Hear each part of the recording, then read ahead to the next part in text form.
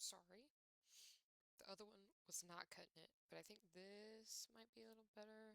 I'm still dropping some frames, so maybe I need to change some settings in um, Final Fantasy.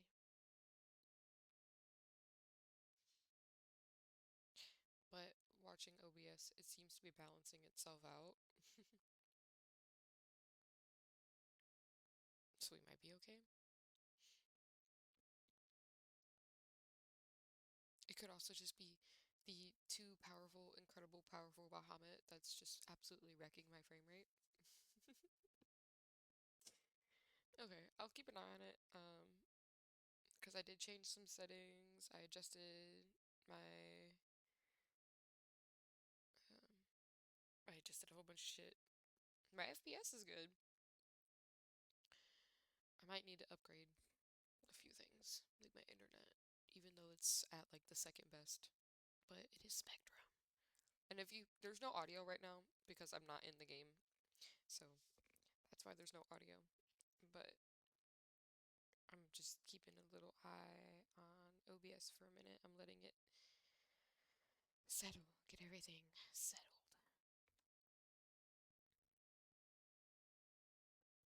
Okay, I think we're gonna attempt it. I don't have anything else connected to my internet right now. Like I've disconnected everything, including my PlayStation, which always stays connected. At least as far as I'm aware. I don't think I have any other electronics besides my phone and my PlayStation and my computer. Let me double check the spectrum.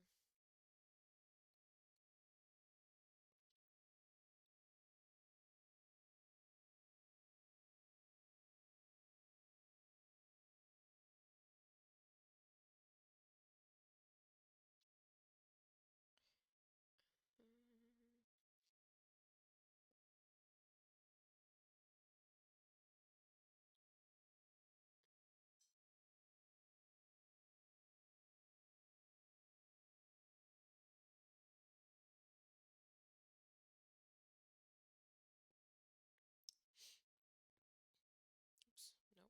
Do not want to do that. Oh, my ring camera's still connected. That's right. But it's a ring camera. It's not even turned on right now. So I think we'll be okay. Maybe. Maybe I should run a speed test.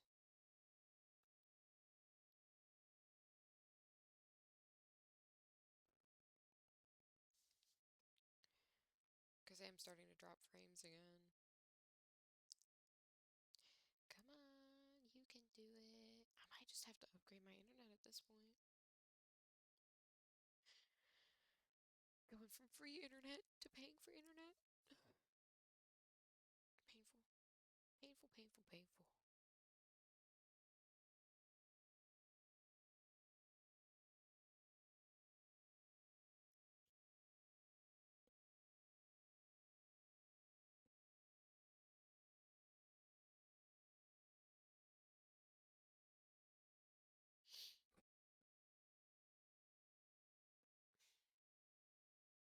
And maybe it was just that cutscene. This is a pretty big cutscene. Oh my gosh. I don't know what just fell out of my living room. But am I gonna have to go fight my cats? Probably. Yeah, I was a little late because I was fucking around with all this stuff. A lot late. I was like an hour late. A little late. I mean, it says I got good speed.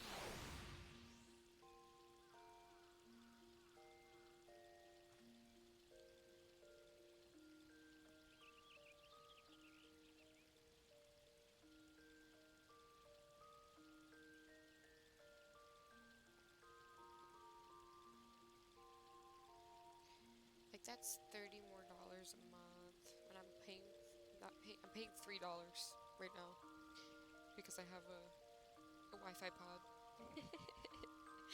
You know what? We're gonna suffer through it. Um, because I am starting a new job.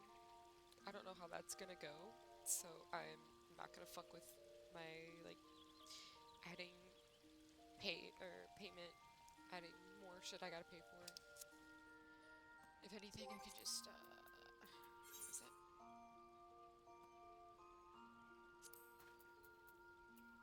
You just hit it with a standard. See if that changes anything.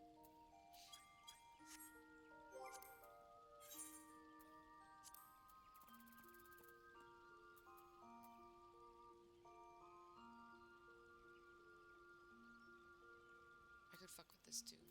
See if that doesn't changes anything. Well, we're good for right now. What were we doing? Oh yeah, the remembrance services. Okay, cool. Okay, I am turned on. I was like, I don't want to do what I did yesterday and forget to actually have my microphone turned on.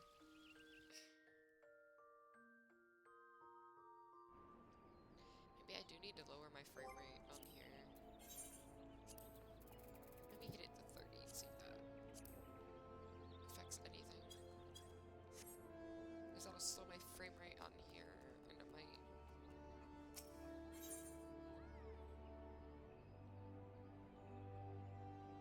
I don't remember what this is. I'm gonna ignore that for now. Over here.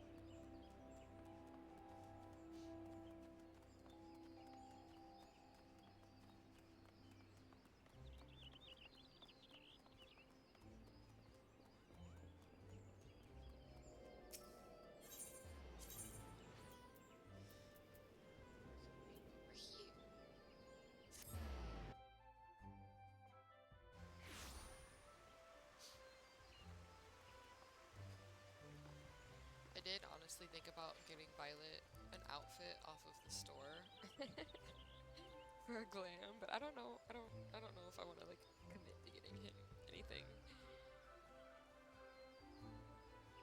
Yeah, I also don't know what to get.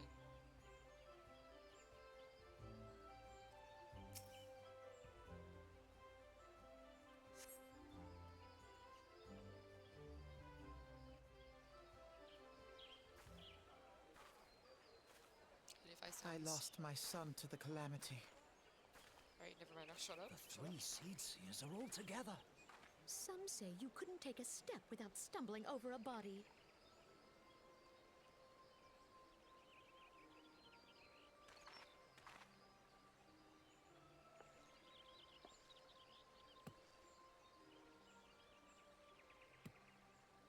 Our forebears were once strangers in the Twelveswood.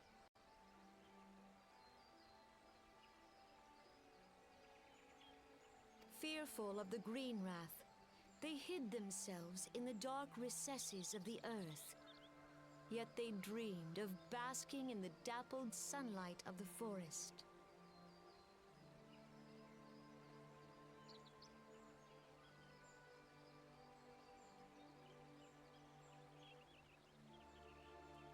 I think I dropped again. Frickin'. What is it? What is it? Why? Oh yeah, we had a big drop. Maybe I need to change my server again? And I think my Twitch. No, that's not what I wanted.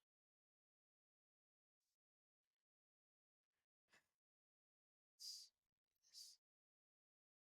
So I use my iPad to monitor Twitch, and I watch it, but it's being really slow. Maybe my iPad needs to update.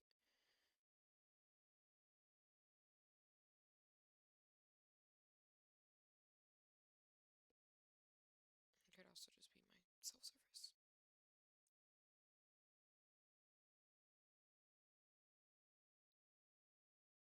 Well, this is fun. I said we were gonna figure it out today. We're gonna figure it out today.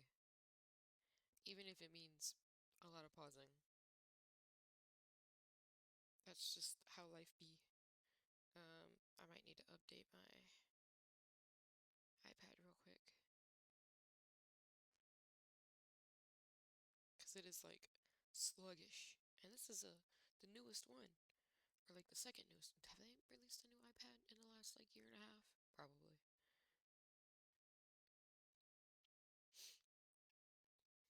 Let me get my phone going.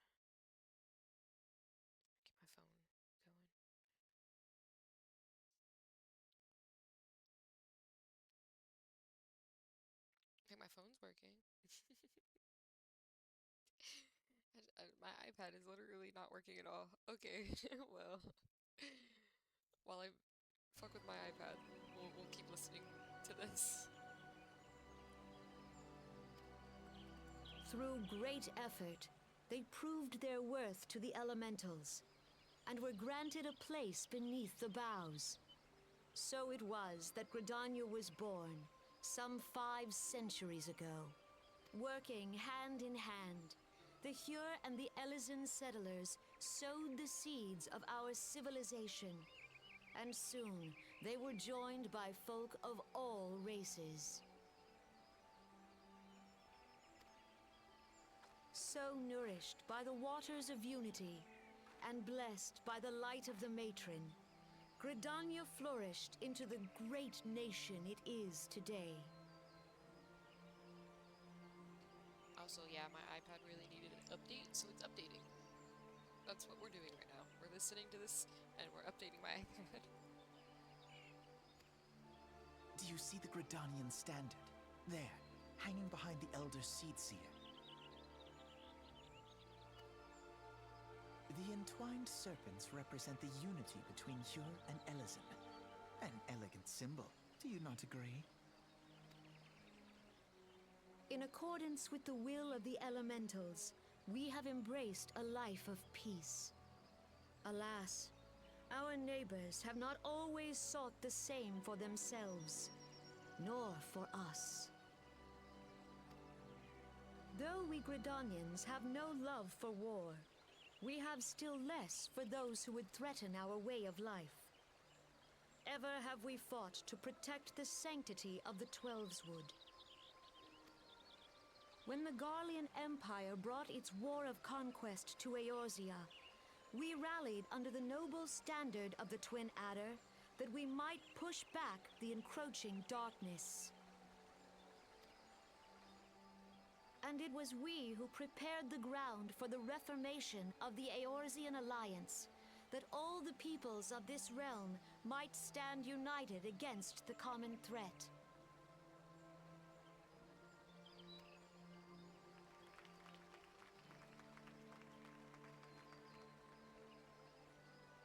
"5 years ago, the Alliance met the armies of the Empire upon the fields of Cartano. It would prove the bloodiest battle in recent memory. Countless Gridanian lives were lost. As Supreme Commander of the Order of the Twin Adder, ever shall I bear the weight of our people's sacrifice. Alas, their loss was not the only tragedy to befall us that day, for soon came the calamity.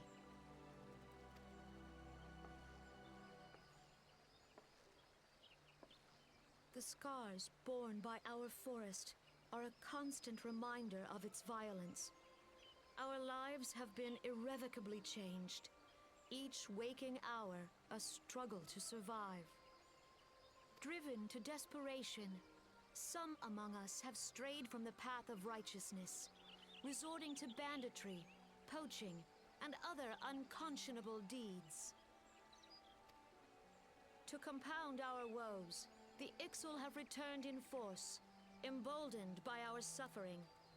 They test our defenses nigh without cease, and prey upon the vulnerable.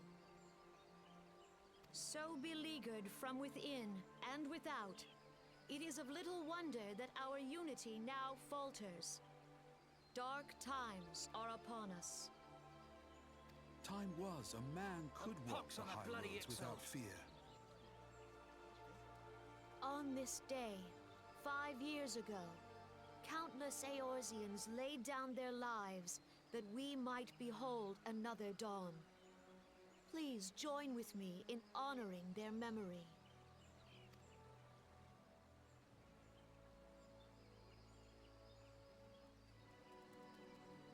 And how do you propose to honor the memory of those you cannot remember, pray tell?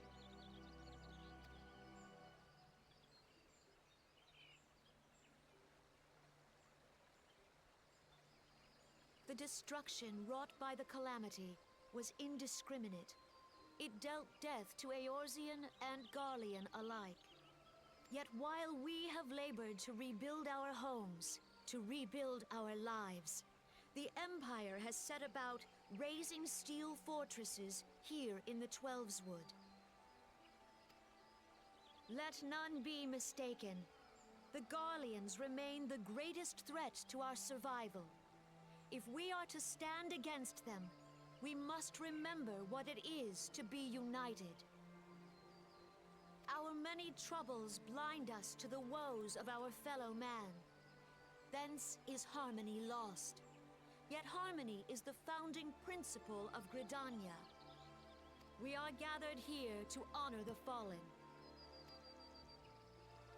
Let them be honored not only in word and thought, but through concerted action. I bid you join hands with me once more beneath the Twin Adder standard. And together, let us heal the forest's wounds, that our progeny might live in harmony beneath these ancient boughs. For serenity, purity, and sanctity. We must think of the children! Woods will be done. It's up to us to protect the All forest. the elementals!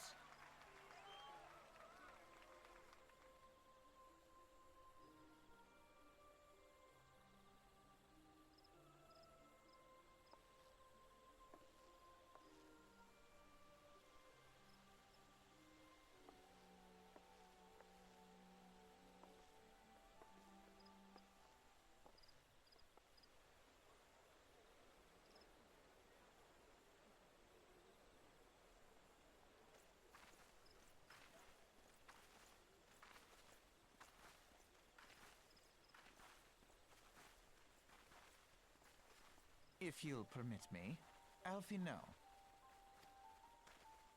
And my sister, Alize, at your service. I saw at a glance that you were a fellow traveler. You might call us students of history, sampling the realm's remembrances in pursuit of enlightenment.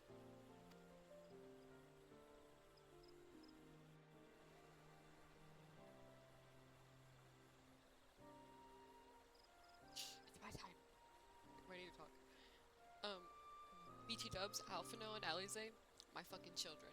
Any slander against them is slander against me. I will fight. The Gridanians are unfortunate enough to have to contend with two beast tribes.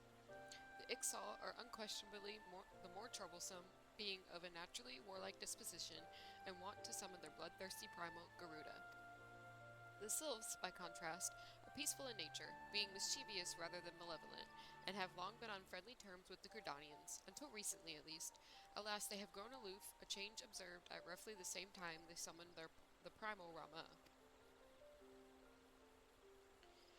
The Gridanians have no love for war, and they consider open conflict a last resort. Though they clash with the XIV ever more regularly, you may be assured that they do so in self-defense. As for the Sylphs, they are as yet bound by a peace treaty, though one wonders how long it will be before it is broken. The Twelveswood was grievously wounded during the calamity, leaving Gridania vulnerable to attack. The people are hopeful that restoring the wood, and thereby the power of the elementals, will put an end to their woes. Yet how long will it take? Centuries, I'd wager. Meanwhile, the XIV will continue their incursions, spurred on by Garuda and her insatiable appetite for destruction. Whether the Gridanians like it or not, sooner or later it will come to all-out war, and when it does, the Order of the Twin Adder will need all the help it can muster. How valuable might the aid of a capable adventurer prove to them, then? Well, perhaps we will find out, if the Elder Seed Seer's words fell on fertile ground. Bye, Alphino. Bye, Alize.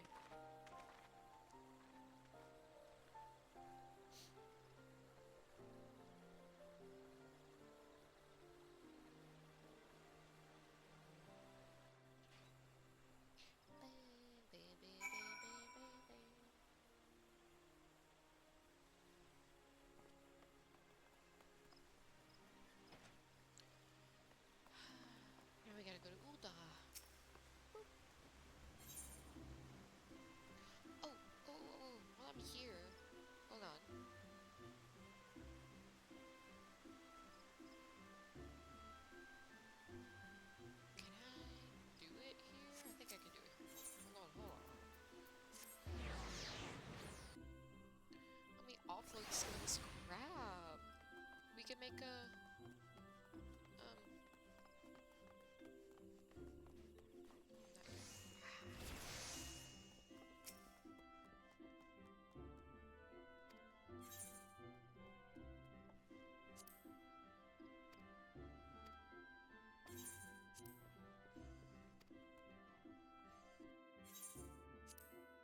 Let's make a retainer.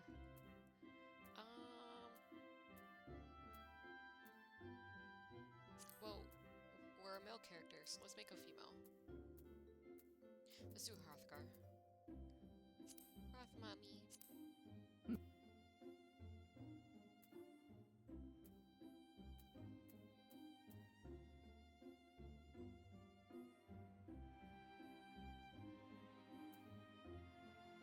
I'm not gonna read this stuff. Well, I'm reading it, but I'm not gonna read it out loud.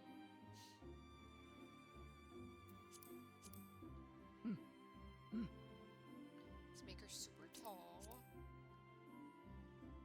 Give her some honkers.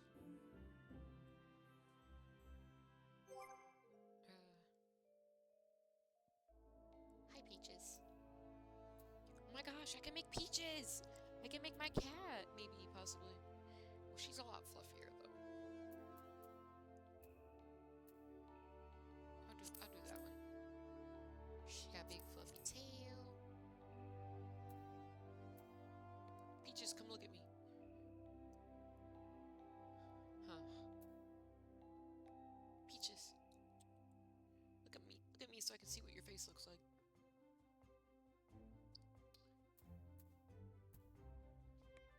Honestly? Yeah, that one's good. I'm not making you yet, Queenie. I'll make you Mikote. Oh, I'm gonna have to choose the other one. Because Peaches is orange.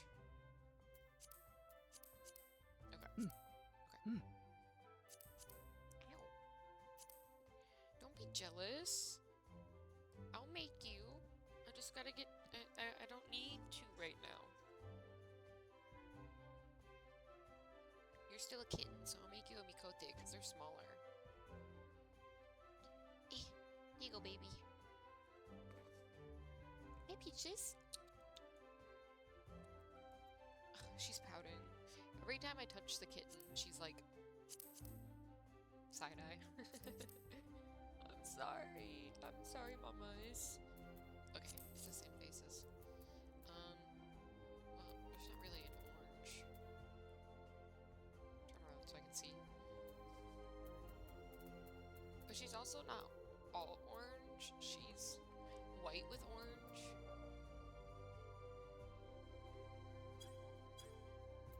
I'm making my other cat. Well, before I even do any of this stuff. Ooh, ooh, ooh, yeah. Okay.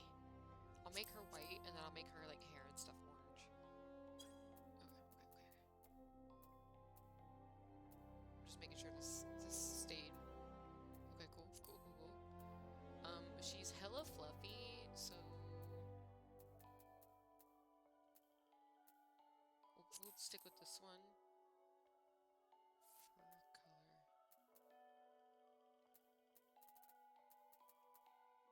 I mean, that's red. I need, like, orange.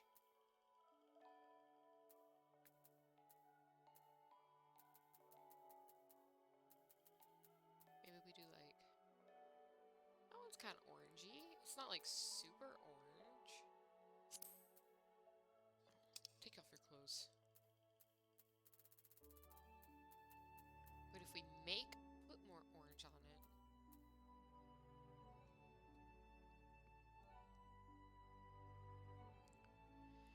Because her belly is white, so this is lore accurate, Peaches. I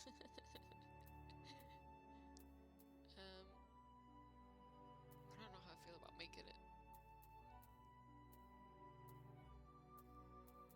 Making it so orangey. Because, like, this... That's orange. She's not that... She's actually pretty... She's probably closer to this color. She's not in here anymore. Maybe a little darker. Maybe she's more like... We'll do this color. Oh, you don't have to have a pattern. Interesting.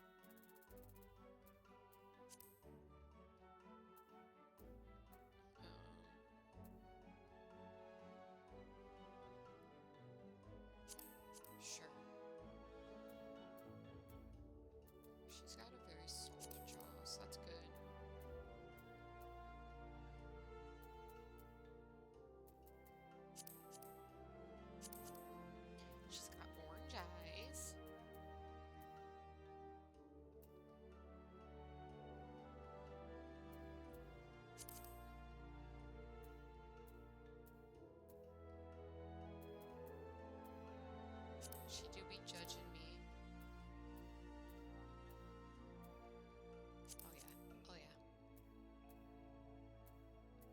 She doesn't, her teethers don't stick out, but I can't help it because it's so cute.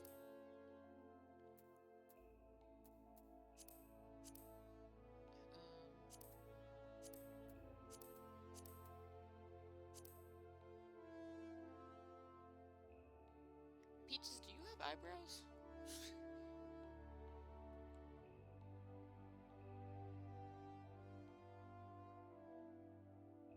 Sorry, I had to sneeze. What do these do? I don't. Oh, okay. I'll give her some lashes.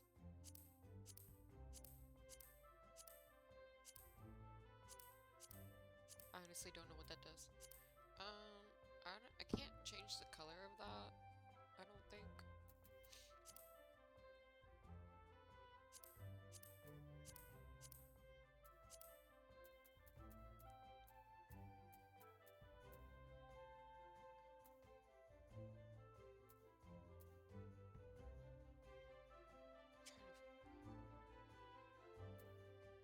Is it that one?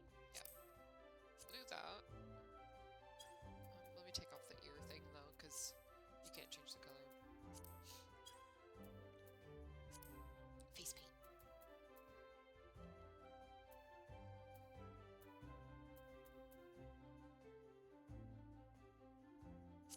I mean, just to give her more orange in her fur.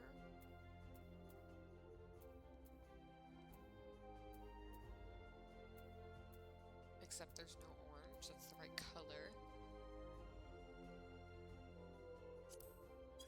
Meh. I don't want to spend an hour doing this.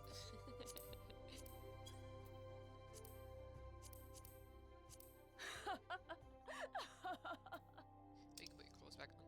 Sorry.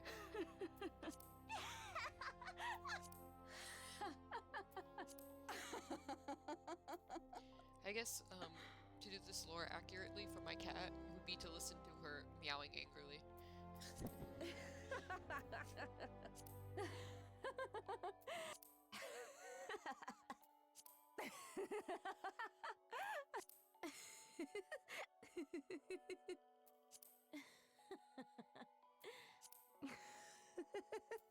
I like this one.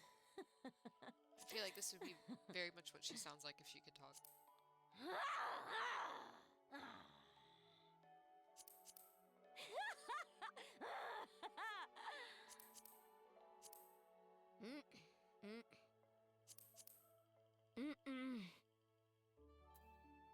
I'm gonna change her tail because I didn't realize that the black hip stayed. Oh, they're all have the black. Okay, we'll keep it then. Never mind. Okay. We'll name her Peaches. If we have to, we'll use her full government name. Oops. Hello? I was about to be like, please tell me my thing works.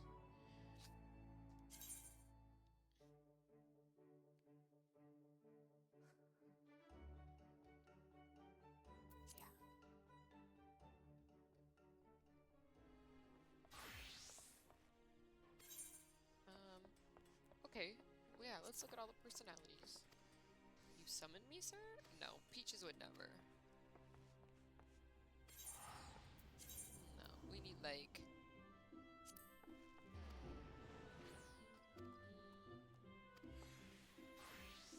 Nope, not her.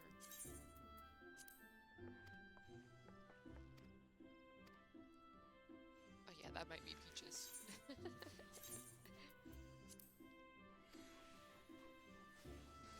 Oh, when we make Queenie, whatever the Makote, because I think these change for everybody, whatever the Mikote says, that's definitely Queenie.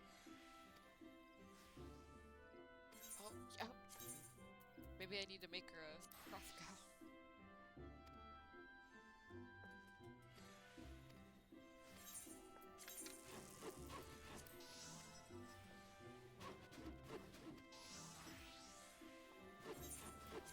Oh, she's definitely the serious one. Yep. Alright, give her a nickname. Peaches.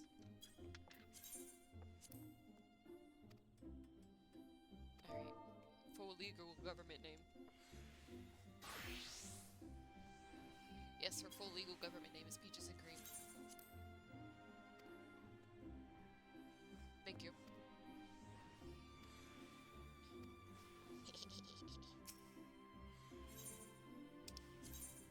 So basically, you can just give retainers all your shit that you don't want. It's beautiful. And they can also do, they can sell stuff for you, and eventually, I can't do it now, but eventually you can send them on, like, little missions. These. I'll keep the food. You can have that, because I'm not going to use it anytime soon. What is this? Oh, Janelle. You can have that. You can have the dye. I guess really you can have all this stuff. And I don't need the map. Or the music. Okay. Oh, I should look at my chest. Some of this stuff can go... Hold on. Let me see what I can sell. I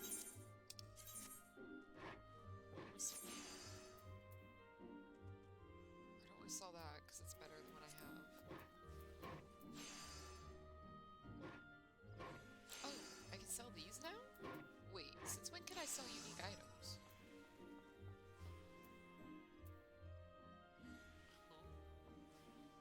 I'm selling the bray.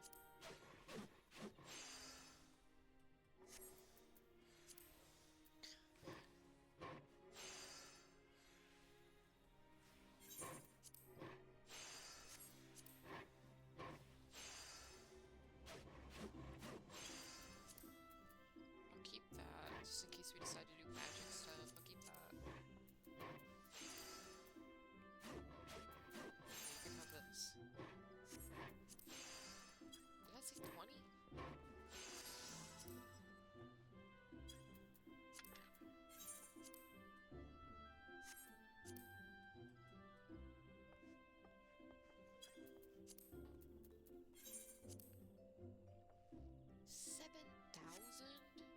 No.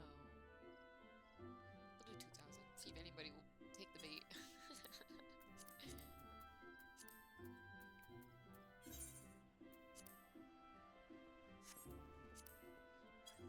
Perfect. Yeah, I don't remember ever being able to sell. I guess if it just says untradeable at the top is the ones you can't sell. Interesting.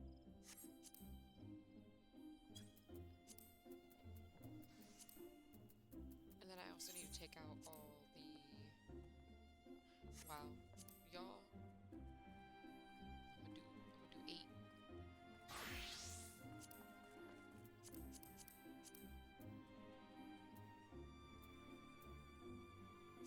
I'll keep the earrings just in case. Can't sell any of that. Don't have any of those. Okay. Cool.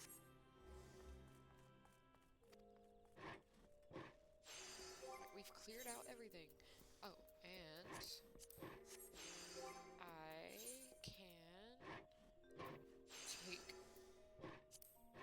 extract some materia.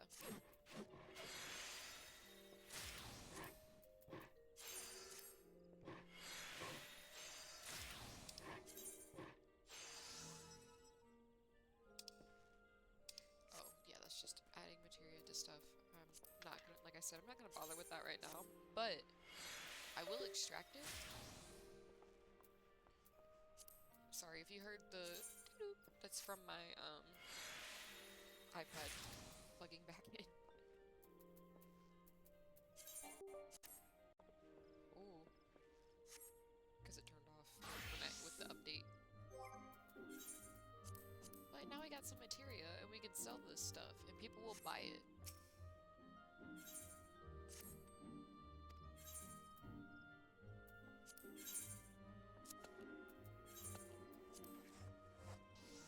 Like 3,000?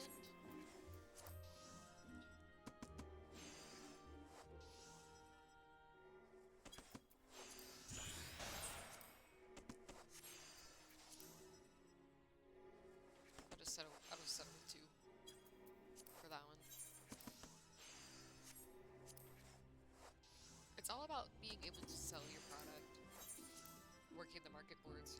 Ooh, there's none up here. Might be getting a little greedy, but we'll test it, see if anybody buys it. Alright. Cool. Okay, let's go to the inn real quick, and that way I can drop off the, what is it? Like, I'm trying to think of the word. Oops. The, like, strife vest. We're not dressing up as Cloud Strife today. My iPad is updating, so it's plugged into the computer to charge because I don't have enough bricks. Okay, calm down. You're okay. It's okay, game. You're doing okay. Computer. I should have unplugged it, but it's fine. Actually, I'm gonna do that now. Okay. Hopefully it stops.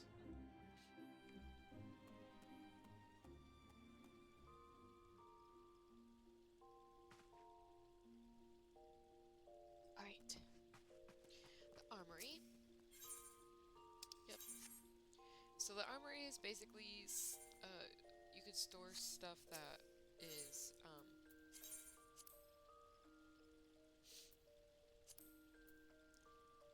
what's the word? I should have read the message. But basically, it's like shit that you get from Square Enix, event stuff. Like I got the Pictomanters, the Chocobo brush from pre-ordering.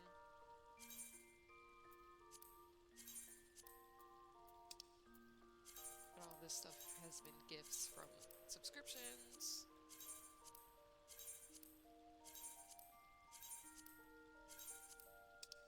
The best part about the armory chest is that it doesn't take glamour prisms to store it like it does in the glamour chest.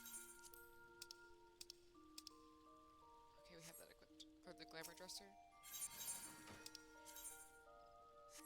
So like if I wanted to store I don't know, something in here. Like this. It takes a glamour prism to store it. But with this, I can go in and edit a glamour plate and then like, let me find, oh, okay, I guess Cloud doesn't have a, and now we can be Cloud. Now we can be Cloud. And if I had, dye, we can go in here, and they unlocked the 2 dye option now. I don't know what Cloud's dyeing is, but we can get a purple that matches Violet really well. I kind of like the dye in the vest underneath it. It's kind of sexy.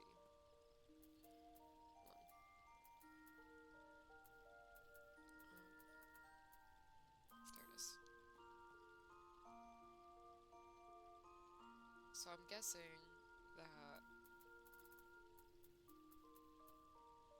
dye 2 would be like, yeah.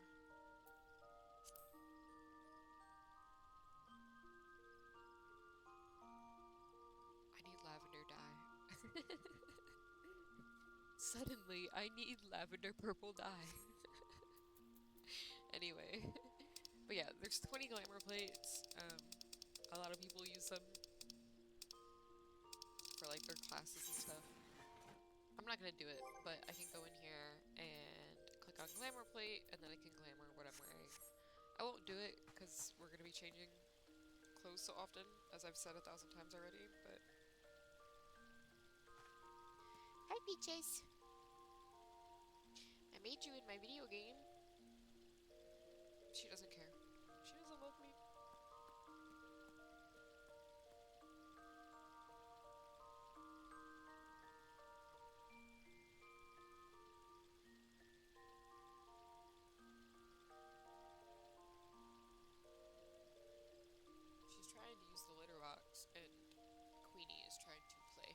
is not working out well for her.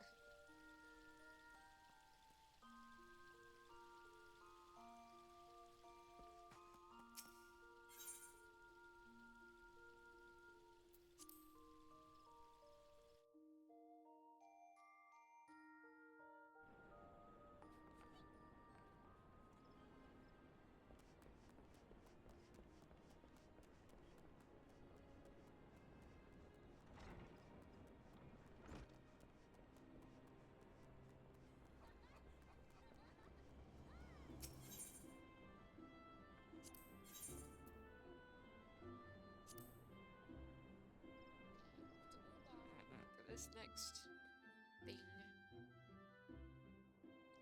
I'm gonna get them talking, and then I'm gonna go refill my coffee, my iced coffee.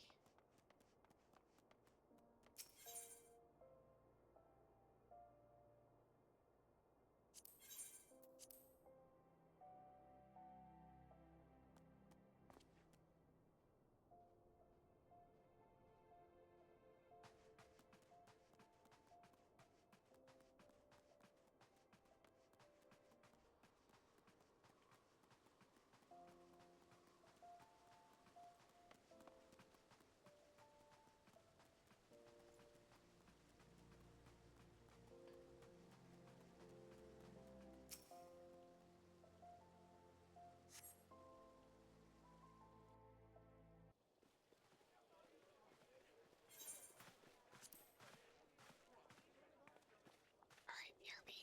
Behold, 'tis the Sultana Nanimal herself! And Roban as well.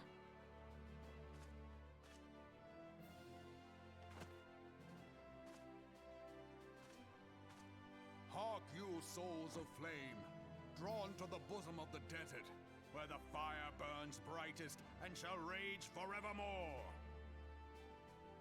Hurrah! Rauban!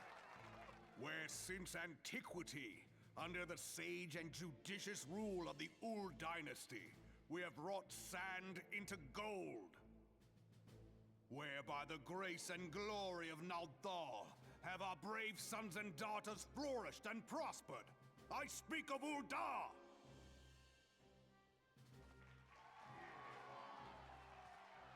There, at the Flame General's back flies the Grand Company's standard.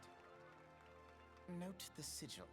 The golden scales of order balance the jewel of prosperity with the flame of might. Great and many are the gifts our nation has given the realm. In Eorzea's darkest hour, on the killing fields of Cartano, none spent more in blood and gold than we. Thus was the 7th Imperial Legion laid low. So that's how it happened. How soon history forgets. Yet many left our gates, never to return. Let us pray for our absent brothers and sisters, that they might know happiness in the great beyond, as Thal's honored guests. I saw we had a little hiccup. I didn't do anything. I didn't touch shit. I literally just got back, sat down with my coffee. Alright, back to this. Hey, Raban. If the fates were fair, the price we paid that day would have bought us victory. Alas, they are not. And now, but 5 years into this 7th Umbral era, the spirit of sacrifice which granted us our strength is all but dead. Look around you. What do you see? A people divided, downtrodden, and enthralled. Where are the merciful alms of the rich? Where is the just steel of the righteous? I ask you, is this the great nation our brothers and sisters gave their lives to save? You who call this living, dishonor the name of the immortal flames. It is but a slow death. Our enemies surround us. The savage hordes of the Amalja wait beside our roads, strangling the lifelines of trade. Meanwhile, The Garleans make mock of our borders and despoil our land of its natural wealth. We stand on a precipice, yet we do not act. Whether trader or soldier, monetarist or royalist, all must recognize that a divided Uldar stands to fall. Victory and fortune walk hand in hand. Ye who seek glory and wealth, look not to what little you can snatch from your neighbor, but to the boundless wealth of the world beyond. Now is the time to unite. Now is the time to ride forth. In the name of the Sultana, I beseech you. Line not your own coffers, but those of the immortal flames. Seek not to prosper from Uldar, but to restore her to prosperity. As the realm prospers, so shall Uldar. As Uldar prospers, so shall her people. Ja, for Uldar! Together we are one.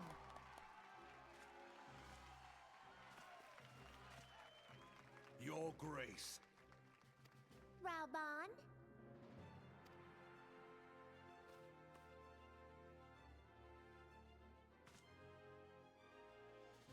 People of Uldar, I, Nanimo, 17th in the line of Ul, address you. Much has been made of the wealth of Uldar. Yet those who measure that wealth in coins and carats are gravely deceived. For the true wealth of Uldar lies in the health, happiness, and hopes of her people. Beloved subjects, I bid you raise aloft the torch of Uldar, that her flames might serve as a beacon for all Eorzea to see. Long live Nanamo! Glory to the Sultana! For victory and fortune, stride fearless into the inferno, for we are by fire reborn!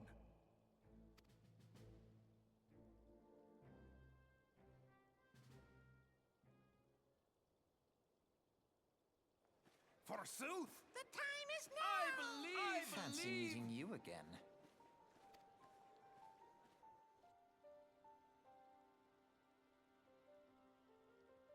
Hi, my children.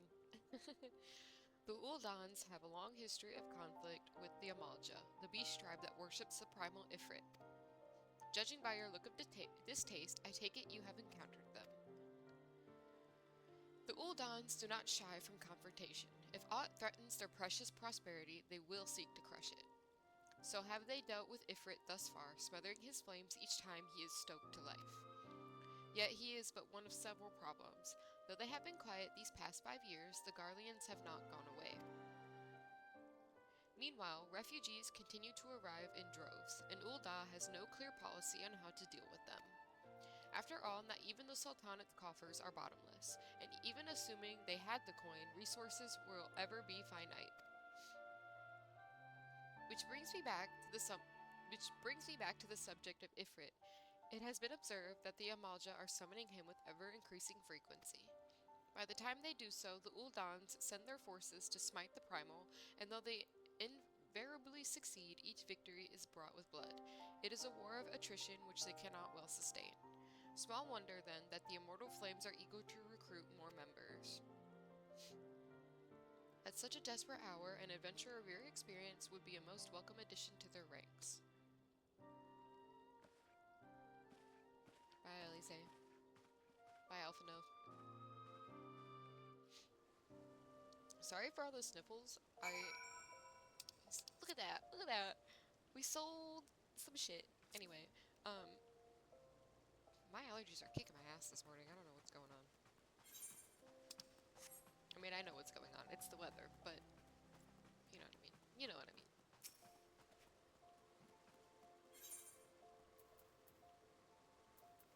Done. Oh, we gotta go to Limsalawinta.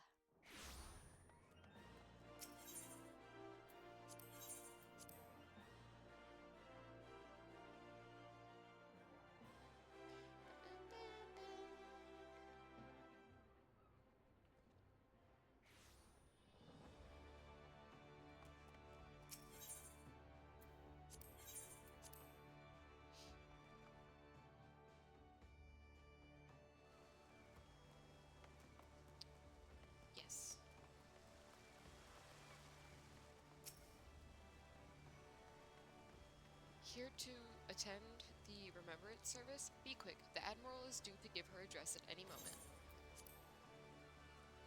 And back into the muted world I go. The Garleans are another matter altogether. So much for our alliance. It's sunk beyond the seabed.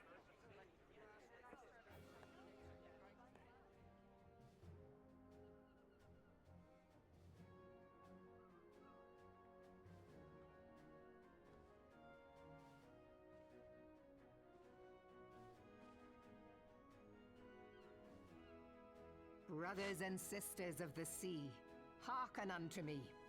Look upon this, our mighty crimson standard, and tell me your hearts do not swell with pride.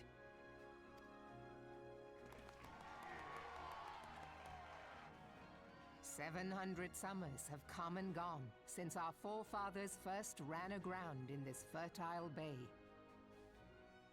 In that time, guided by the Mother of Oceans, Limsa Lominsa has grown from humble fishing village to uncontested ruler of the 5 seas and beyond.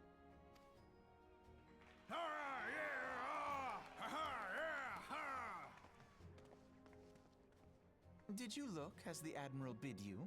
It is a rather stirring standard, I must say. The crimson field is meant to signify the blood of fallen crewmates, while the black longship represents a pirate vessel. When the Garlean Empire marched upon Eorzea, we assembled beneath the Maelstrom standard, and our grand company was reborn. All answered the call, from the Knights of the Barracuda to Hilthier's bloody executioners. And together, we met our would-be conquerors upon the field of Cartano. That day, the world bore witness to the united strength of Limsa Lominsa. I swear to you, no army ever fought harder or with more courage, yet many of ours did not survive. Join me now in remembering those who fought in the name of freedom and fell. May their souls be returned to the sea.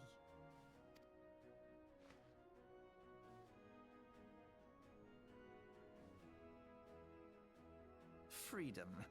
Yes, they have always been rather fond of their freedom. Much as the beast tribes have. Small wonder. Beneath the surface, one would struggle to tell them apart. It has been 5 long years since the calamity struck. 5 long years of tireless rebuilding. Yet still the wounds of the calamity fester and weep. But when I stand atop the mizzenmast and gaze out upon our battered and broken vessel, I see an undying spirit.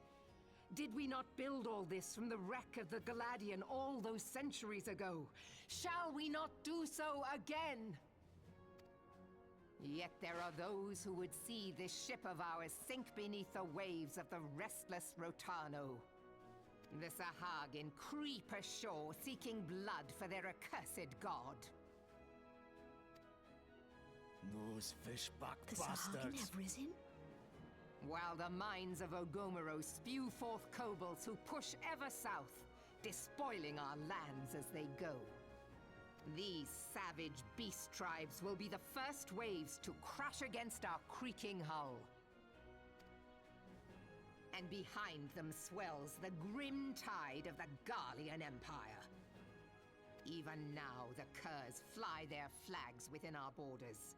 Doubt not, but that they will be upon us ere long. We are well nigh surrounded. Yet there are those among us who would rather turn their swords against their crewmates than our cannons against our foes. How can we hope to repel our many enemies when mutiny breeds below deck? There is but one course left to us. One bearing that will bring us victory over the beast hordes and the Empire both, and see this ship safe to port. We must mend the rift the Calamity has reopened twixt Pirate and Maelstrom, and stand fast with our adventurer brothers against the coming tempest. Mark ye well, a crew without unity is no crew at all. 'Tis but a mass of drowned men. To me, then, brothers and sisters of the sea, gather beneath the undying crimson standard and pledge me your strength, your skill, your wisdom. And with the guidance of the navigator, this great vessel of ours shall ride the waves till sea swallows all. Long live the Admiral! Admiral Melvin! Gather the lads! Oh, where's me cutlass? I'll follow ye to the seven hells, Admiral!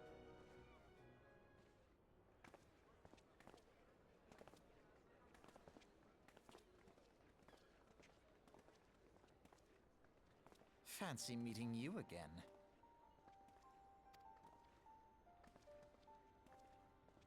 Tag yourself. I'm the guy who's like, girl, where's me cutlass? Made me giggle. As the Admiral mentioned in her address, Limsa is plagued by two beast tribes. The first are the fish-like Sahagin, worshippers of the primal Leviathan. The second are the kobolds, who dwell beneath the earth and take their primal titan for their god. As if the beast tribe's presence wasn't troublesome enough, the Garleans have also chosen to erect a fortress right in the Limsa... As if the beast tribe's presence weren't troublesome enough, the Garleans have also chosen to erect a fortress right in the Liminson's backyard. There we go, I knew I'd get it. And that is to say naught of internal strife. As a nation of pirates, there is no end to the blood feuds between the various factions, and while they fight amongst themselves, the Garleans whet their blades and watch. If the Liminsons are to have any hope of withstanding the Empire, they must first resolve their own affairs. Differences must be set aside, and the primal threat dealt with once and for all. To this end, I expect that they will soon take decisive action against the beast tribes. Mark my words, the Maelstrom Standard will be drenched in a deeper shade of crimson ere long. That a capable adventurer like you would be a valuable addition to their crew is beyond question.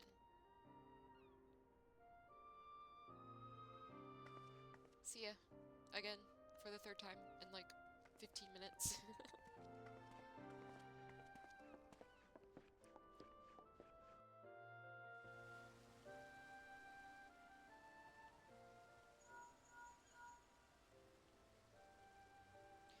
Violet, this is Minfilia. You are well, I hope? Would I be correct in thinking that the final remembrance service has now conducted? A moment ago, you say. What a coincidence. Jesting aside, I trust you remember our guests from the Grand Companies.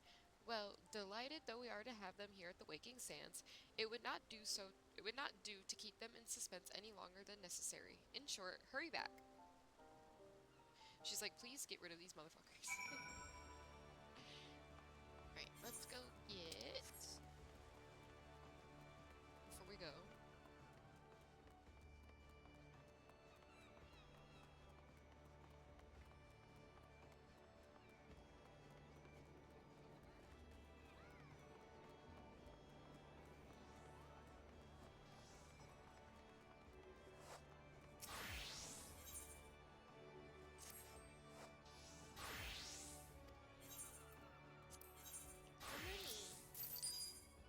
We did it! We sold some shit! Woo.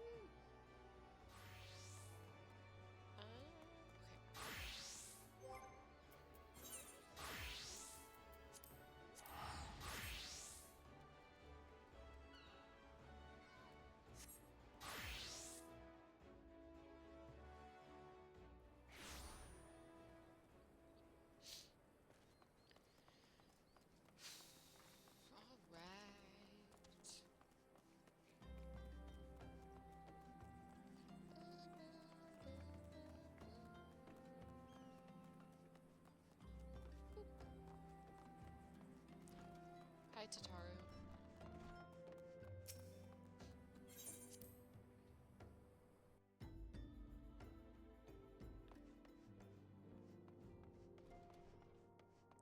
Oh, Ishtal is not over here anymore.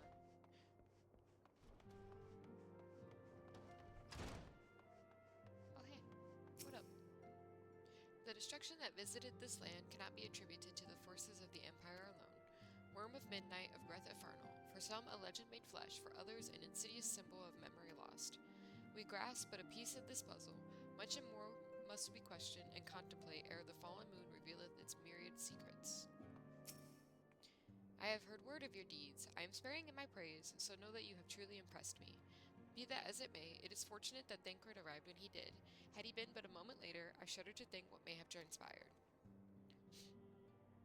What was going on? 5 years ago, the three Grand Companies joined as one and fought the Garlean Empire at the Cartano Flats. And now, for the first time, the people were gathered to remember those who fell in the battle. That being said, no one has any clear memory of what transpired that fateful day, not even the leaders of each nation. Speeches. Oh yes, I love them. There's nothing like a good exposition when you're having trouble sleeping. Thanks, Ida. Hey. You've put us all to shame with your recent performance in the field. If I'm to keep up, I dare say I'll need bigger knives.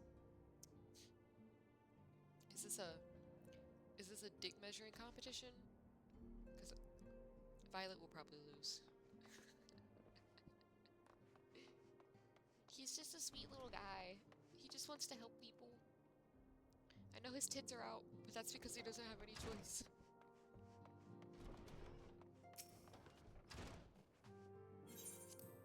Okay, as I said yesterday, we're gonna choose the Order of the Twin Adder just because we started in Gridania and that it just makes sense.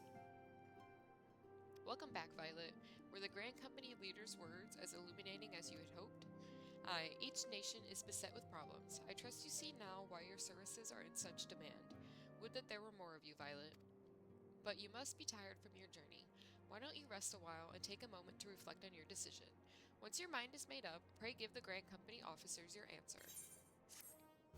Okay.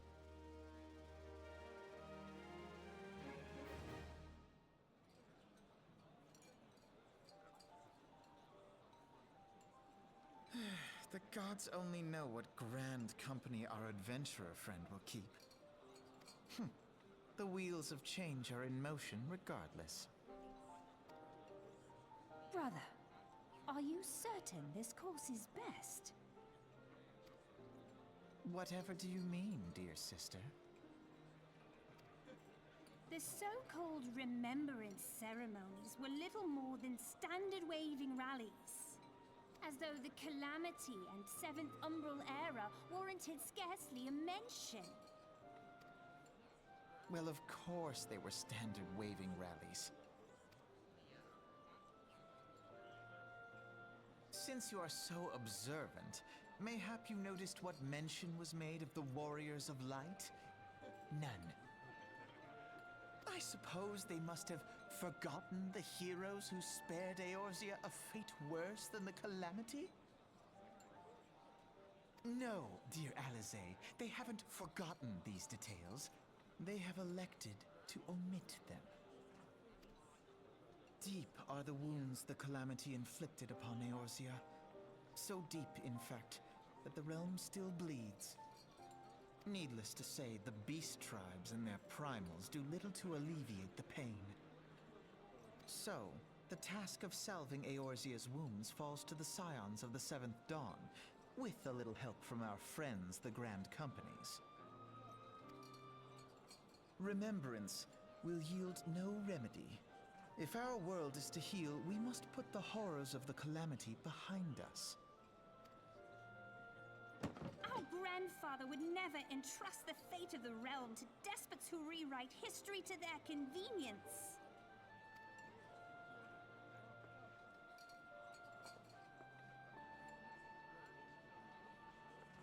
There must be another way to cure what ails this world, and I mean to find it. You are most welcome to try. Our paths may differ, but our destination is the same. In time, I dare say we will see eye to eye. I should hope so. My lady! We are to escort you.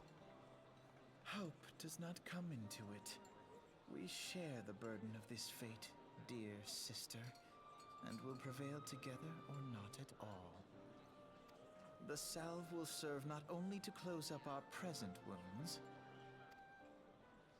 but prevent old ones from opening anew.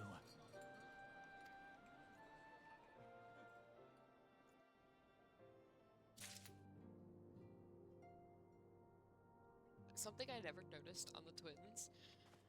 Other right now in these outfits, other than the blue and red um hair ties in their hair, on the little etheric measuring thing on their like hoods, Alphino's is blue and Alize's is pink. Y'all, we don't need it. We don't need that. You can make them the same color. We know who is who. One, because their hair is styled a different way, and two, because you have the ties in the back of their hair. Oh my god. Well, we know who is who. There's someone who struggles to figure out who is who during.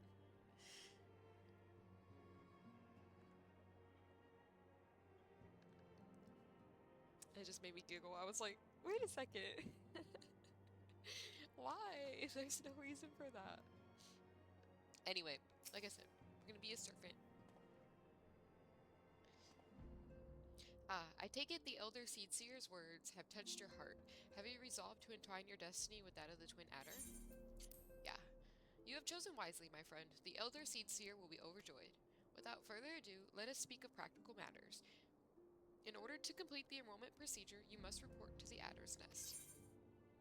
The company you keep, Twin Adder version. The Twin Adder recruitment officer seems eager to welcome you to Gridania's grand company. I dare say you know it well from your wanderings in New Gridania. Give your name to the personnel officer there, and he will guide you through the formalities. I have no doubt but that your deeds will bring great honor to our order. When next we meet in Gridania, I shall be proud to call you brother. See you later, boys. And Minfilia.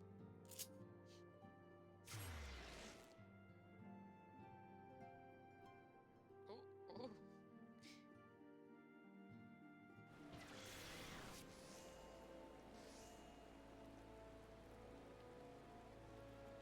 Okay.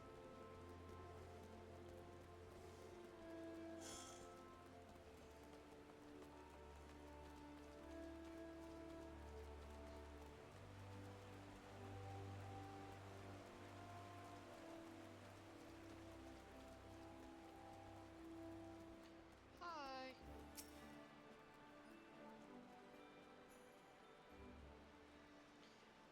You are come to the Adder's Nest, headquarters of the Order of the Twin Adder. Ever do we welcome they who would toil in the elemental's name for the good of our forest nation.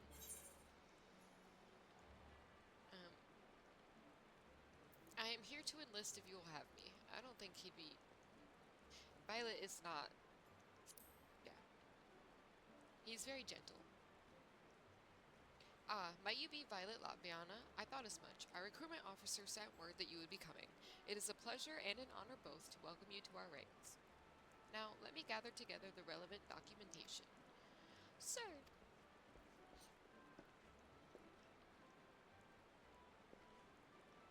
What is it? Report? An urgent message from Amarasat... From the Spire, sir. A Highwind Skyways airship has taken fire from Imperial forces in the skies over the East Shroud. The vessel's engines were crippled, sir, and it was forced to make an emergency landing southeast of Nine Ives. Or Nine Ivies. Nine Ivies? Nine Ives? Nine Ivies? Nine Ivies? Gods, this could not have come at a worse time. All but a handful of our forces are presently afield dealing with the XIV. Violet, I know full well you have yet to be formally inducted into our ranks, but we have urgent need of your aid. In all likelihood, the airship was bearing civilians, and if the reports are accurate, it will have come down dangerously close to Garlean-occupied territory. Please make all haste to the area southeast of Nine Ivies, locate the airship, and ascertain the status of the passengers. Okay. I think it's Ivies. Oh, look at the little ancient one. I don't know who you belong to. Oh, your owner ladder's all the way over there. Egg shit one.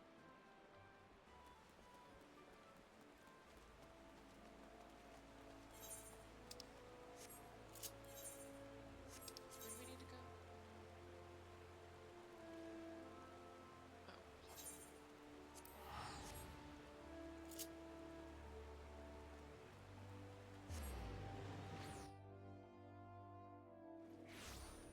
I should change my minion. So we've done all of them except for these two. So let's do...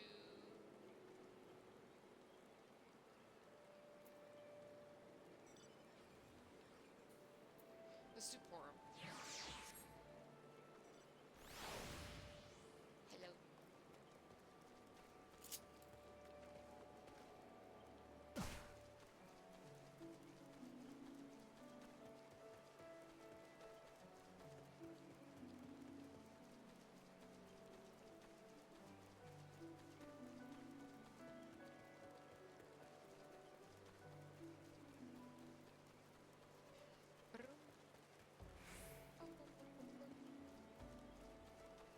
I think the rain is also slowing my frame rate.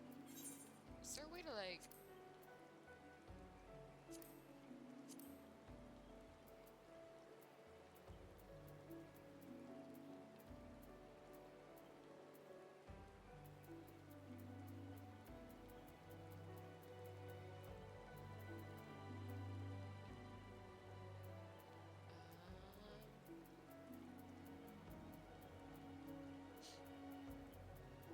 See, all of this stuff is like super good because, like, realistically, I have a really good computer. Maybe we like normal. Keep that. I don't know what that means. I don't know what that means.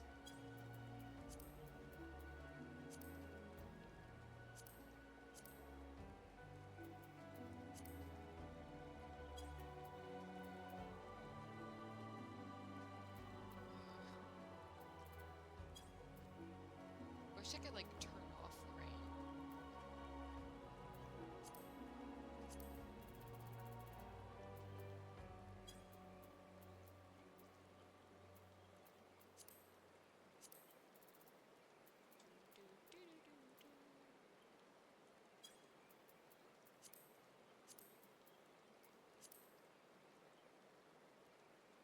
Might have to lower UI too.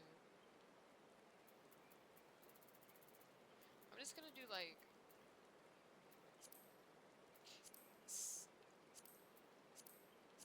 standard for everything that I can, or normal. I'll leave that because it's well,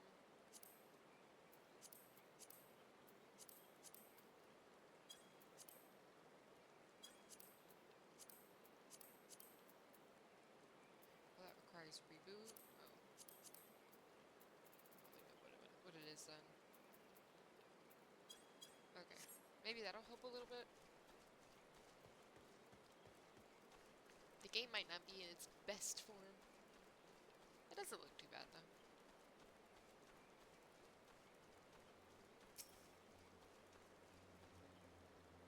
Oh, hold on. I got TX message.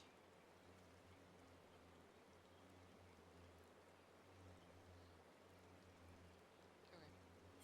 While I wait for a response.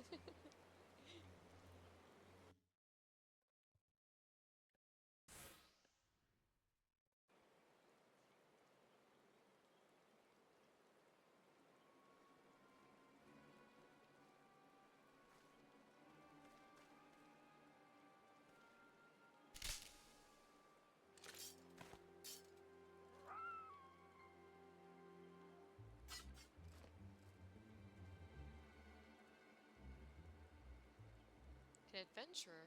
What are you doing out here? No, wait, let's find some cover first.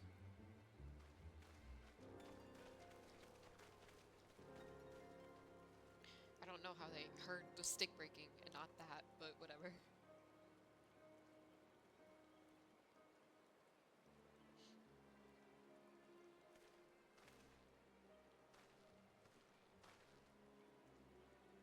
The Adder's Nest sent you? How do I know you're not an Imperial spy? You don't even have a uniform.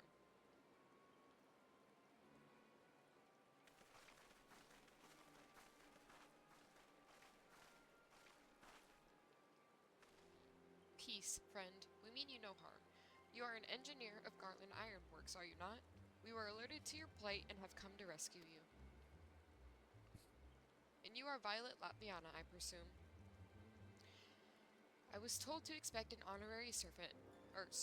My aches. My thanks for your aid, friend.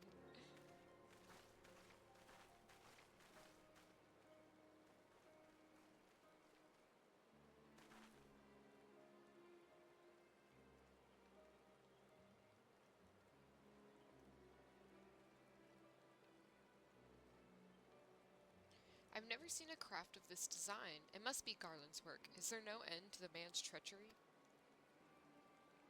The secrets of Magitech belong in Imperial hands. They are not to be squandered on Eorzean savages. We are taking this craft back to the fortress. Dismantle it if you must. And bring the engineer. Someone must pay for Garland's crimes. Imperial scouts from Castrum Orans. They mean to requisition the ship. Wedge, you have to help him. That fool of a Lalafell was hiding inside the tiny Bronco. The tiny Bronco?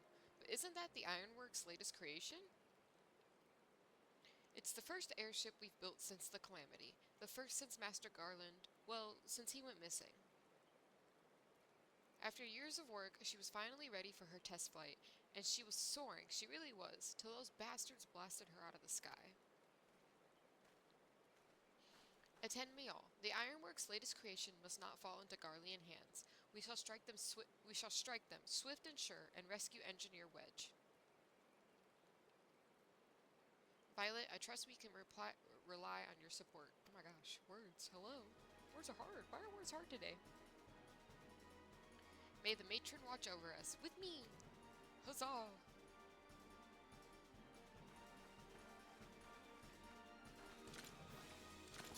An ambush to arms! I'm gonna fuck you up.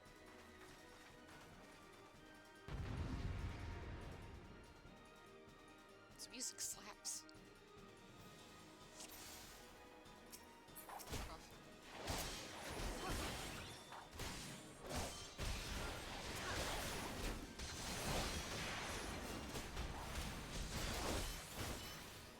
Oh, I can't use it.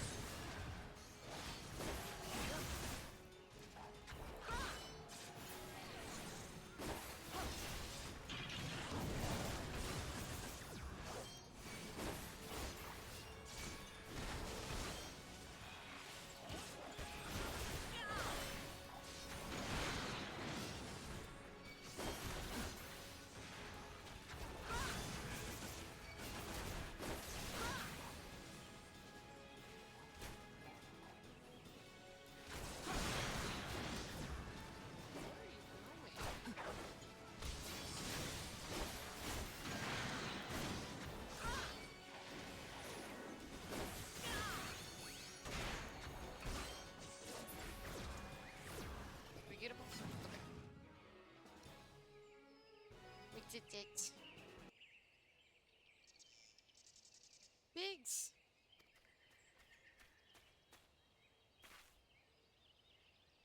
Wedge, you shouldn't have stayed with the ship.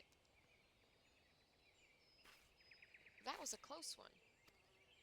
Too damn close. So, how's she look anyway? The auxiliary propeller is a dead loss, but I think we can wring enough thrust from the main propeller to get us airborne. A few minor modifications and we should be able to fly the tiny Bronco home. While you do your work, we shall keep watch over the perimeter. The enemy may yet be lurking nearby. As for you, Violet, you have more than done your part today. I bid you return to the Adder's Nest and complete your enlistment. I pray there will be no further interruptions. When next we meet, let it be as fellow serpents of the Order. I, just wanted to say sorry, for calling you an Imperial spy and all that. Got that one wrong, didn't I? Haha, seriously though, if it hadn't been for you and the Twin Adder lads there, we'd be chained up in we'd be chained up in a dungeon by now. I'm in your debt, friend. We both are. Wedge. Thank you. We are very grateful.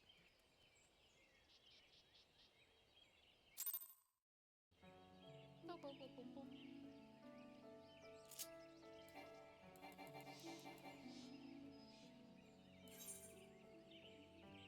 Boom, boom, boom, boom, boom.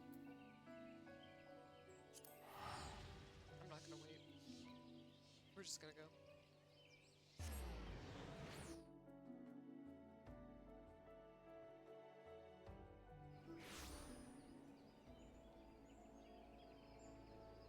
Alright. Am I going the right way? I'm going the right way. Oops.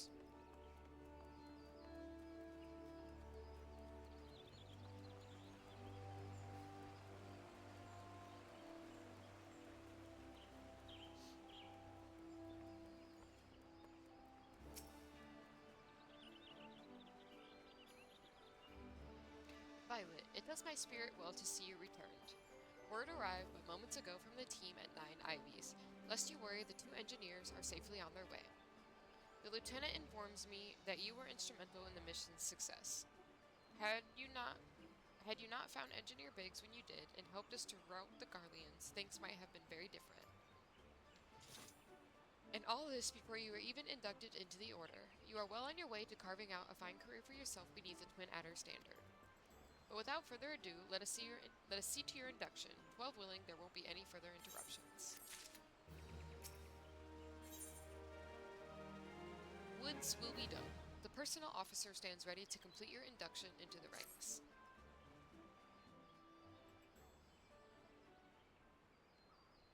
Protocol requires that I appraise you of who we are and what we do, after which I will invite you to swear an oath of your own free will.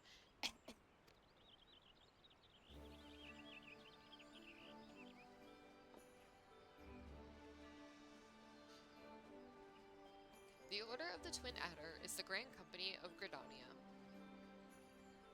It brings together the martial, economic, and technological resources of our nation that we might stand strong in times of direst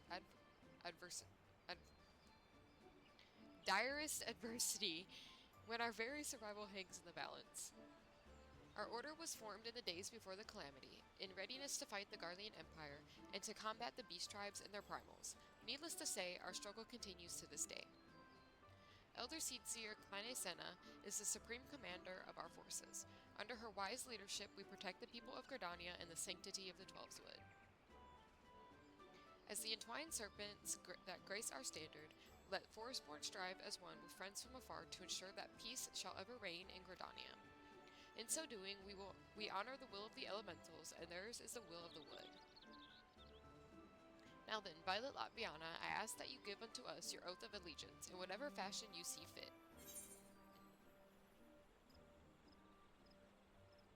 Oh my god.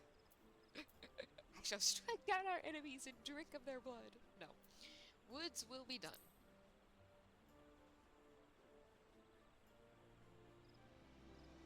So you know the words of our grand company. That as well. Bound by this common belief, let us strive to preserve all that is good in this great nation. By the power vested in me, I assign you the rank of Serpent Private 3rd Class. You are now a man of the Order of the Twin Adder. Go forth, Private Latvianna, and do that which brings peace to the Twelveswood and honor to our name. Salute.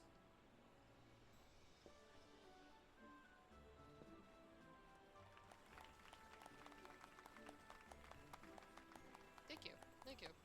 Hello, thank you.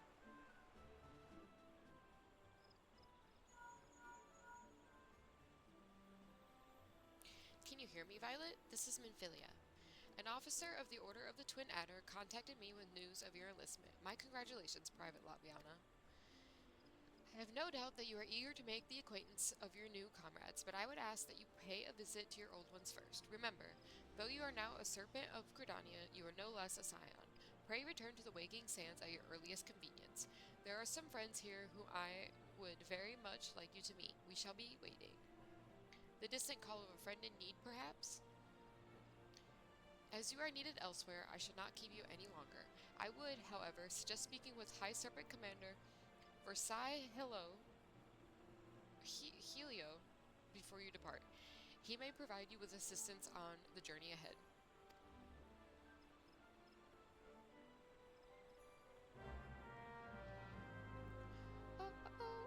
Okay.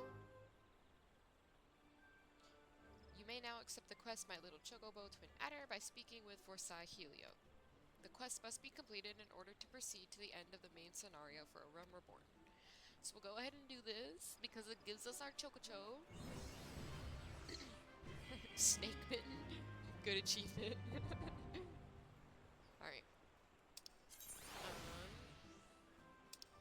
Yep. Grand Company. So we can do supply and provisioning missions now. They change, I think it's daily? It doesn't say. Oh yeah, it does. It changes daily, and it gives you EXP and money, and then the company seals. And with those, you can buy shit from them. But like we are the very bottom of the bottom. And I don't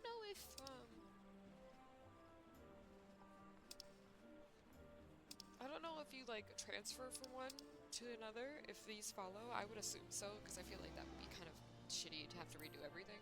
But either way. Yeah.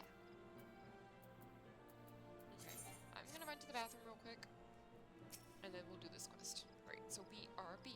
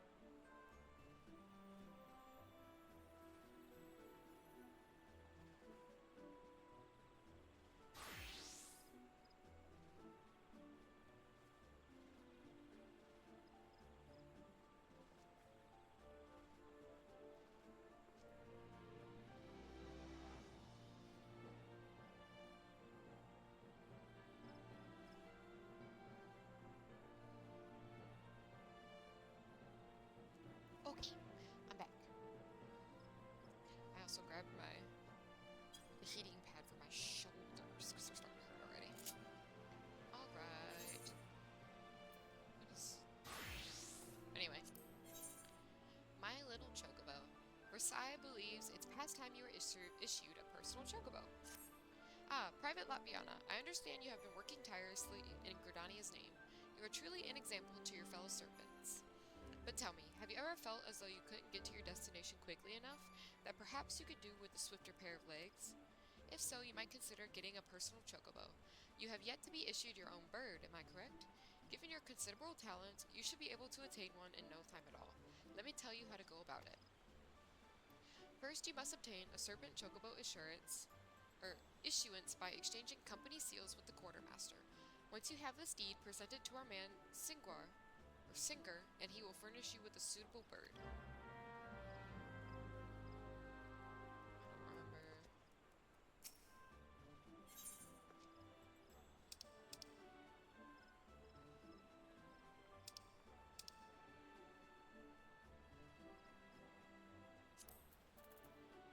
It's 200. Okay. What's this other quest? A pup no longer. Vorsai Julio would have you begin your training in earnest. Whatever his last name is. Listen well, Private Latvianna. The Order of the Twin Adder does not just welcome glory seekers willy-nilly into our ranks. You stand here today because we believe in your potential. We believe that you will go forth as a serpent and help restore order to a world gone mad. And yet, potential alone will not carry you far. Indeed, the road to glory is littered with the bodies of would-be heroes who lack the determination and diligence to hone their innate talents. But you will not suffer the same fate, I am certain of it. It is with such high hopes for your future that I would send you to begin the next phase of your training. The venue shall be the Wolf's Den, a proving ground established by the Eorzean Alliance to prepare Grand Company recruits for the battles that lie ahead. Wolf's Den is to be found just off the shores of La Nocia. The ferry at the Moraby Dry Docks in Lower La Nocia will grant you passage there. Upon your arrival, seek out Storm Captain Bracoia whatever. Captain Bracoia, I have already taken the liberty of submitting a letter of recommendation on your behalf. Y'all, I need easier names. Thank you.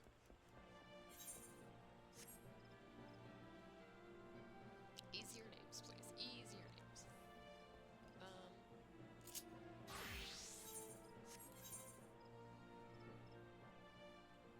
Oh, I don't have the Morbe Dry Dogs. Well, I want to get the Chocobo. I think this...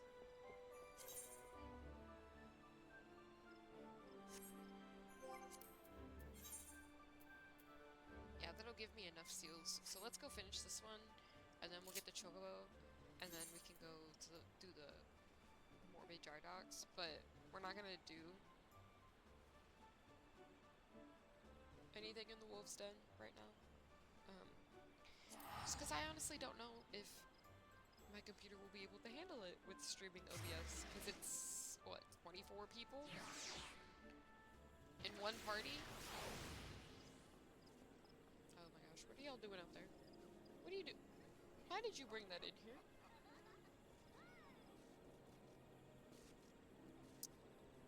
I'm telling you, my kitten, she's something else. She is something else.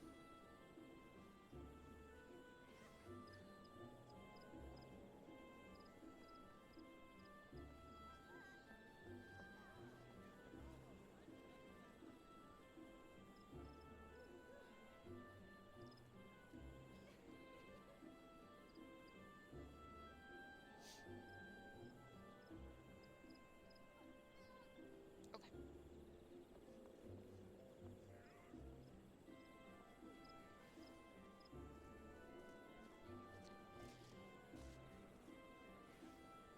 Did I just...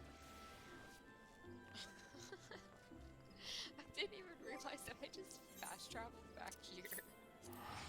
Oh my god, I'm so dumb. I'm literally here.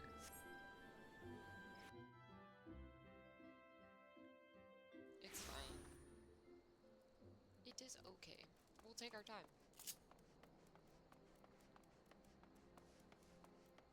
We might even just go turn in the wolves' den quest.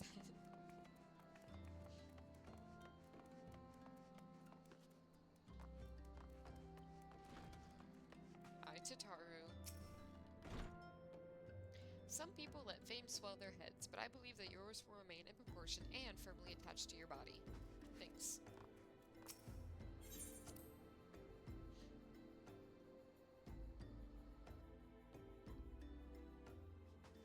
Hi, Ida. Hi, Papalymo. What are you guys doing? Let me see if I have this right. You're an adventurer, who's a scion, and a serpent? Golly, how do you keep track of everything? It must be fun pairing up with lots of people, different people, though. Me, I'm always with Papalymo. Come to think of it, why am I always with Papalymo? Following the calamity, each nation's armed forces underwent large-scale reconstructing centered upon its grand company. In Gridania, the Order of the Twin Adder absorbed both the Wood Whalers and the God's Quiver, while the Lamencids enacted the complete merger of the Maelstrom and the Knights of the Barracuda. Ul'dah is the odd nation out, having made no notable changes to its armed forces. As before, and in the spirit of the Sultanate, each entity retains a certain degree of independence. Okay. Y'all have something different to say? They're not even in here. Anyway.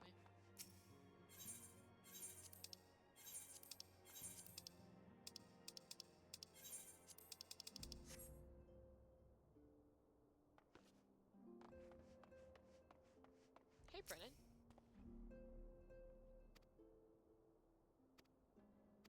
Oh. You're not the one that I met. It's the other one. Y'all are in here. Where's Thancred? Thancred's dead. Anyway, what y'all got to say? Fate shall be thy guide. When our purposes become one, once again shall our paths lead us here.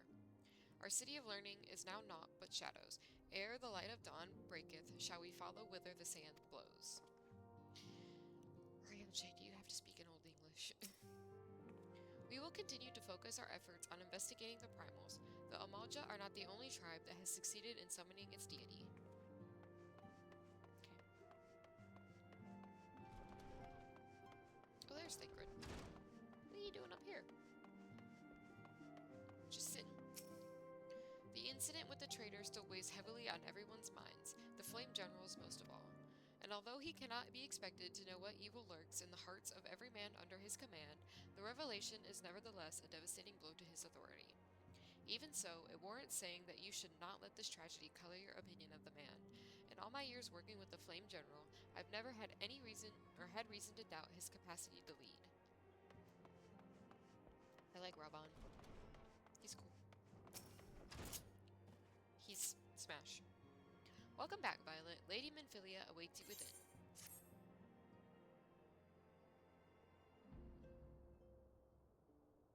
Welcome back. It seems you wasted no time putting your skills to work.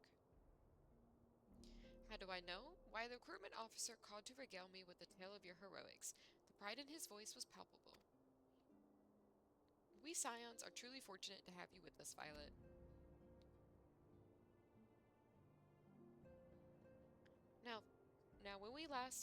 Now, when last we spoke, I said that I wanted you to meet some friends, did I not?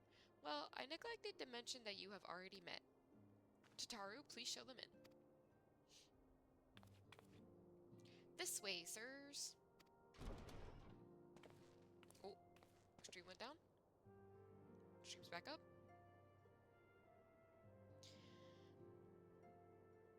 Okay, I think we're okay.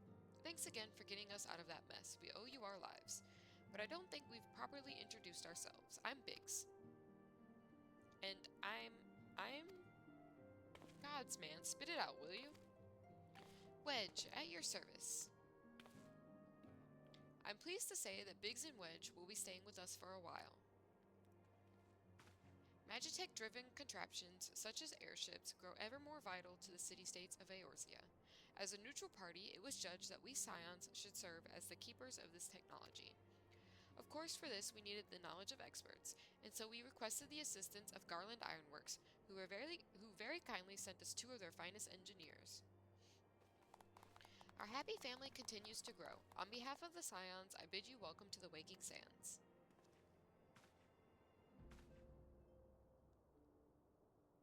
Like every soul here, I love Eorzea, and I count myself blessed to have been given this chance to stand with you all and fight for the future of the realm. Never have I known such fulfillment, such happiness. If you guys don't know, or you don't play Final Fantasy, Biggs and Wedge are like 2 people who are in every Final Fantasy game. They're not the same people, obviously, but there's always a Biggs and a Wedge. And I want to say it's in every game. Maybe not like the first Final Fantasy. I don't know. I don't know when they started having Biggs and Wedge in every game, but it fills me with joy to see Biggs and Wedge because it brings back memories of all the other games. Sylph management. Minfilia needs you to investigate the sylphs. Okay. Now, having set aside the formalities, we have a favor to ask of you. Urianger, have the documents arrived from the students of Baldessian? Aye, my lady. They arrived but recently. We have conducted a study at the behest of the Order of the Twin Adder. Papalimo, Ida, a synopsis if you would.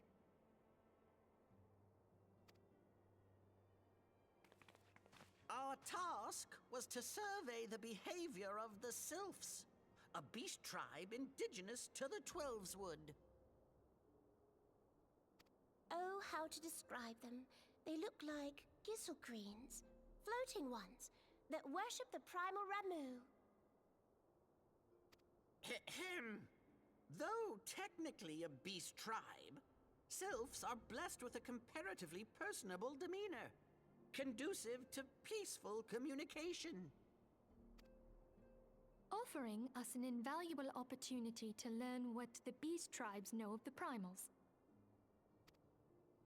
While Ramu's existence is well documented, the Sylphs do not, or perhaps cannot, summon the primal any longer, insofar as can be ascertained, until such time as we know.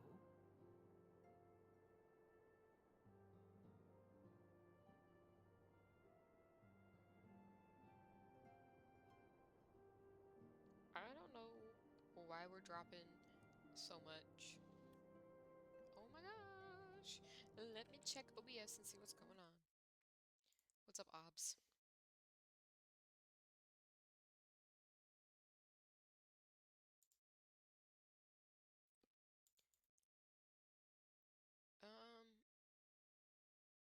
Oh man, it's gotta be my internet.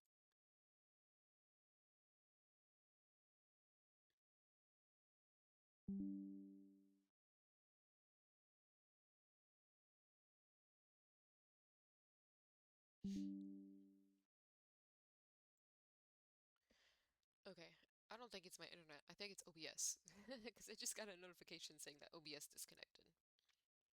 So, we should be hopefully... Oh, maybe not.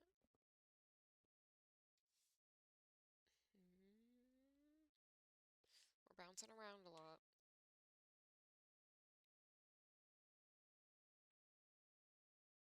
Okay. I think we're okay now.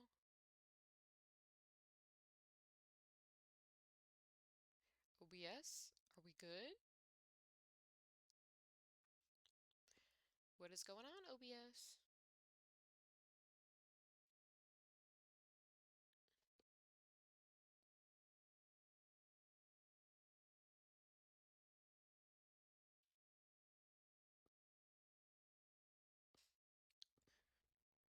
I think we're okay.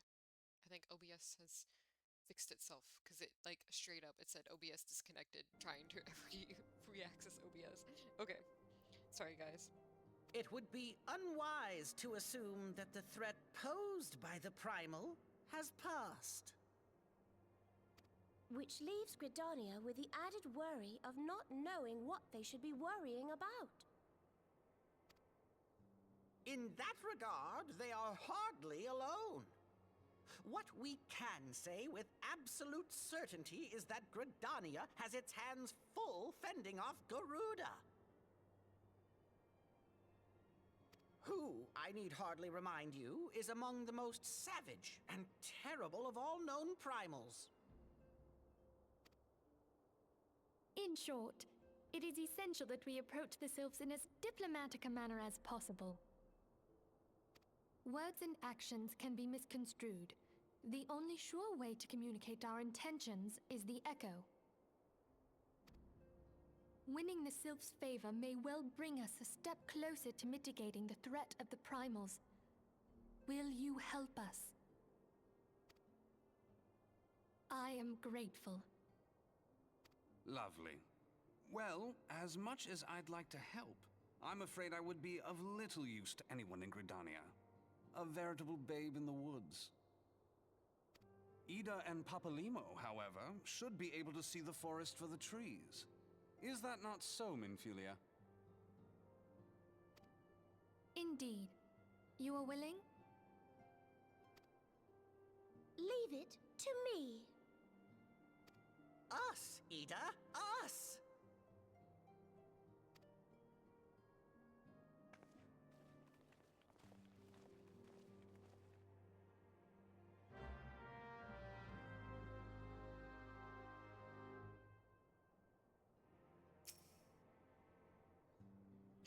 Alright.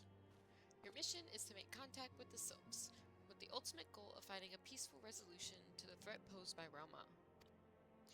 Be fairly warned, the sylphs are a unique people to say the least, and you may find yourself bewildered by their customs at first. Yet know that Ida and Papalima will be on hand to support your endeavors. Hold on.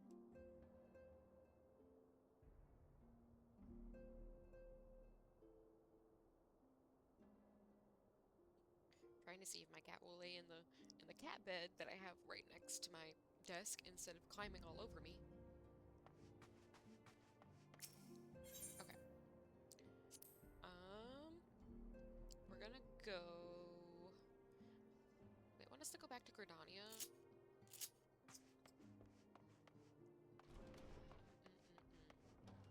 Maybe so much.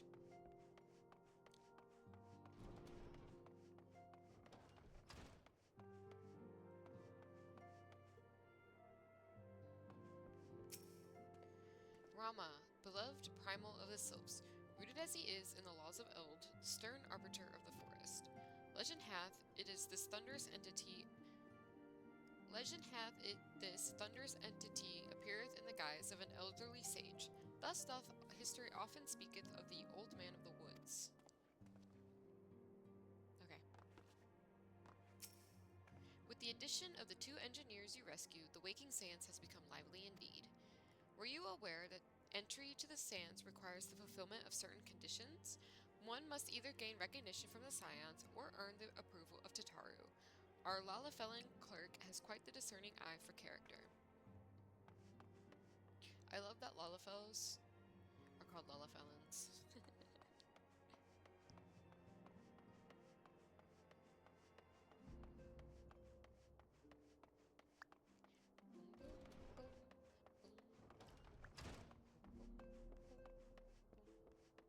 I don't know where Thinkard was.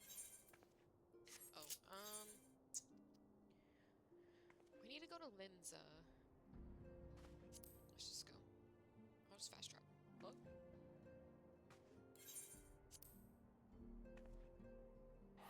Okay, I was like, Ow,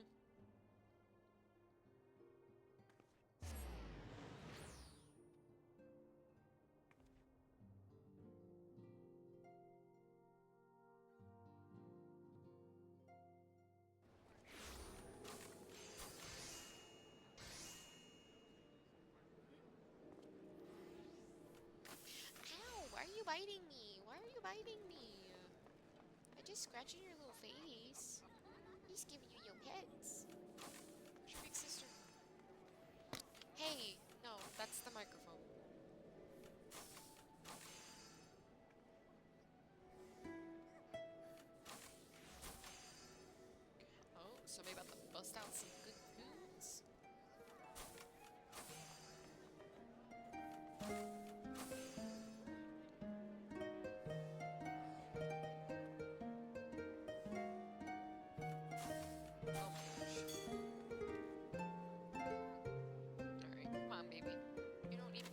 ask her. There you go.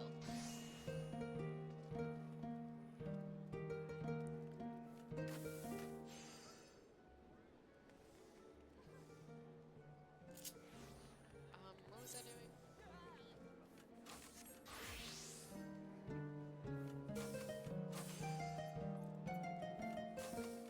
Oh, we need to go to the wolf's den.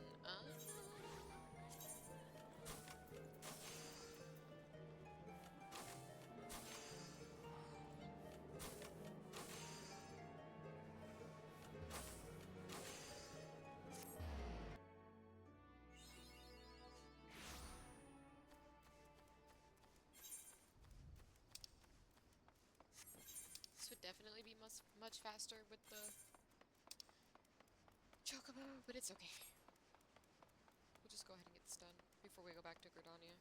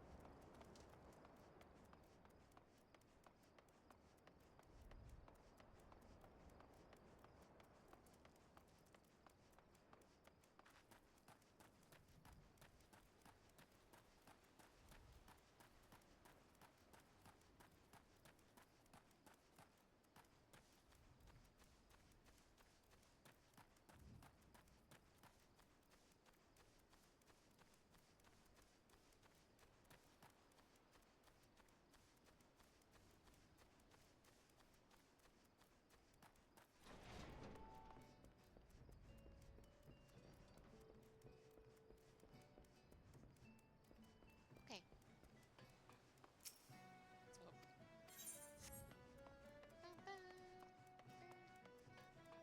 The sound of your character running along metal is so satisfying. Love it.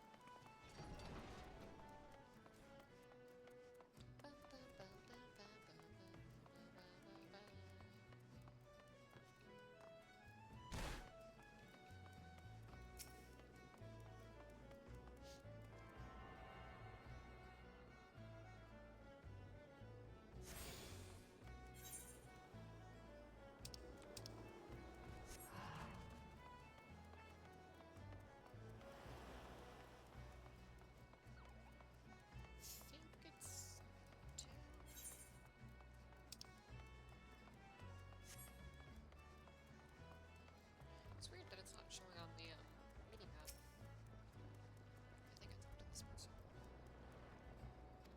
Yeah.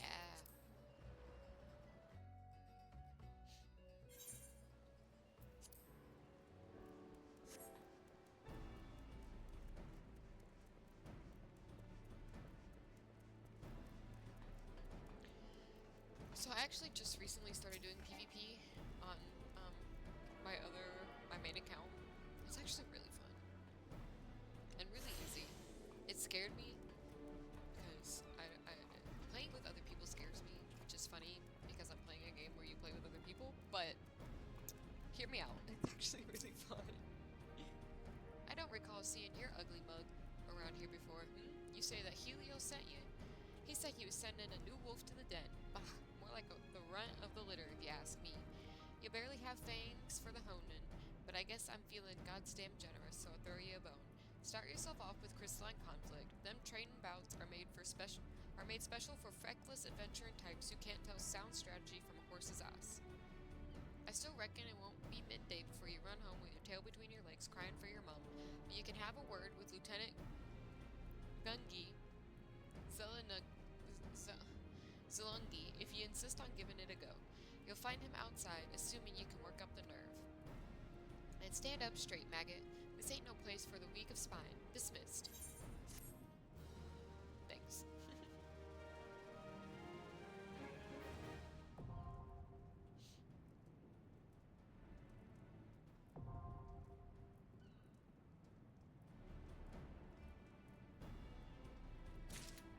Alright. So, yeah, you just kind of go in. I'd have to play it to explain it. Okay. Let's go back to Mia.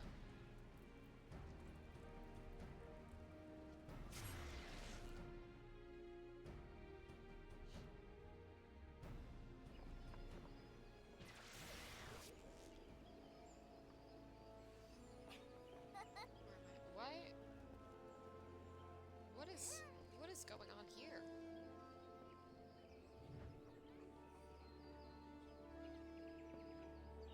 Is this the Men in Black? Okay. Anyway.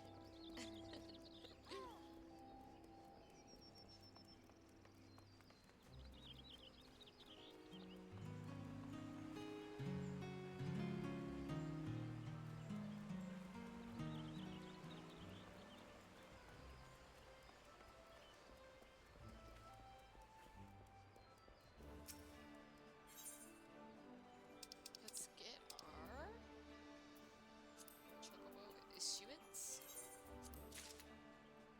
And then we need to go over here. Ooh, we're gonna have to name our Chocobo.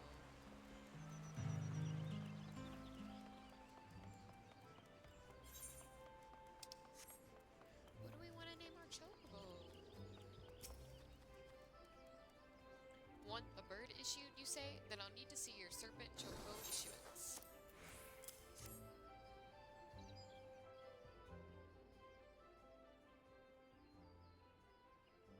Here you go. Yes, everything appears to be in order. A moment, please. I'll be right back with your Chocobo.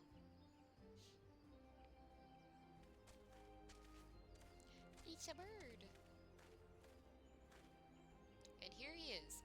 The fellow has been in high spirits the past few bells. He must have sensed that his master was coming. Now then, to make it official, you want to give your noble steed a name. Que.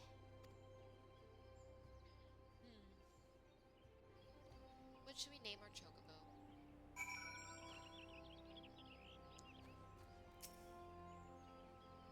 Que. What's a good Chocobo name?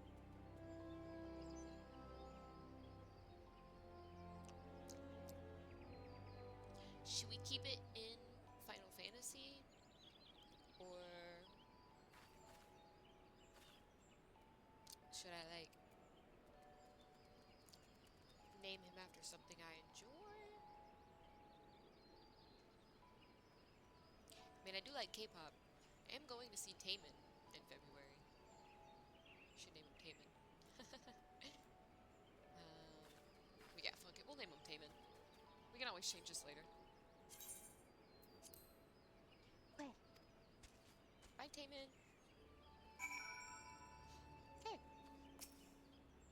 Heh. I dare say he likes his name. Here is your very own Chocobo whistle. Simply blow into it and your feathered friend will come bounding to your side. But do forgive him if he doesn't respond when summoned in crowded city areas or monster-infested lairs. Chocobos are stout-hearted creatures, but they have their limits. And lastly, I present you with your Chocobo rider's license, as is required by law. And that concludes all the formalities. I wish you and your Chocobo long years of fulfilling companionship. Yep, I can summon Chocobo. Can add it to the hotbar and can give him armor.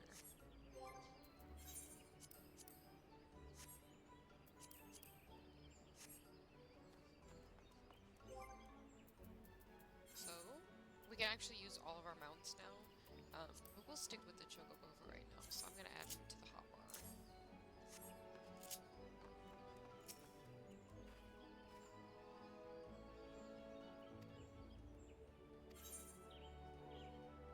Oh, that's how you do ventures. Okay, I was like, that's all stuff we can get into later.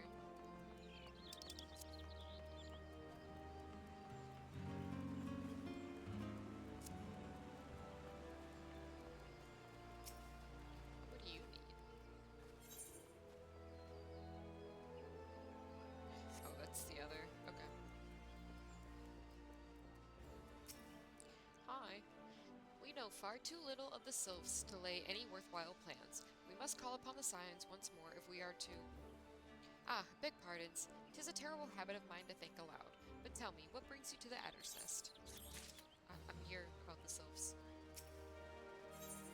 We come in peace. Commander Vorsai has been awaiting the aid of the scions. I'm not even gonna bother saying his name.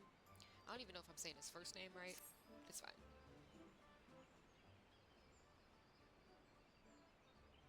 Well, if it isn't Private Latvianna reporting for duty, that's the zeal I like to see from an enterprising young serpent.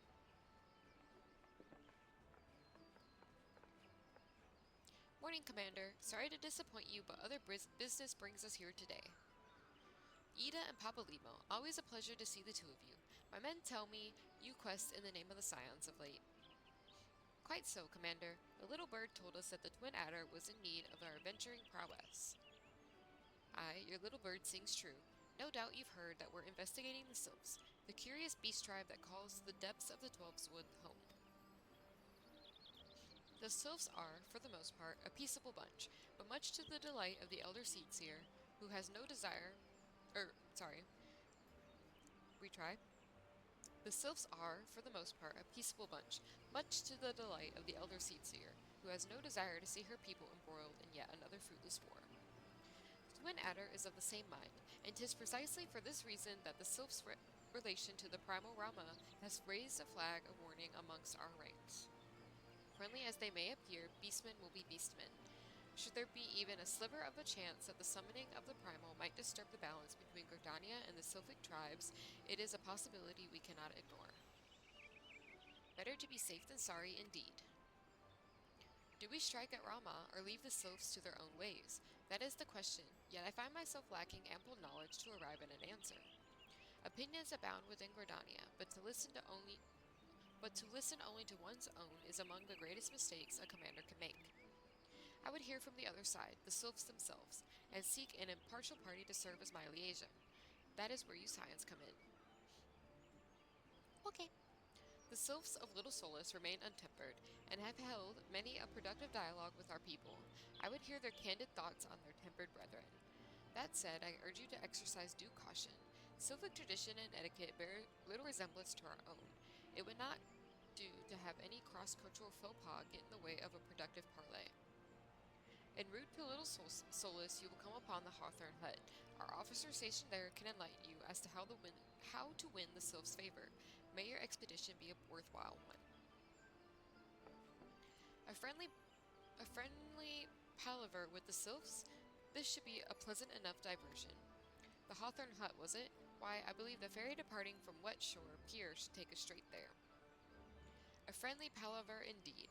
I hope this will be as straightforward as you say, Papalimo.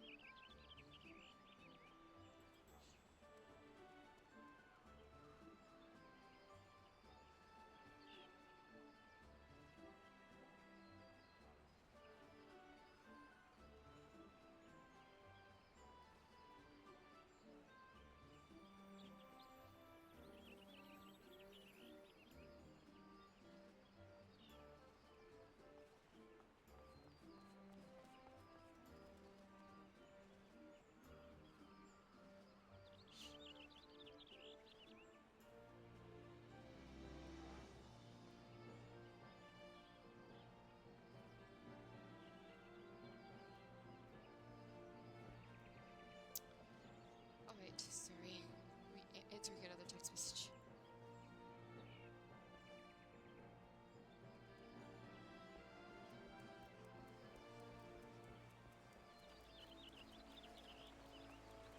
You might be asking, why are you not picking up all the blue quests? Well, here's the thing, right? Okay. As much as I love the blue quests, when this starts to get full, it gets overwhelming. But can I do the next? Hold on.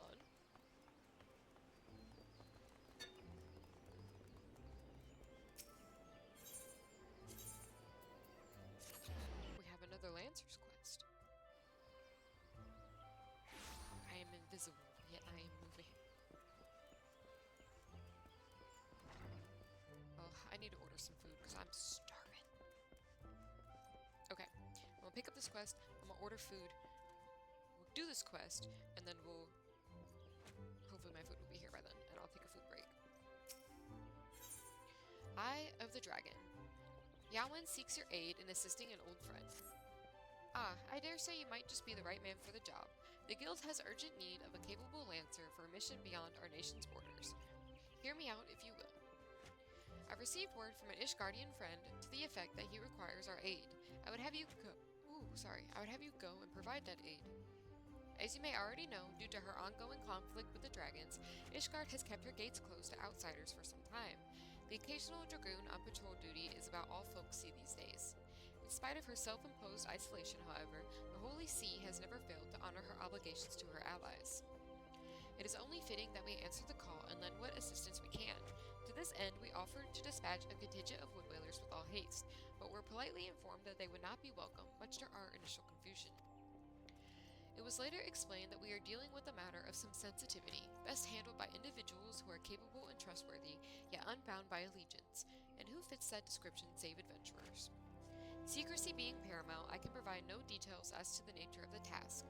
All you need to know will be revealed at the rendezvous point. Should you accept this mission, take yourself to the observatorium. A knight by the name of Sir Alberic will receive you upon arrival. We go into Ishgard, brothers. Okay. Okay. Okay. Pause. I'm gonna order some food. Give me just a second.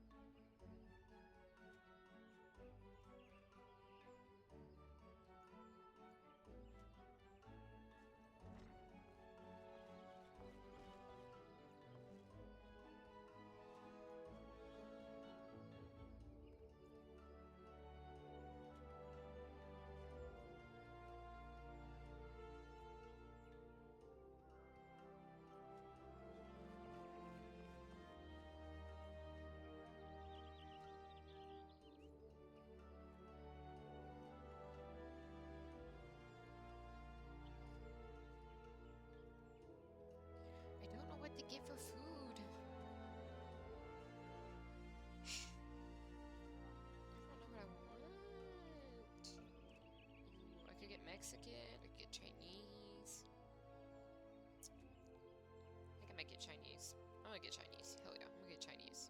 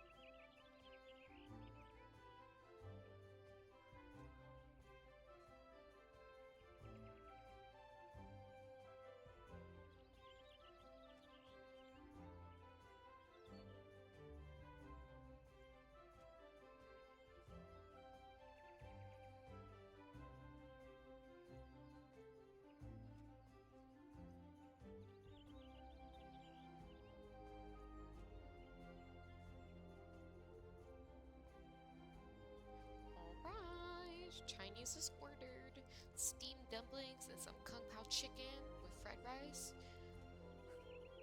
I'm so ready. This could be my lunch and my dinner.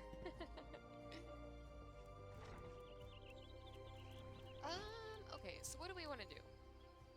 So here's the thing, right? We still got a long ways to go before we actually enter Ishgard. But we could get our Dragoon stone.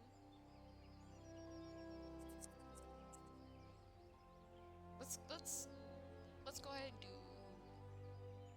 Let's go to Ishgard. We'll go to Ishgard.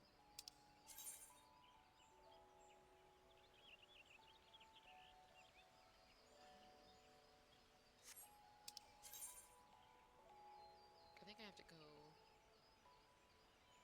Is it the North Shroud? Yeah.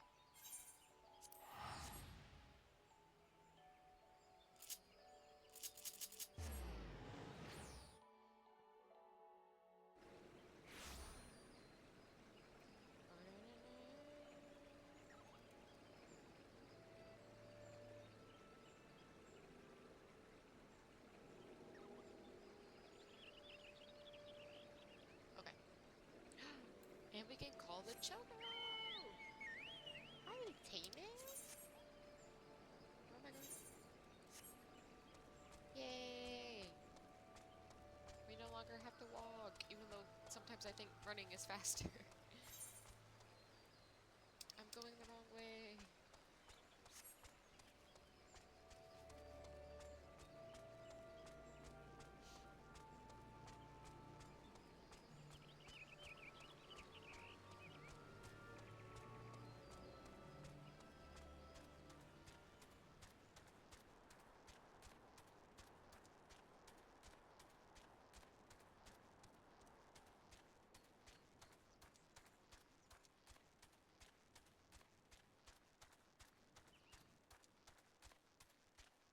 I think did I turn off mount music?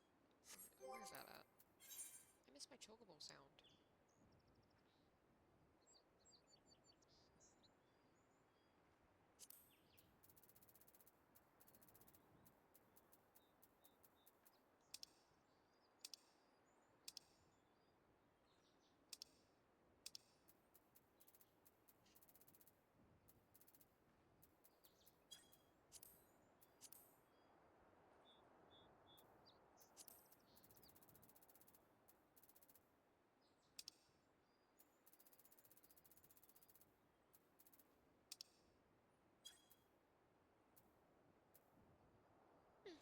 I must have, but I don't remember how to turn it back on. It's fine. We don't need it. I'll sing it.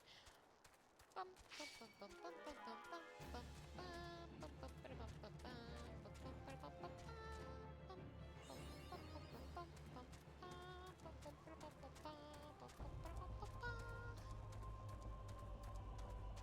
Welcome to Ishgard, or Korthus / Ishgard.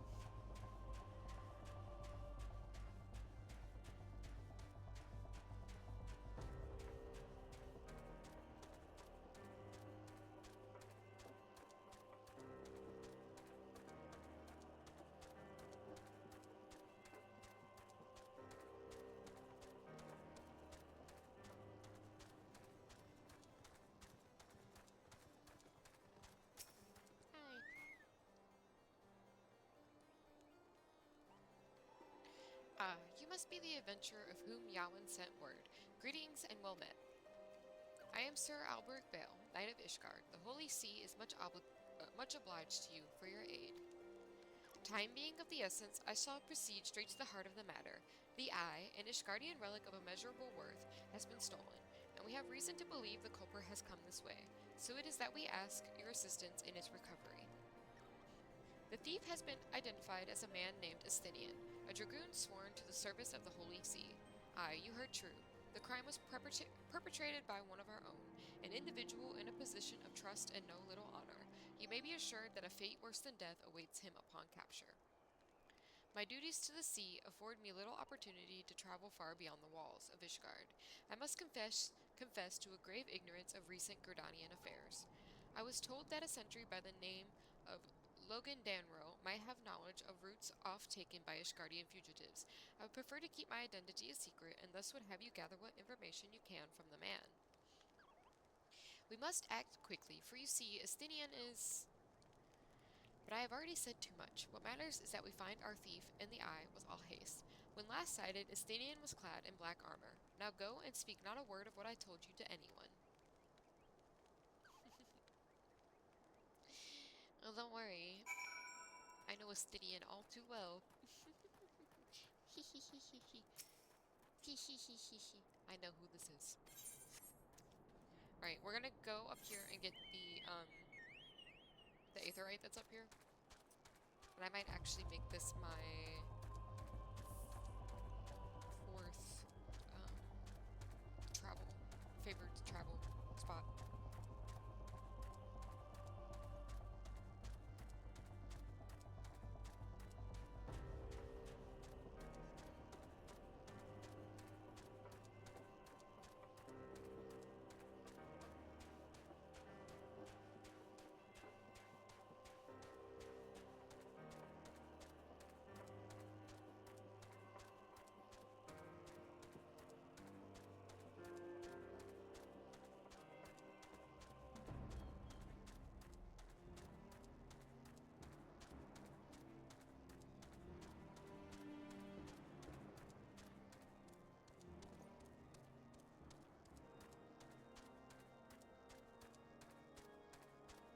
Oh, wait, hold on, I'm just curious.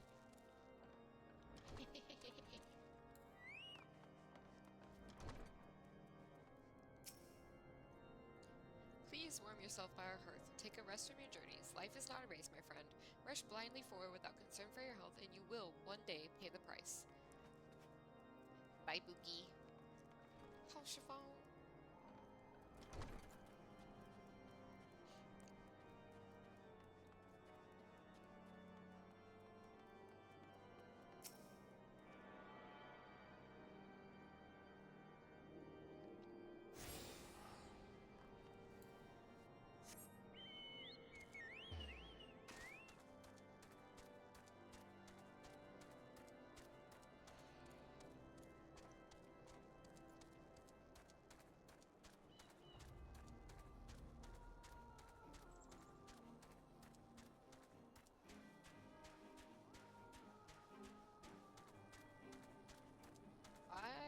What is going on with that roof over there? It must be my graphics when I lowered stuff. What is going on? LOL. The snow is like bugging out.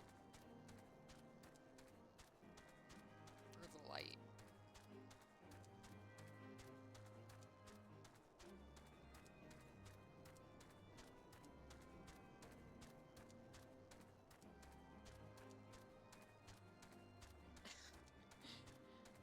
Lord. Okay, anyway.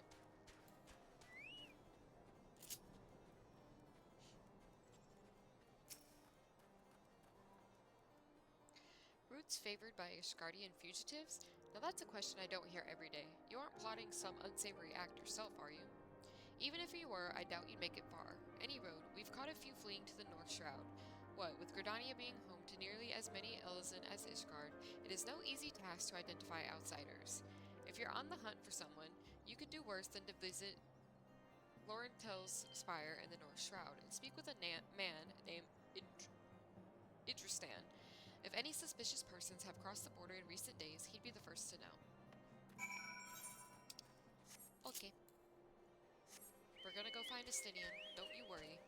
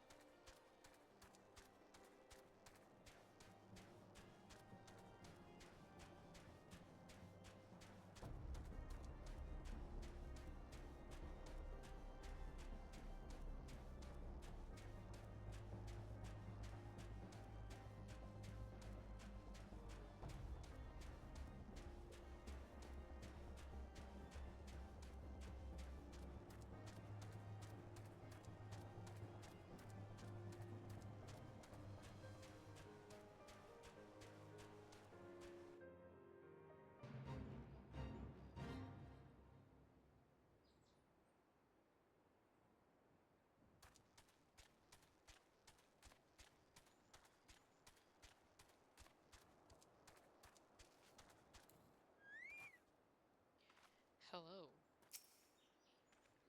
Hail, adventurer. Yes, I am the one tasked with monitoring those who would enter our lands by way of Coerthus. Hmm?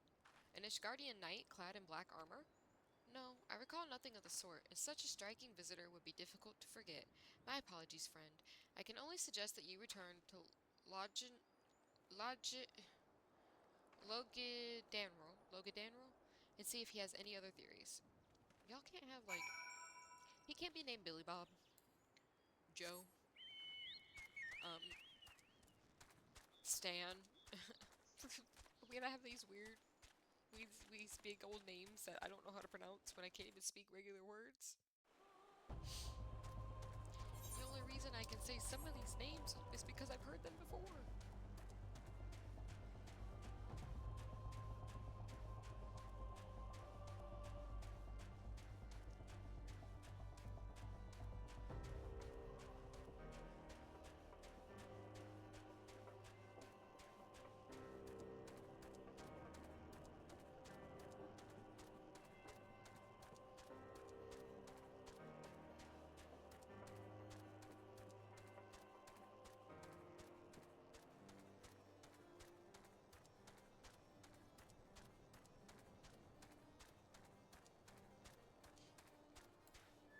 Trying to keep an eye on my food and stuff, so I know when it gets here. Hi. No luck, you say. Most curious. Why, it is nigh impossible that a fugitive could make it this far without being espied from Florentel's Spire. Which leaves the possibility that your man is still in Ishgard. It runs counter to good sense.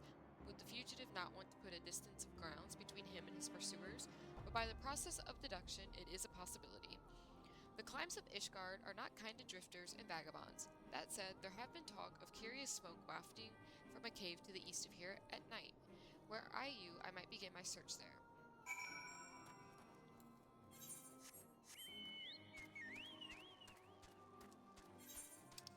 At night.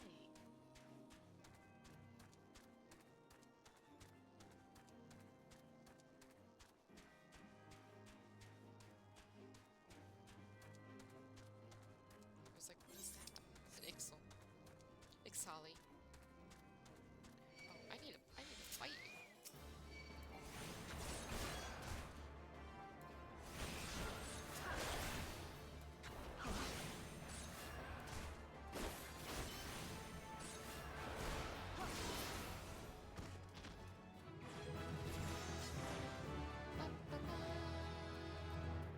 Hello?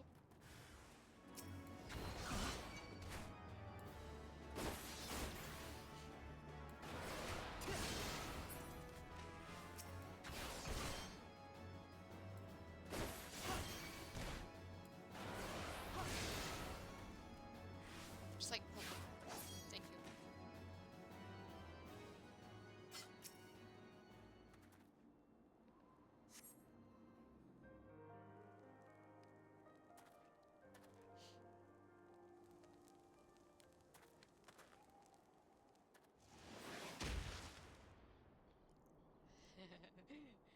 That Ishgard will resort to sending coin-starved adventurers after me. I know not whether to laugh or feel insulted.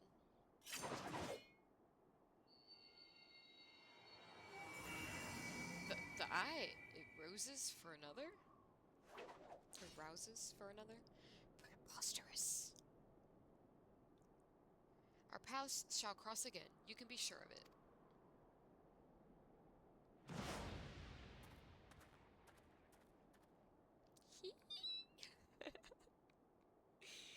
Bye, Estinian.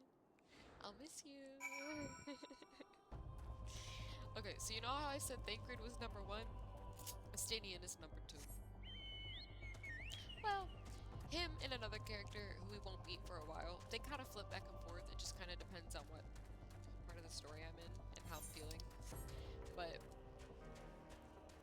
it's Thancred, Estinian / other character. And then I have to debate on who's number 3.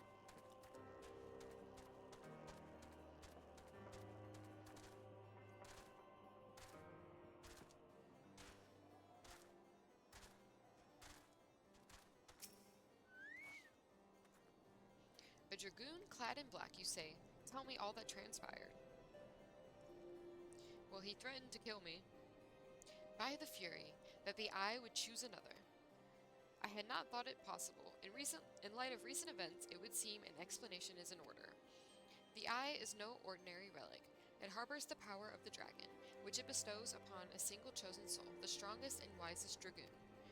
He who is chosen is possessed of the power to fight our mortal foes, the dragons of Dravania, on equal footing, soaring the firmament as if it were an extension of the land. That man is known as the Azure Dragoon. The Azure Dragoon is the light of hope for all Ishgardians, and the paragon of all dragoons. For this reason, you may imagine how it pains me to have to confess that the man you encountered, the thief, is none other than the Azure Dragoon, and that I was once his teacher. Needless to say, I acknowledge myself accountable for Estinian's misdeeds, and mean to do all in my power to find him and recover the eye, but I cannot do this alone. I require your help, Violet, you, who have received the power of the dragon. You may labor to believe it, but there can be no mistake. The soul of the dragoon I bear glows in your presence, irrefutable proof that you are chosen. What I can ill explain, however, is the why of it. Never before in Ishgard's long history has the eye roused to more than one individual in a single generation, but it avails us not to cudgel our brains about it. The fact of the matter is that you are now a vessel for the power of the dragon. The dragon lies yet in slumber, however, and you must needs possess the means to wake it, the soul of the dragoon. I would entrust you with mine, Violet. Like Estinian, I once ruled the skies of the Azure Dragoon, although that power has since been lost to me. It was simply by force of habit that I have hitherto kept the soul upon my person. I have no inkling as to why the eye has seen fit to choose a second, and an outsider at that. Yet one thing is clear: none can challenge the Azure Dragoon and conceivably prevail save another Azure Dragoon. You are our only hope of bringing Estinian to justice and reclaiming the eye. Of course, I do not ask that you do this unaided. I may be a dragoon no more, but what knowledge I have I shall gladly impart to you. For indeed, when the time comes that you must face the Azure Dragoon, not less than complete mastery over the power of the dragon will avail you. That a perilous road lies ahead of you, I shall not deny. Knowing this, if you would still lend me your lands, I will teach you to harness the power that has chosen you. Go forth, my young dragoon, and rouse the dragon within. I look forward to your return.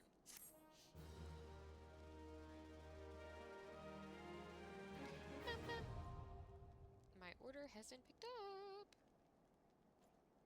Hell yeah.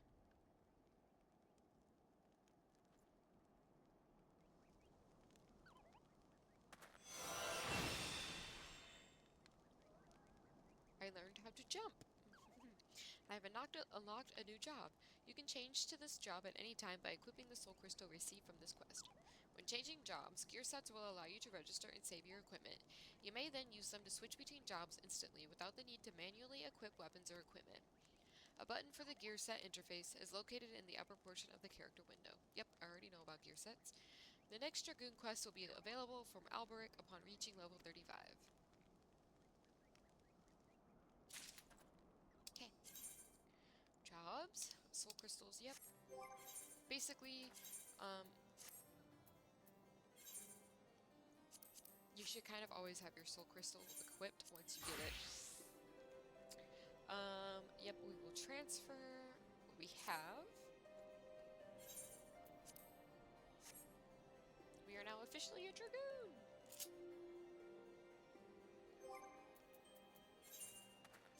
Alright, let's...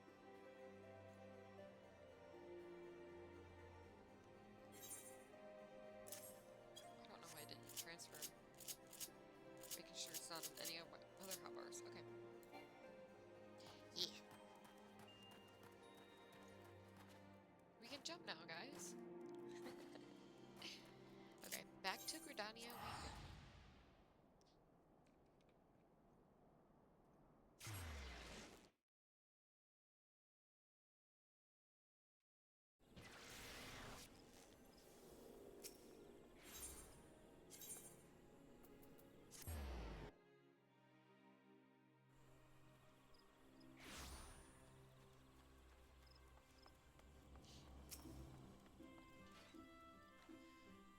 The ferry docked at the base of this hill will carry you across the lake to the East Shroud.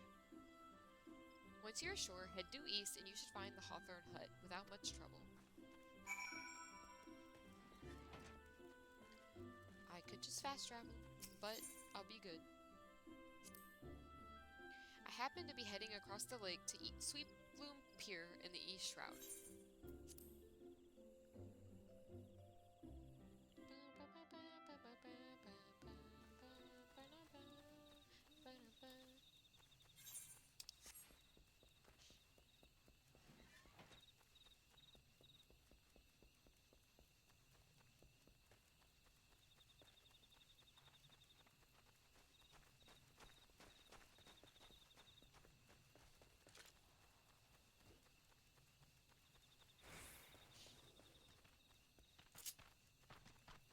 I guess I could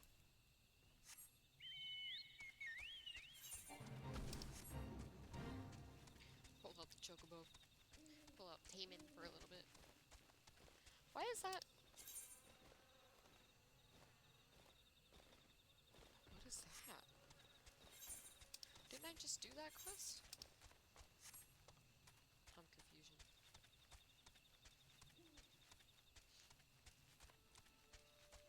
Okay, I guess.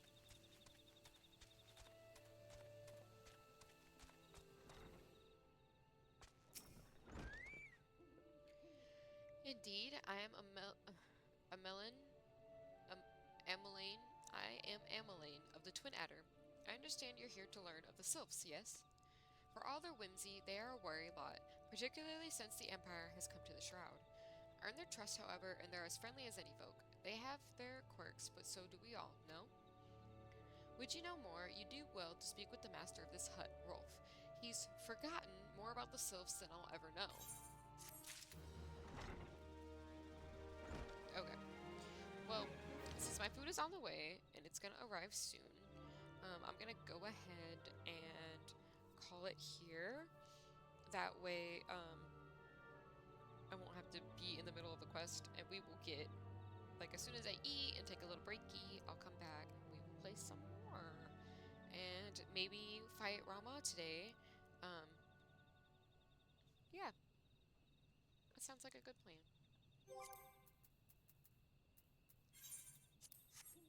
Alright, thanks for watching. Sorry about the little hiccups, but I think actually we're kind of good now.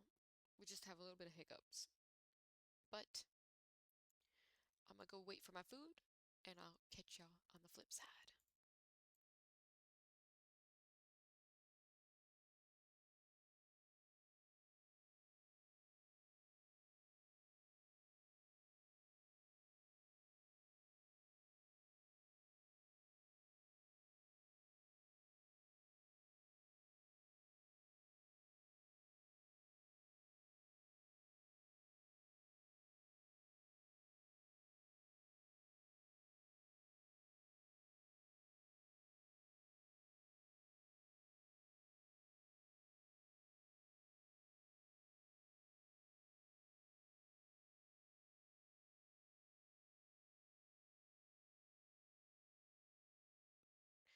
Ooh, ah, we've returned. I took a nap.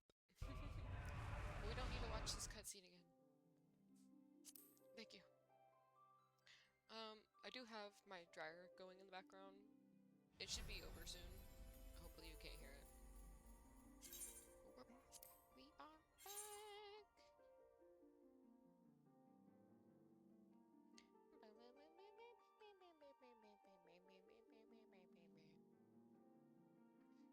I did think.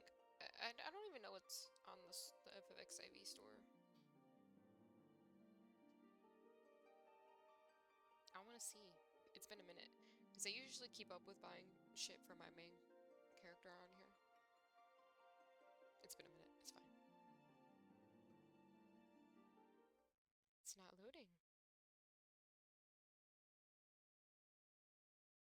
There it is. I'm tempted. I'm very tempted. What were we doing? Sylphies. We're gonna go punch or see Grandpa Rama. We're not gonna punch him. Punching him would be sad. Right. right into it, I guess. Sylphic Studies. Rolf Hawthorne, patriarch of the beekeeping Hawthorne family, is said to be well versed in Sylphic customs.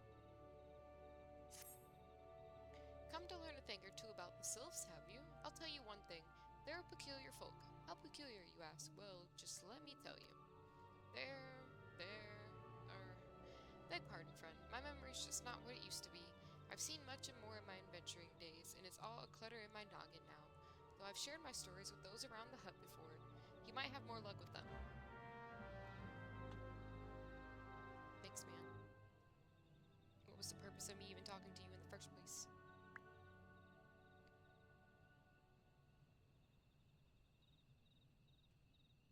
I did hear...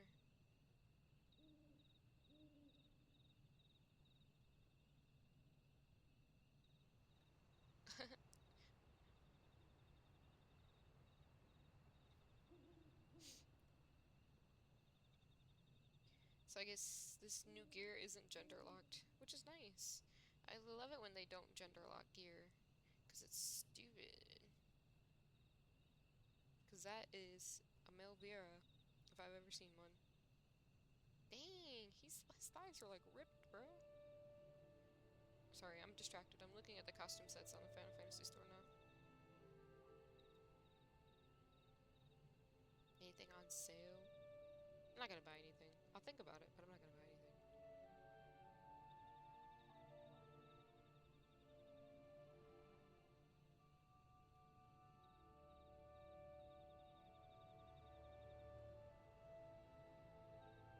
It's been a minute since I've been on here. They have a few new things I haven't seen before. Anyway, back to the game. Isabel? Isabel? Isabel? Isabel. The Sylphs, yes, fathers, told me his stories plenty of times. What I've always found most captivating is how their concept of etiquette is almost completely alien to our own. You'd do best not to underestimate them on account of their childlike looks, lest your face end up in lifts, squiggles, and chocobo scratches.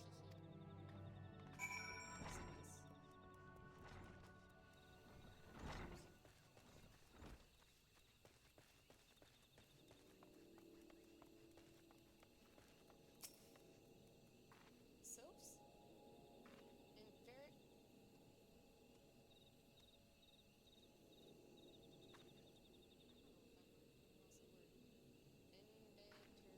Inveterate tricksters and troublemakers. That's what they are. One day they're drawing normal faces on our masks, the next they're sending our young sentries falling to the bottom of a ravine. Tell them to stop and they just laugh at you. Rolf claims they harbor no ill will, but I dare say such pranks are no laughing matter.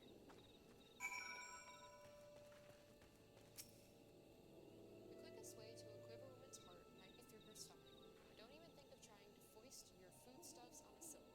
They sustain themselves simply by bathing in the sun, or so Rolf told me once. Rolf once told me.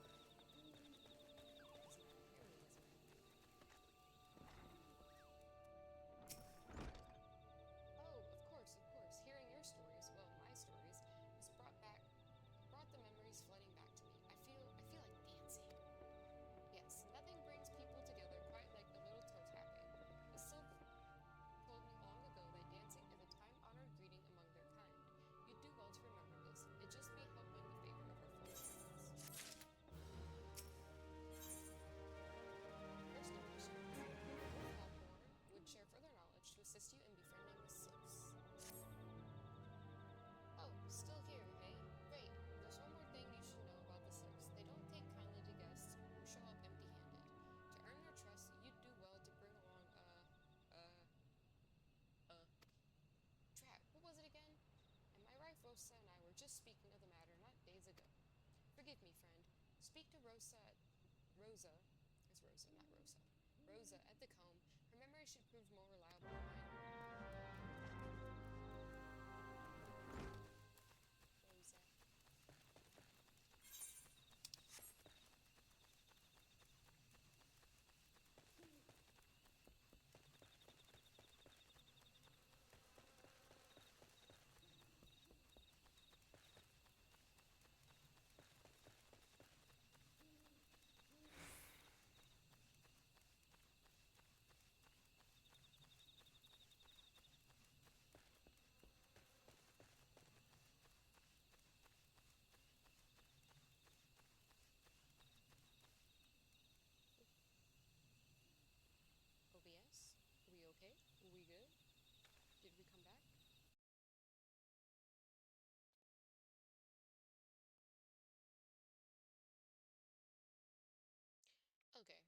no way. It's OBS. Because I don't have any drop frames on OBS. I gotta figure this out. I googled it. Everybody was like, change your settings in OBS and you should be fine. And I was like, okay, change my settings. Maybe it is my internet. Maybe I just need to bite the bullet and get the better internet. I don't know. I'll see. We'll see. We'll see. We'll see. We'll see. Eventually, at some point, I'm gonna get this all up on YouTube. I just need to get my YouTube stuff set up. Hi. A peace offering for the sylphs. Were it anyone else, I'd recommend a jar of honey, but I fear that wouldn't get you past their front doorstep, dear. No, their tastes run more to the unusual. Are you perchance familiar with milkroot? That's what we call the root of the most fiendish seedkin, the ochu. When chewed, it exudes a cloudy liquid that's said to induce curious visions in the imbiber. You'd not catch me dead trying this stuff, but the sylphs seem to enjoy it to no end. I've not seen an ochu around the comb in quite some time, but I did encounter a suspicious clump of grass the other day. Were you to stimulate it somehow, with some of this amber syrup, for example, you might be surprised at what comes out. Good luck.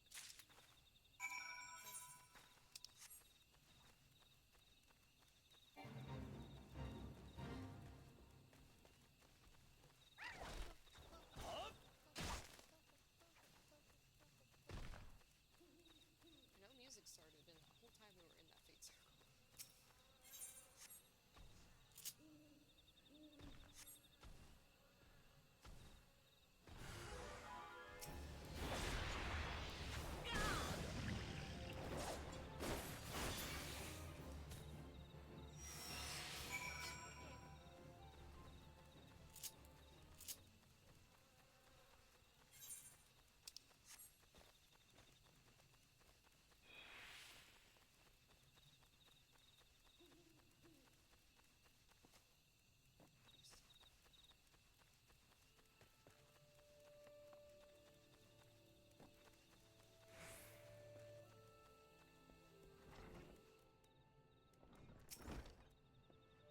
You're back. Was my wife able to direct you to a suitable offering?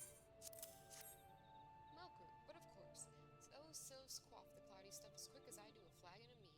The effect's just about the same as well. Any road, a gift of milkroot will have the sylphs calling you friend and brother the moment they lays eye on it. Now let me wrap that up for you. I'm starting to feel a bit woozy. Alright, first one. Rolf Hawthorne has gift-wrapped your offering in preparation for your journey into the Sylph's demesne. Whatever that word is. Into their home. It's their home.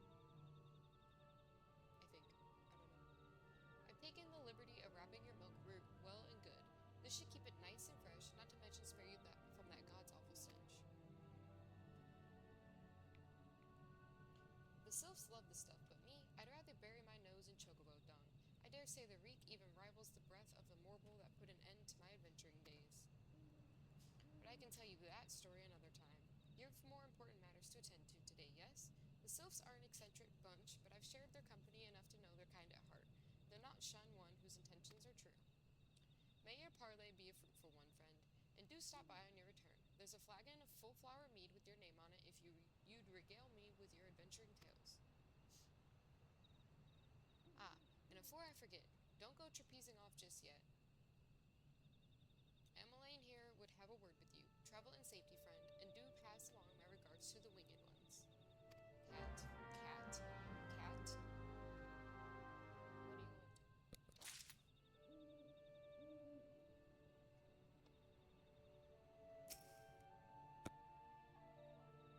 It's good to see your knowledge of silviculture has matured. I see no reason to delay your mission any further. Upon your arrival at Little Solace, seek out a young sylph by the name of Comuxia. He has served as an intermediary between our peoples on many occasions and has the close ear of his tribe's elder. I see that Hawthorne has furnished you with some of that malodorous root the sylphs so adore. I have something of far greater import for you to deliver, a missive from the elder seedseer herself.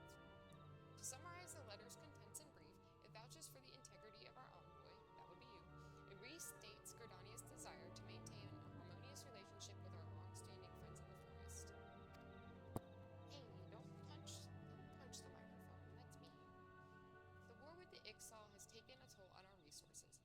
ill afford to get married or mired in another conflict.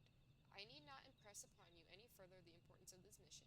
May the 12 see you return with good tidings. Cat, why are you being so rude? Okay, back on the floor you go. I try to be comfy. I try to let you sit in my lap, but you gotta be punching things, you gotta be biting my fingers.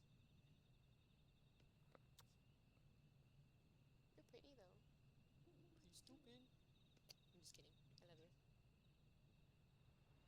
Here you go, little girl. Sit in the bed. Sit in the bed.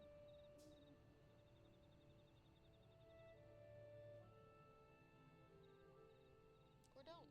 It's up to you. I can't stop you.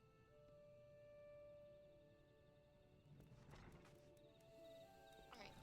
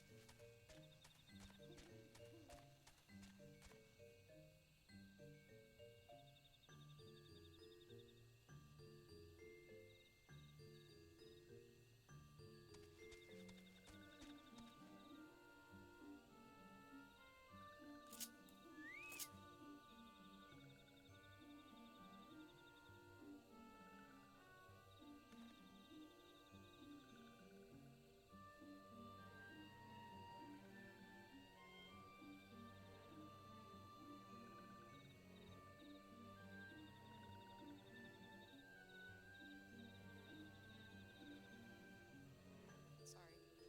We're being loud and obnoxious. Anyway, oops. Walking one is not familiar to this one. This one does not trust strange walking ones. Strange dancing ones might be a different story, but this one expects no such thing. Walking one should go home and leave this one be. Okay. Walking one would talk to this one. This one does not talk to rude ones.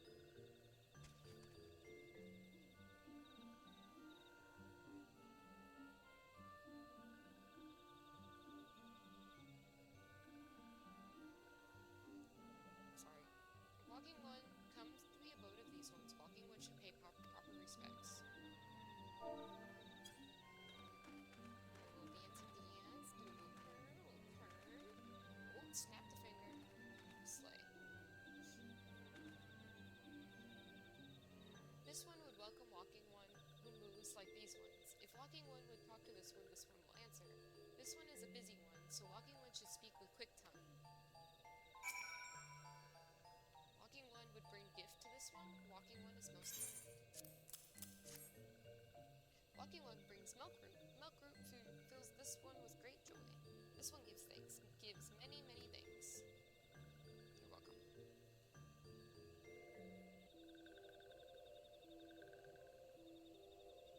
Walking one carries message for the elder one.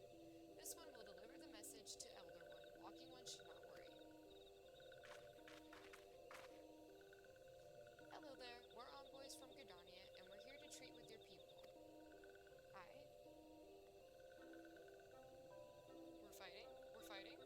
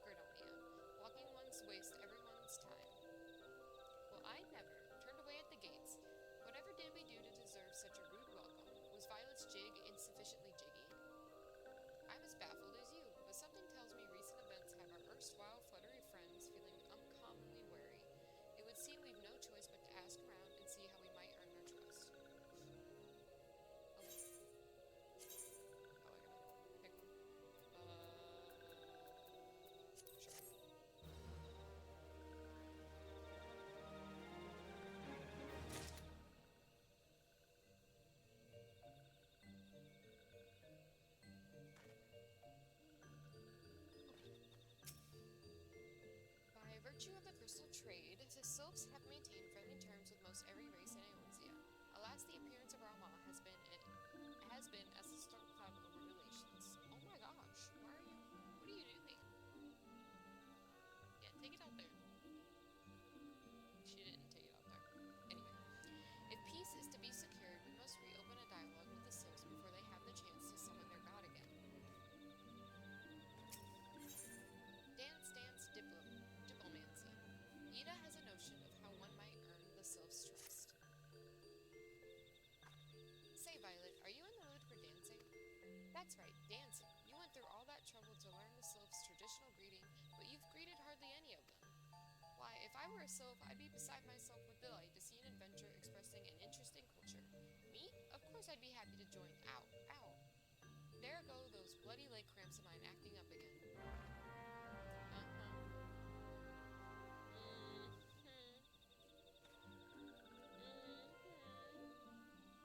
Sure thing.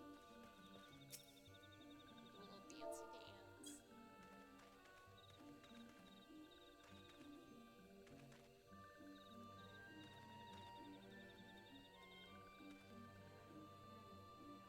Ooh, walking one knows jolly dance. Jolly dance fills this one with good cheer. Let these two be friends.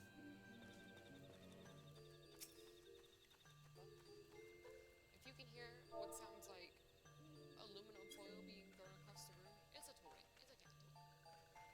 She's being ridiculous. She's playing, but you can't play in the other room. Walking one would be a friend to these ones. This one is overjoyed, but this one keeps the ways of weaving a secret. Even if walking one learned the secret, walking one could not weave in the same way. That's okay. I don't want to leave. At least not yet.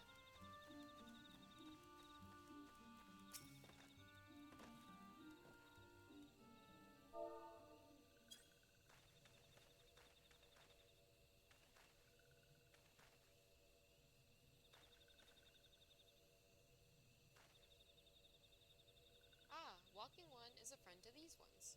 Friendly like gracious elder one of Forest City, knows how to dance into these ones' hearts.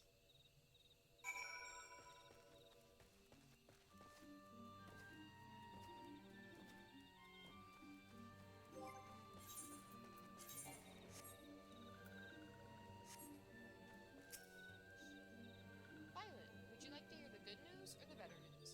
The good news is that your lovely dancing has brought smiles and high spirits to all of Little Solace. The better news? Why, I've thoroughly recovered from those accursed leg cramps. Onward to our next adventure.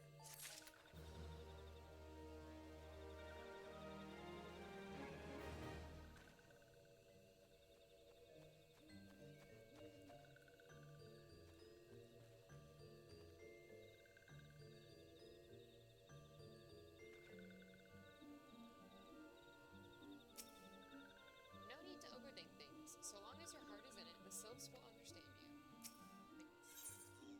Worst friend. Papa Limo has a notion of how you might endear yourself to the sylphs of Little Solace. Violet, as an adventurer, you're no stranger to helping distressed folk, I wager. Tales of good deeds are quick to spread. The adventurer who comes to the aid of the local populace can go from stranger to hero overnight. No doubt you see what I'm getting at. The sylphs who make their home in Little Solace do so having been driven from their woodland home. Surely they have their fair share of troubles. Seek out troubled sylphs and see what might be done to ease their worries. A sound plan, would you not say? That said, the sylphs are not known to share their worries with outsiders. You will be better off inquiring with Here Media of the Gridanians who reside here. She is most like to be privy to the sylphs' troubles. There's a lot of bunny boys over here for some reason. What's going on? So many bun boys. Praise be to the elementals. I cannot express how happy I am to see an adventurer with a truly gentle heart. The sylphs of Little Solace are sorely in need of aid. Pray hear me out. Being a temporary settlement, Little Solace wants for amenities, not least a stout set of defenses. Consequently, beasts from moms around are free to wander in and terrorize the hapless residents. The Zizgorlins and Gaw gnats that roam these parts ones are especially troublesome, but slaying one of each should serve as a warning to the rest. Furthermore, perhaps you could gather 3 brushes as well.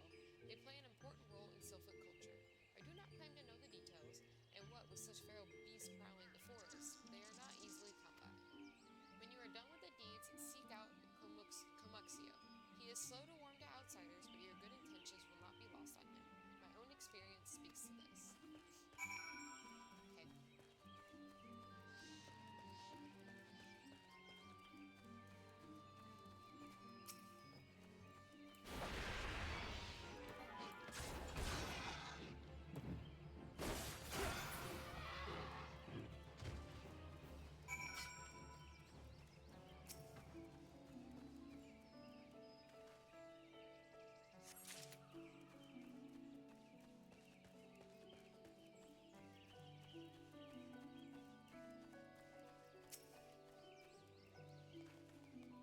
So is a brownie bush a mushroom?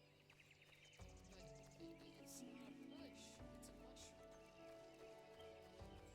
Confused.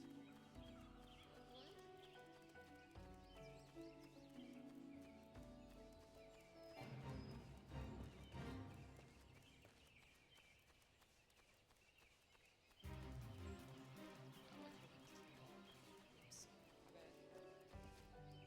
We took the scenic route.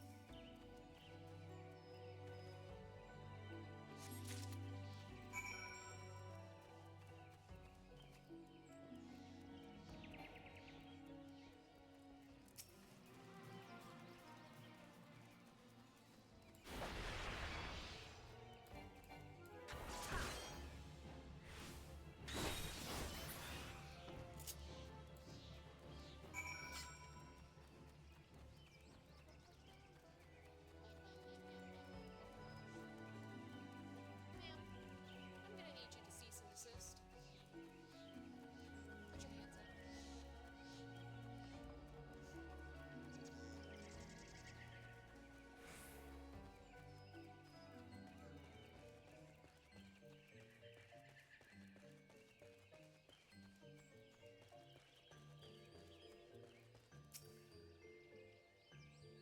Dancing one is still here.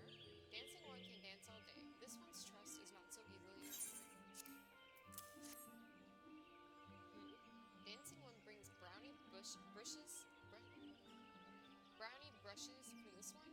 This one can dye thread once more. This one is pleased. Dancing one kills bitey buzzy ones. This one hates bitey buzzy ones. Dancing one is kind, too kind. Many walking ones come to these ones' abode, but few are friendly like dancing one. Perhaps this one was wrong to not to trust dancing one after all. Yeah, this one is good.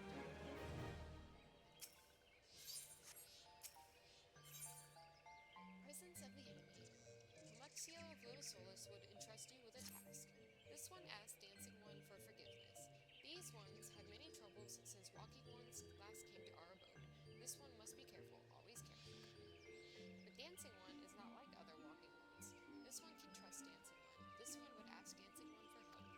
Strange Walking Ones with bodies of steel come to the home of these ones. This one thinks steel ones come from Empire.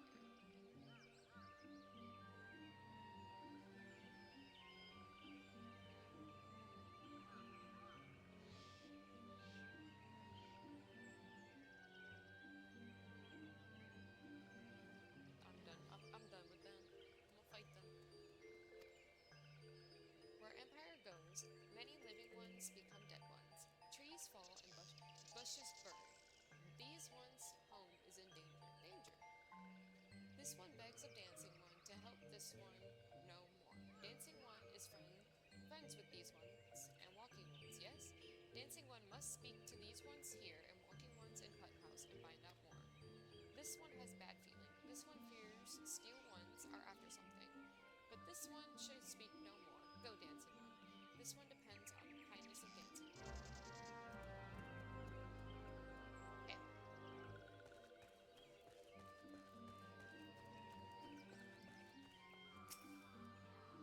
Strange steel walking ones? Yes, this one has seen. Steel walking ones carry big boxes. Maybe walking ones hunt for shiny treasure. This one likes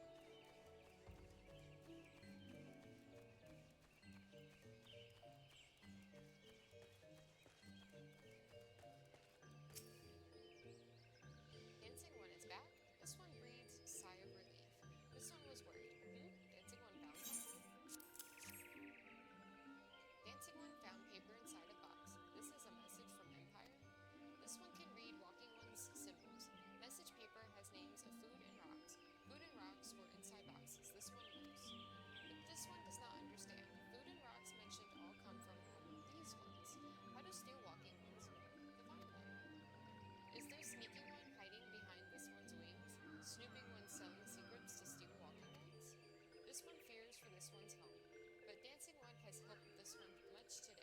Dancing one must promise to always be friends to these ones.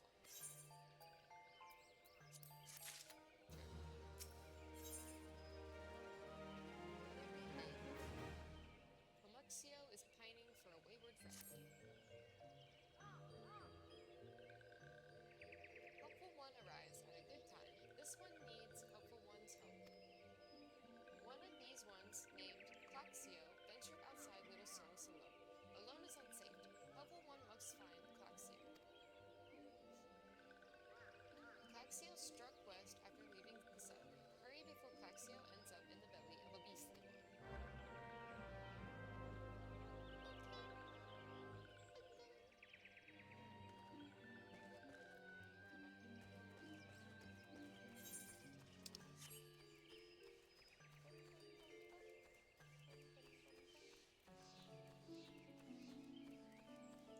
Claxio, I see you. What? Walking one wants this one to return to Little Solus? Don't make this one laugh. This one is weary of living with those ones who are not these ones. This one wants to be alone. These ones rely on walking ones for everything, no better than those ones that summon a primal one. Small wonder this one chose to leave.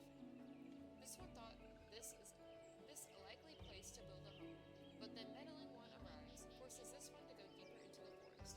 Meddling one is forbidden from following this one. Away with meddling. Yeah, no bones. No dice. Can't do that. Oh, just follow?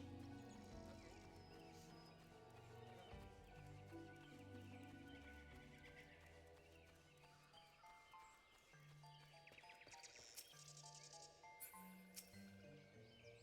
What? Claxio refused to return to these ones and went deeper into the forest? But this one saw touched ones lurking in the forest. Helpful one must hurry. Hurry and find Claxio.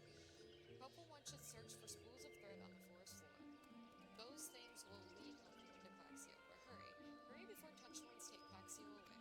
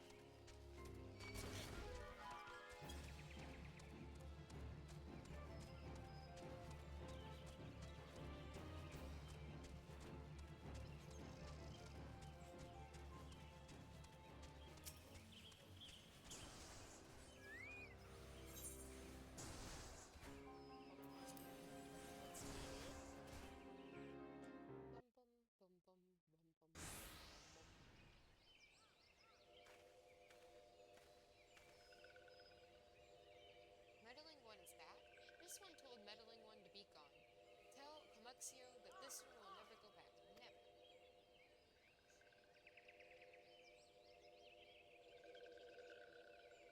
Touched ones? Touched ones should go away too. This one is good one. Everyone should just leave this one alone. Be on guard, Violet. These slopes have been tempered, brought under the thrall of the primal Raumar. Akin to the Amalja tempered by Ifrit, these sylphs exist only to serve their deity. They'll not answer to words, only steal. I take no pleasure in this, but it must be done. Must you be so rude?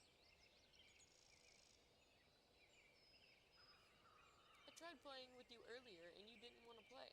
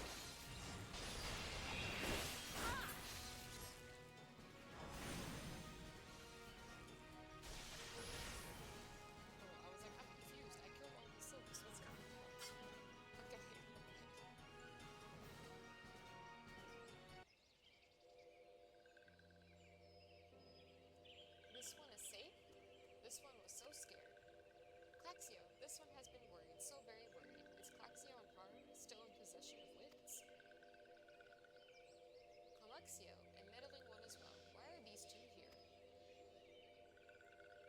These two came to rescue Claxio. That Claxio is safe fills this one with joy. Comuxio, forgive this one. This one did not mean to run away from Little Solus. This one was just afraid. These ones who live at Little Solus were changing, becoming friendly with other ones. This one feared that these ones were forgetting who these ones are, like touched ones did. But this one was wrong. This one can see it now. Meddling, hopeful one. This one is grateful. This one will return to Little Solus to be with Comuxio and friendly ones. Bye. Look at their little leggies. They're so cute. The sylphs are so cute. Well, that should see to it.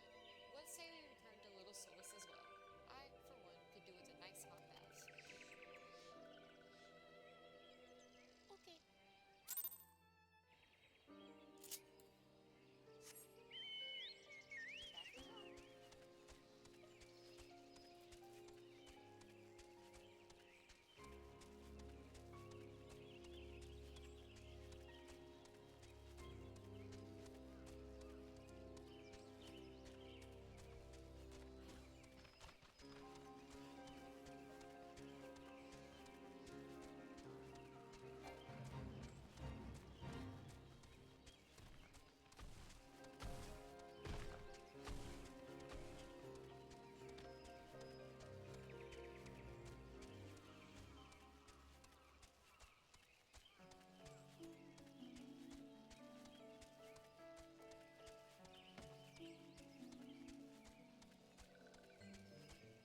And we're back.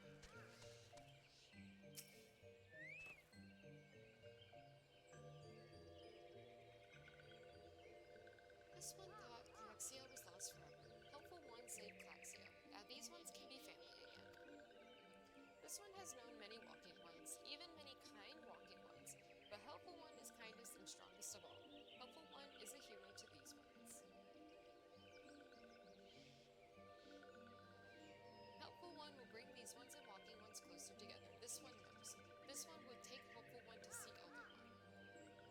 But Elder One is...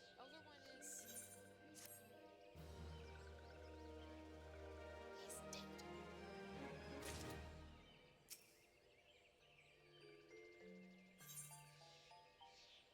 Spirited away. Comuxio would make a confession to you. This one must ask Kind One's forgiveness. This one made promise to take Kind One to see Elder One, yes, but this one cannot. This one cannot because Elder One is not here. Elder One is not anywhere. Elder One went into forest yesterday but has not come back. This one is worried. Elder One often goes into forest, but never, never for this long. Kind One will help find Elder One, yes? Near where Elder One disappeared is the home of walking one named Buscarin. Buscarin may know what happened to Elder One. Buscarin, whoever. This one would talk to Buscarin, but walking ones do not always trust these ones. Would Kind One talk to Buscarin for this one? And Kind One comes from Gridania, yes? In Gridania live many kind ones, yes? This one begs of Kind One, please go to the Gridania and ask fellow kind ones for help. And please hurry, these ones are not safe until Elder One returns.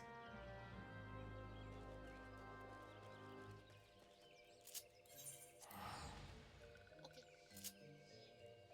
I can do that.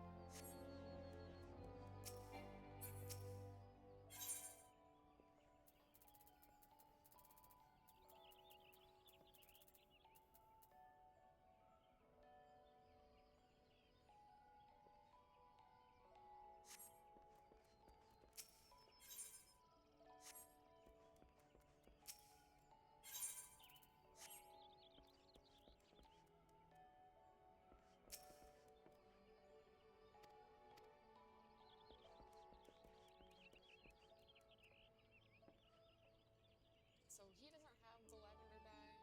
Let me Google and see if I can't buy it from another merchant in maybe Limsa or Hulda. 2 seconds.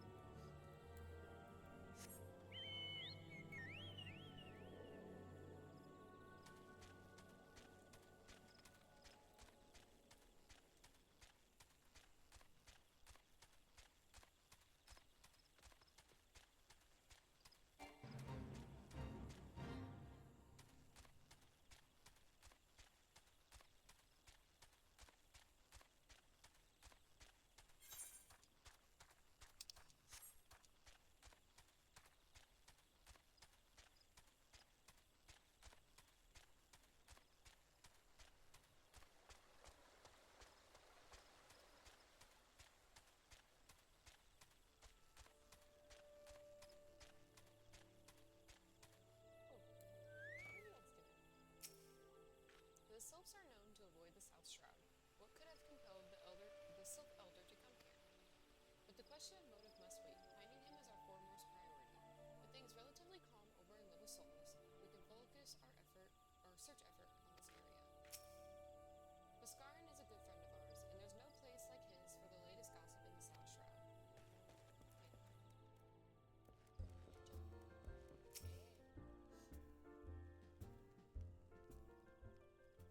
Well met, adventurer.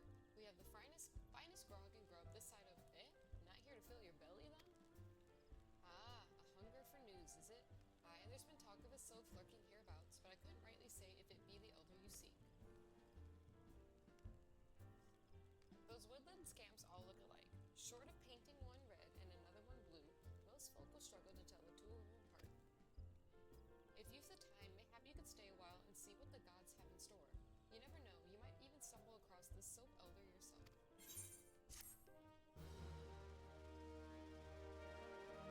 Okay, don't be racist, Bhaskar. You're being a little too much. You're being a little too much. You are.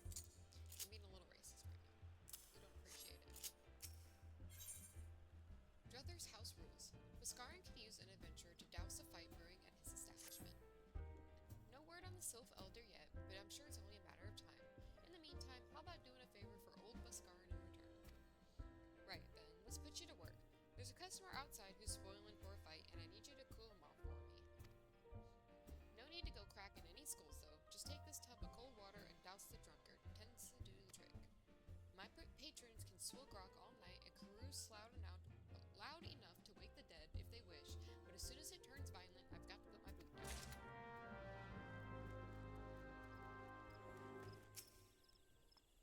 What are you staring at? You want to keep them eyes in your face? You want to fuck off? Ugh, no teats, that's cold. What do you mean, no fighting? This Duskwhite scum was... Yeah, I know the rules. That bastard gets to keep his skin, for now. You okay, friend? Thanks for stepping in there, friend. Not that I couldn't handle myself against a bleating milksop like that bloke, but I don't want to cause no trouble for Bhaskaran. You know, having to mop up blood and bits of teeth and the like. No, you seem pretty out of it.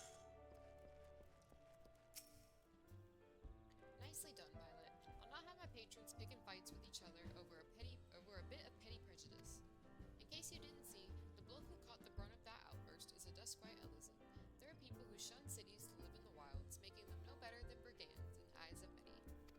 To be fair, the Duskwites can be an unruly lot, but they ain't so bad once you get to know them. And it don't seem right to bar a whole race of people from the Druthers for the misdeeds of a few. There should be at least one place where anyone willing to pay the coin and drink in peace is welcome, don't you think? Thanks for the egg, I guess. Never forget. I don't know how to say that word. The eponymous proprietor of Bhaskaran Struthers has need of an able adventurer. Sure. I appreciate all the good you've done for our patrons. If you aren't disinclined, I have a favor of my own to ask you. There's a Kirkern friend of mine, you see, name of Teteroon, a good lad. It was right after the calamity that I came across him fallen in the shroud. He nearly died in all the havoc, so I took him in and nursed him back to health best I could. He worked here at my Druthers for a spell after that. Got to talking about striking out on his own, he did, and not long after cast his lot with a merchant bound for La Nocia. Well, it just so happens I got to cleaning up around here and came across something of his, the scarlet earring. I know he was fond of the thing, but he must have just forgotten it when he left, so I'd like to see that it gets to him. Can't say for sure where he ended up, but might be a friend of mine can. A Rodagan fellow by the name of Bainsig. You can find him on Hawker's Alley in Limsa Lominsa. He knows everything of the comings and goings of merchants there.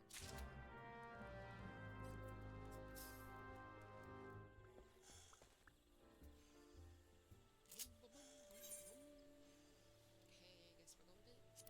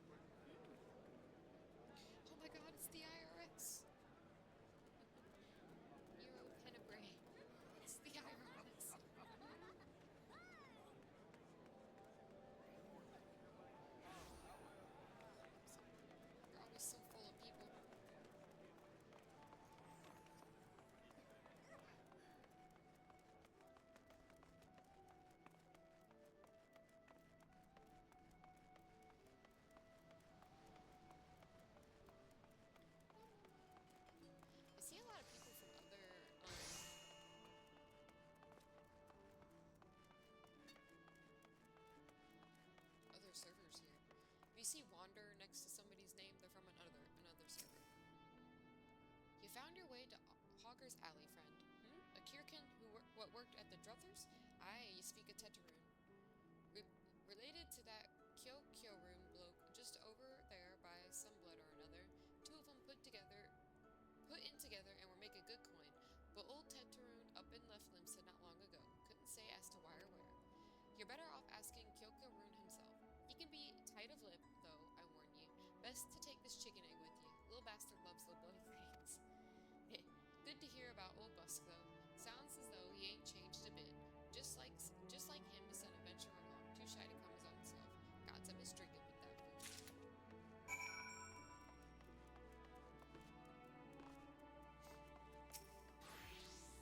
Customer be welcome. Not customer?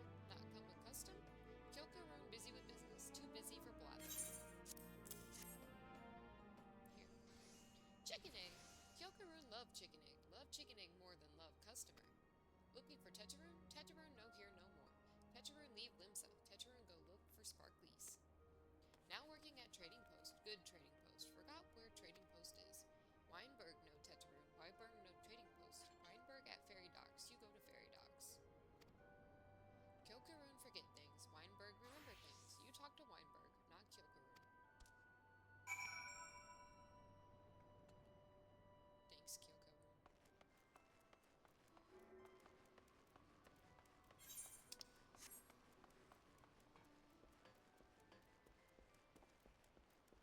Hey, yo! There's probably a guy behind that screen.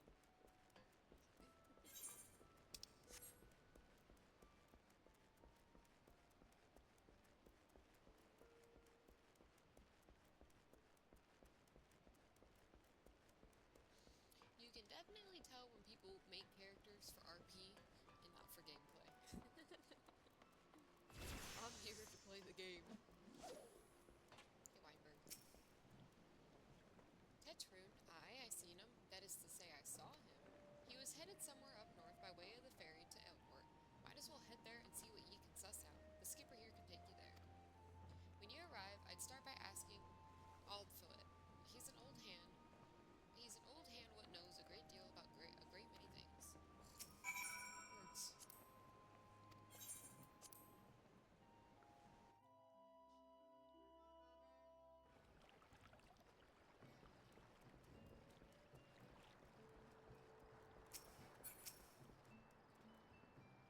Teteroon, I saw him. That is to say, I seen him. He took himself north through Skull Valley into Oakwood. Was looking for a place run by his fellow Kirkin.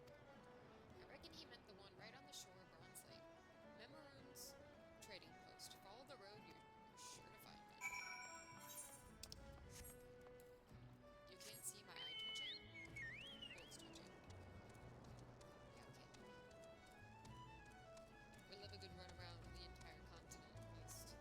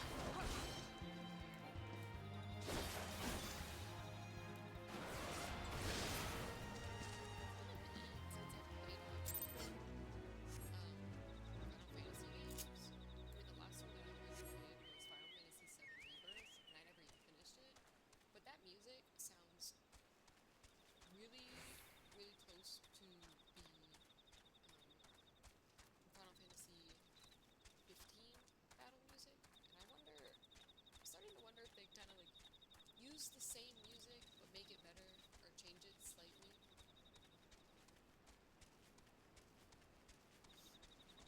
But like I said, it's been a long time, and I don't even remember what the fighting music in Final Fantasy VII was. 'Cause it was kind of, it's kind of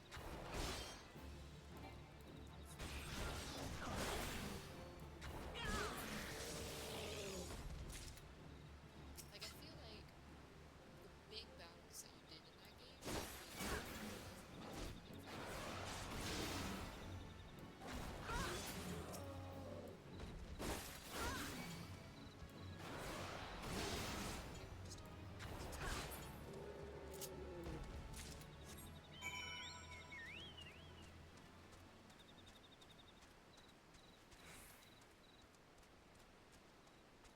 Final Fantasy 15 was a really good game though. I definitely would recommend.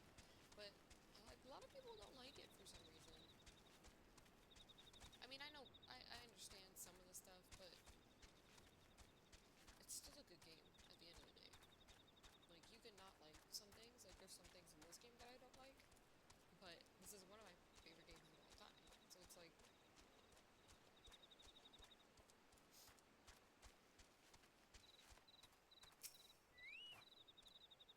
Teteroon make firewater for Buscaroon. You bring thingies Teteroon needs. You brought all thingies. Teteroon make firewater now. Make good firewater for good Buscaroon. Teteroon start making firewater now. Good firewater take time. More good. You come back later.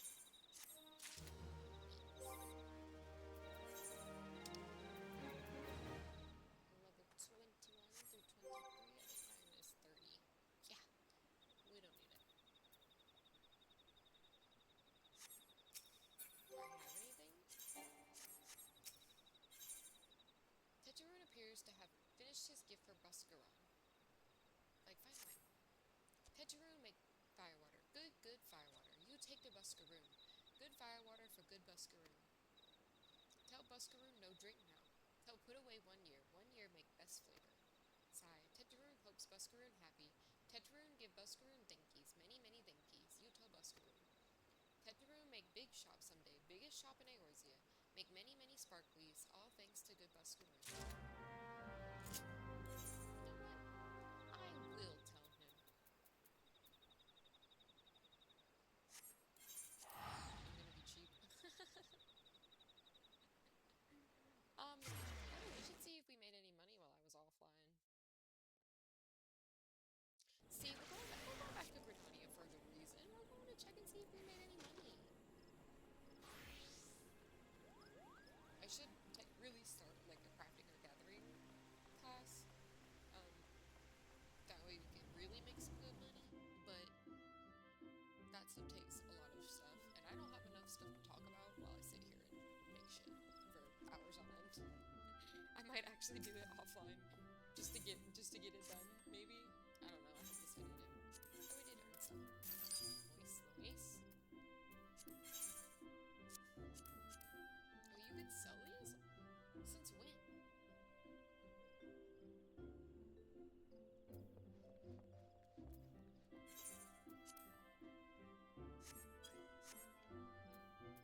We're saving those for a very good reason.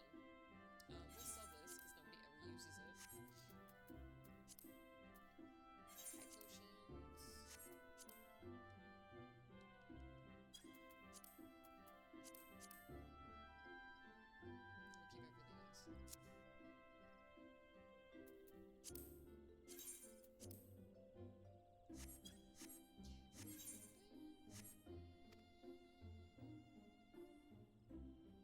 We'll keep everything else.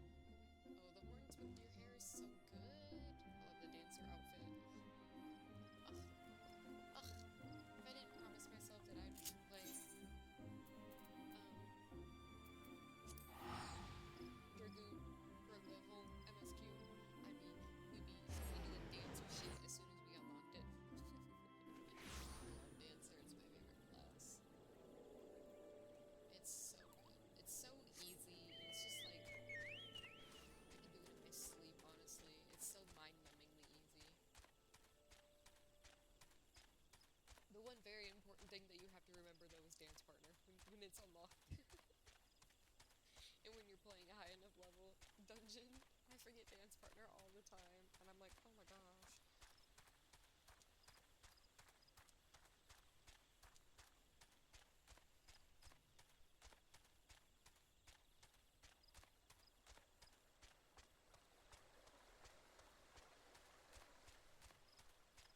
I should have dropped off some of this junk to Peaches, but it's fine.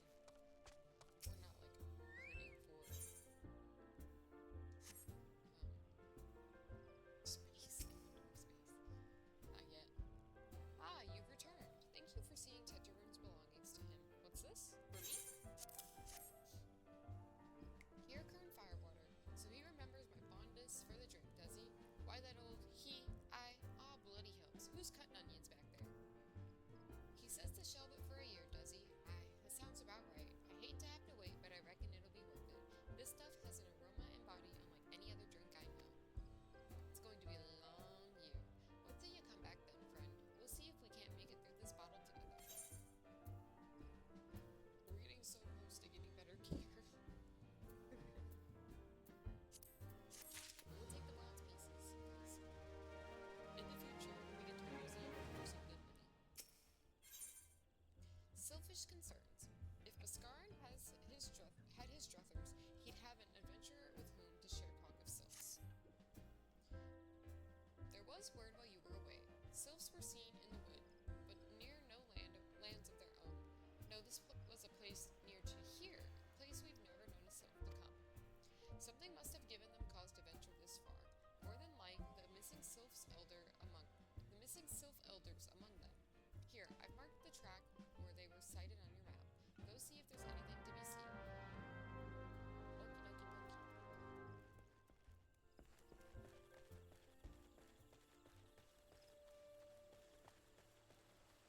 Okie dokie pokey.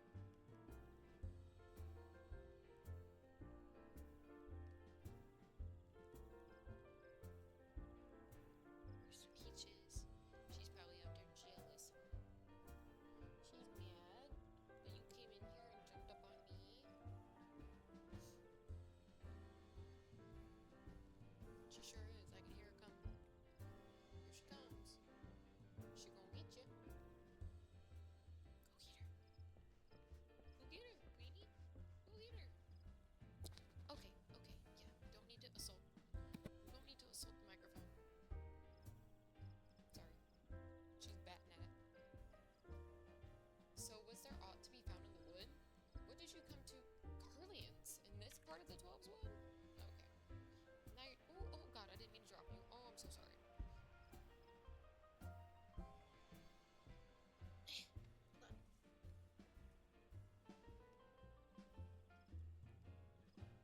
Just knocking my chapstick off the desk, and I went to put her on the ground, and I just completely lost control of her. And I shouldn't have given her that toy, because now she's gonna be loud. First sylphs and now Garleans, and all in the same place. It cannot be mere coincidence.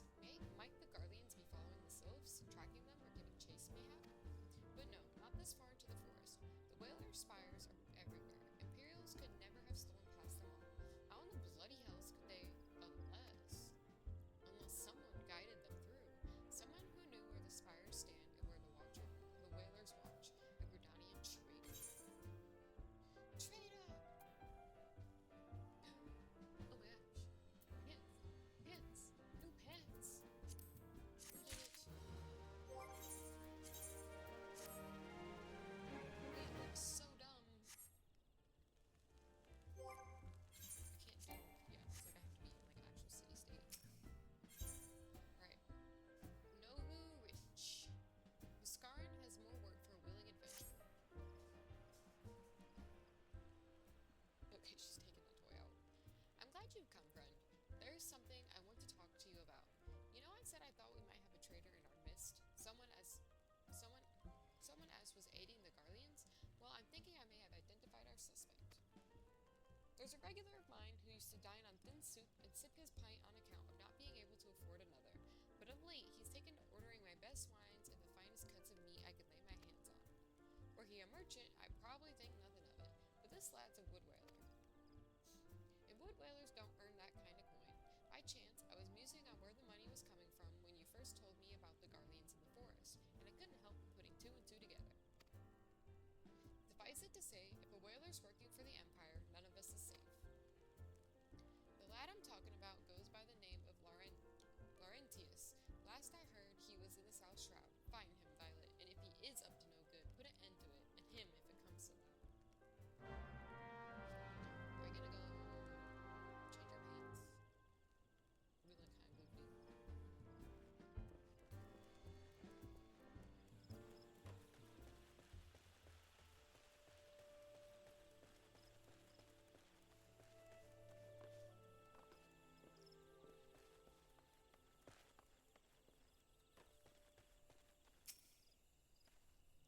Can you not see I'm on patrol? Be gone.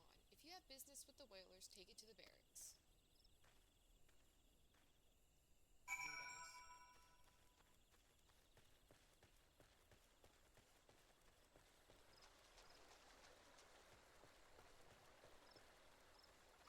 Rude ass.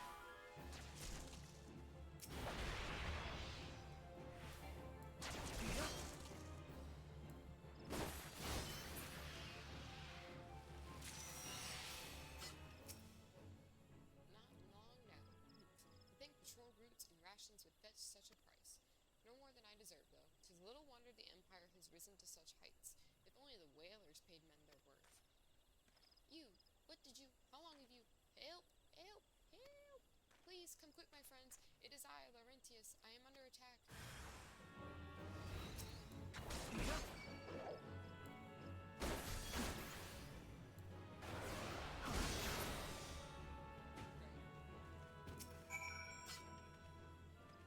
How did you... You just... I know nothing. I was on patrol. He just appeared. I thought you were working for the Garleans. Do you want to run that by me again, sir? We're just gonna...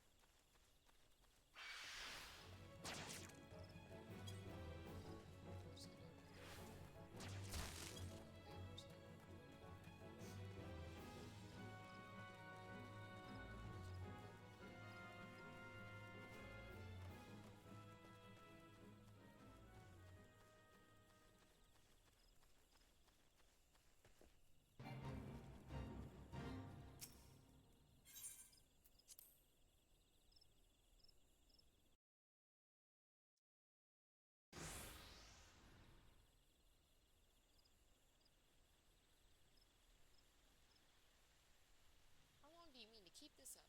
What is it you imagine I've done? Enough!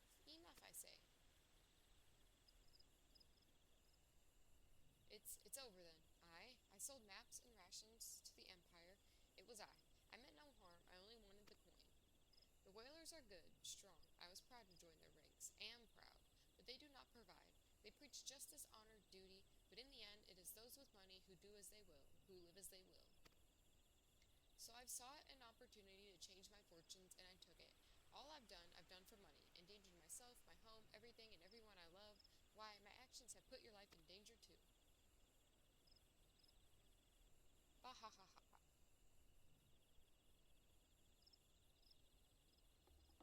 Though you do not yet realize how much. He he he.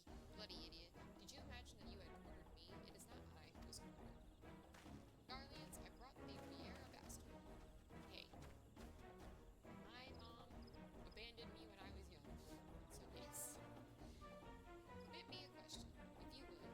Are all adventurers so deluded as to believe that they can challenge the power of Garlean?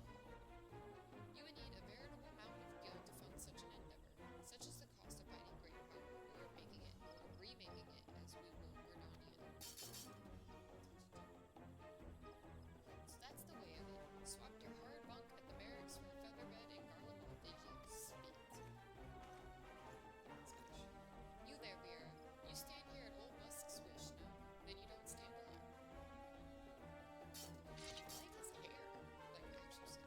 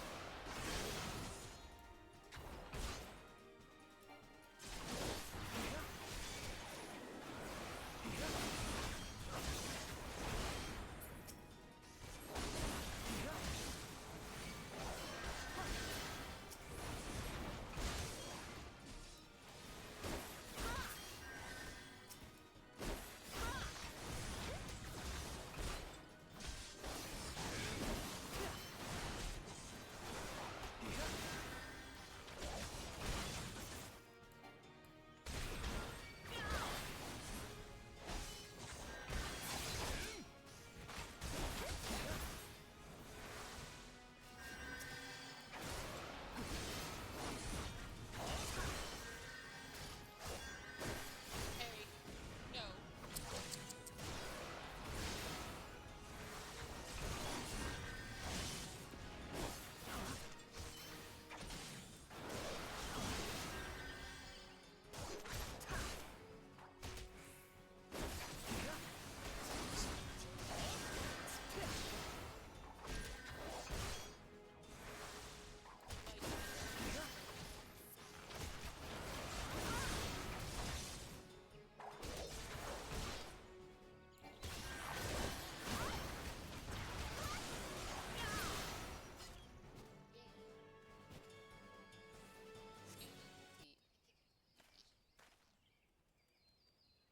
Impossible. How did you best the Empire's finest, and with bandits and poachers at your side? They are your sworn enemies. Why do they fight with you and not against you? Ah, but I know the answer only too well. Bhaskaran, this is his doing. His words are wont to inspire men to act, better men than I. Gods, what have I become? What have I done? Hey!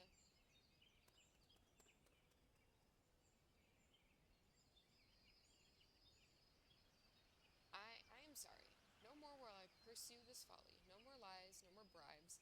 I will go to the Order of the Twin Adder and confess my crimes. There is something I would like you to tell Bhaskaran. Tell him Laurentus, the fool, says thank you. I feel as though a veil has been lifted from before my eyes.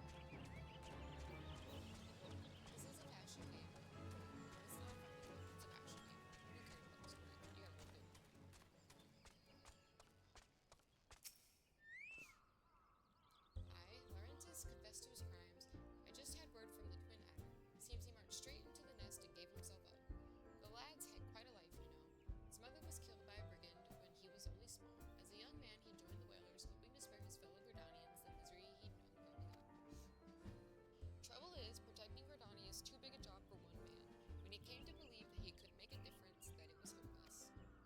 There are few things more dangerous than desperation, and a man lost in the dark is easily drawn to the glimmer of coin.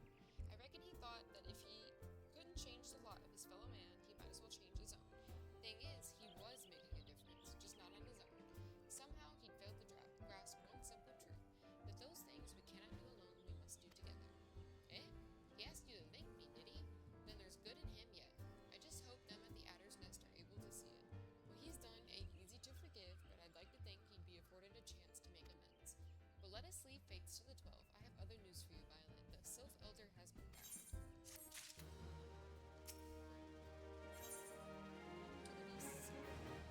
Viscarin has reliable information regarding the whereabouts of the Sylph Elder.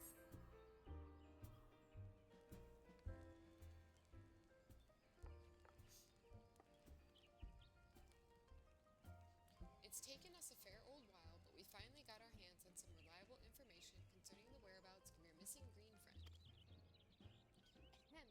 His name is Frixio, and he is the eldest amongst the sylphs of Little Solus. Long has he represented his kind in dialogue with the Gridanians. Yeah, he's like a bridge between us and them, a small, leafy, green bridge that we can't find at the moment. And bridges are no use if you don't know where they are. That's why it's so important that we find him. There's an abandoned dungeon called the Thousand Malls of Totorak here in South Shroud. 'Twas by the entrance to the place that Frixio was seen, and not long ago neither. If you hurry, I reckon you'll find him. Walking ones, please help this one. This one needs help. Needs help to help Elder One. Poor Frixio, poor Frixio. Whoa, whoa, whoa. Hold your chocobos. Take a deep breath and tell us what's wrong nice and slow. Elder One went into Toto Rock but has not returned. This one is worried, so very worried. And you're right to be. The place fair crawls with nasties waiting to make a meal of anyone daft enough to wander in. What in the seven hells was he thinking, entering that bloody death trap? Elder One had no choice. Imperial ones were chasing Elder One. Please, walking ones must help Elder One. Help Elder One now. Arg, the fates conspire against us. Forgive my pragmatism, but Frixio is our best hope for reaching an accord with the sylphs. Were we to lose him, all our efforts thus far will have been for naught. I will tend to her wounds. Ida, make haste to the Adder's Nest and request assistance. Understood?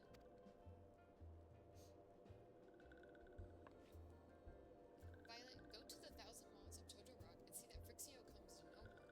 Peace between man and sylph rest upon your success. Okay.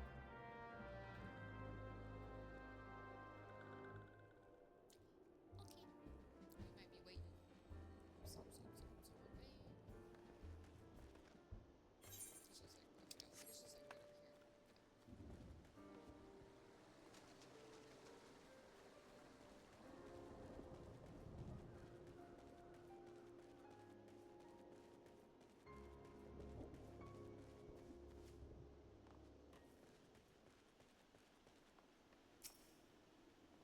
By order of the Elder Seedseer, the dungeon known as the Thousand Malls of Totorak has been placed under the control of...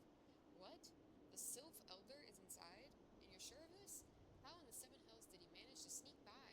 God strike me down for a purblind fool. You must find the Sylph Elder before he falls prey to the fiends within. Entrance to the Totorak is ordinarily restricted, but these are exceptional circumstances.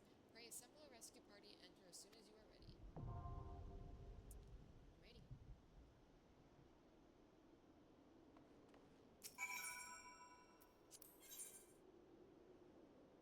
Peaches. 9 minutes. Not so bad. I'm gonna go fix my gear.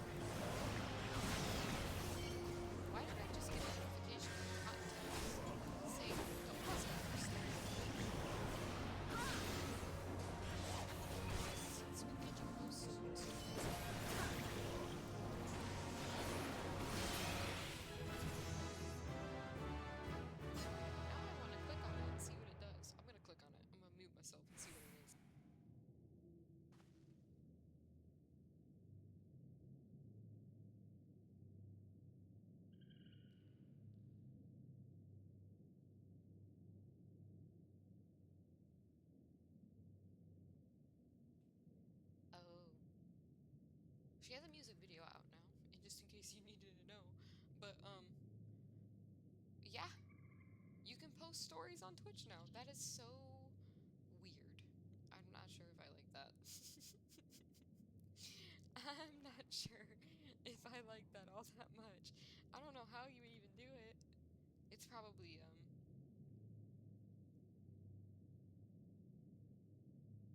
yeah, whatever. I'm not even gonna try and figure out how to do it because I probably can't. I'm not an affiliate or a any of that stuff, but I guess because it's literally just like a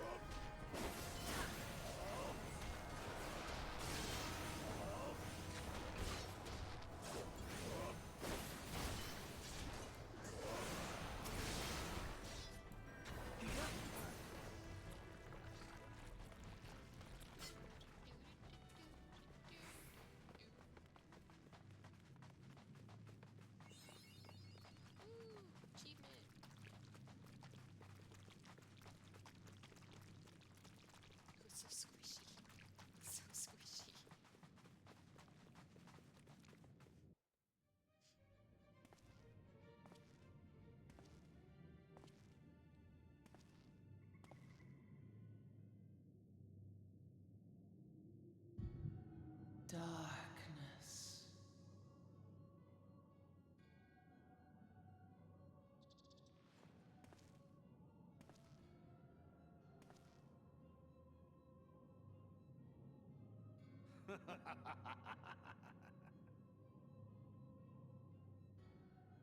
Elko hitra buglo hads.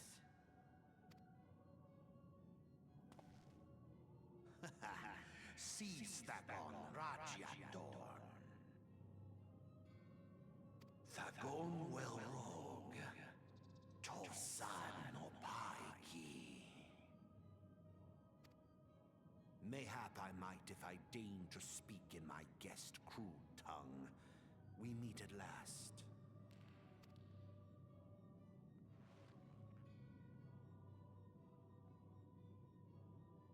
I am Lahabrea of the Asians, servant to the one true God.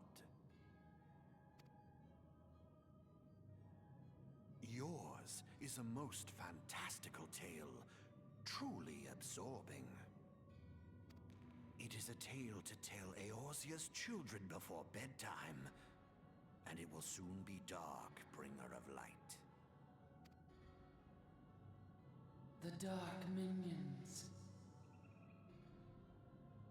All that stands between this world and darkness is an irksome anomaly in the ether. The Echo. Yes, yours is a most fascinating tale. Alas, like all good tales, it must needs come to an end. But fear not.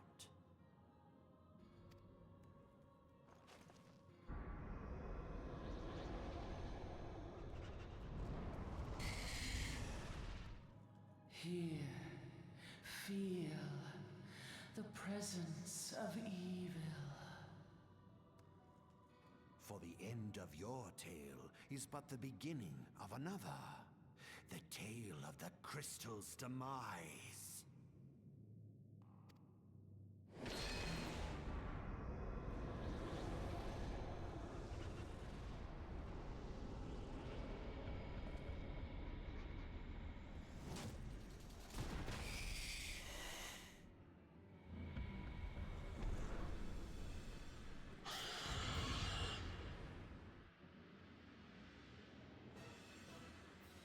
Well, we've met our one bad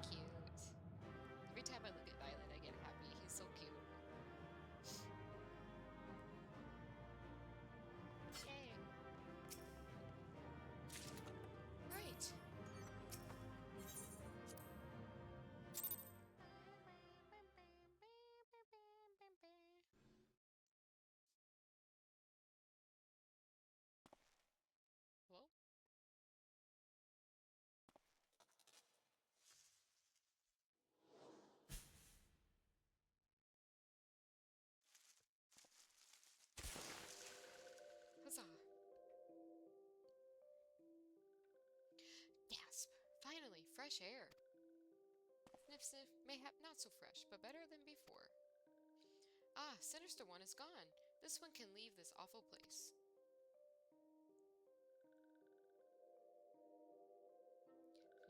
Did Walking One vanquish the many-legged one? This one is grateful to Walking One. This one is called Frixia, eldest of these ones of little solace.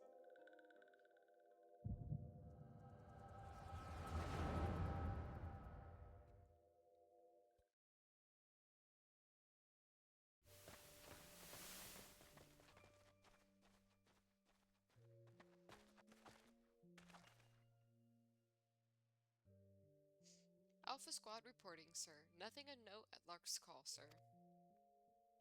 Understood. Return to Area 12. Damn it all. Where is that accursed icon hiding? No sign of our wizened friend? I'm afraid not, my lord. Shall I order that the search parameter be expanded? Absolutely not. We risk alerting the Gridanians to our presence. His Excellency bid us avoid unnecessary confrontation. Loath though I am to admit it, I have found no evidence to suggest that Rauma will be gracing the mortal realm in the near future. I ask you, what good is a god who does not grant one's wishes? Were I a sylph, I should strongly consider finding myself another idol. Which reminds me, what of the sylphs we captured? A handful of them seemed to be in reasonably good health when last I looked. Ah, apologies, my lord. I fear we may have been overzealous in our efforts to compel them to summon their icon. Sigh. Really, Centurion? Were you not aware that vegetables bruise easily? It is well that I did not entrust you with the important task of making my dinner. Well, mayhap it was a kindness. Better dead in truth than dead to one's own god, I suppose, if you believe in such things. Dawn is upon us. Make ready to withdraw.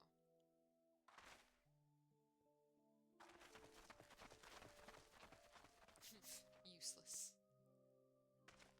We are so close to completion, I can fair taste it, but at this rate... No, I must be patient. Our efforts will bear fruit in due time. What was it you always said? Ah, yes. Though it mean bringing down the very heavens, who shall challenge the limits of possibility if not we? And that alone you are right, Garland. But your star is long fallen, while mine doth begin to rise, and it shall burn so bright, that Lord Van Baelsar's ultimate weapon will seem a mere candle beside it. Ah ha ha ha ha.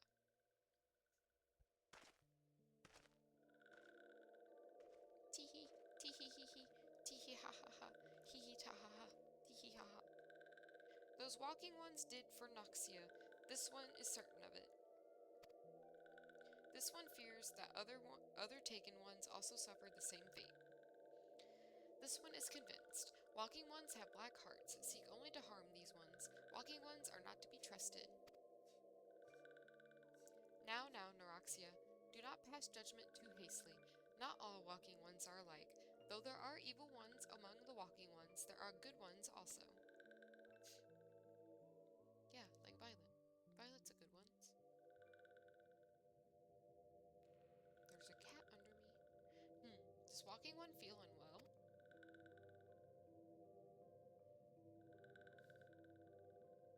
This one would know what brings walking one to this place. I came for you, Buki. Came to this one's rescue of Noraxia's bidding? Then this one owes walking one a debt of gratitude.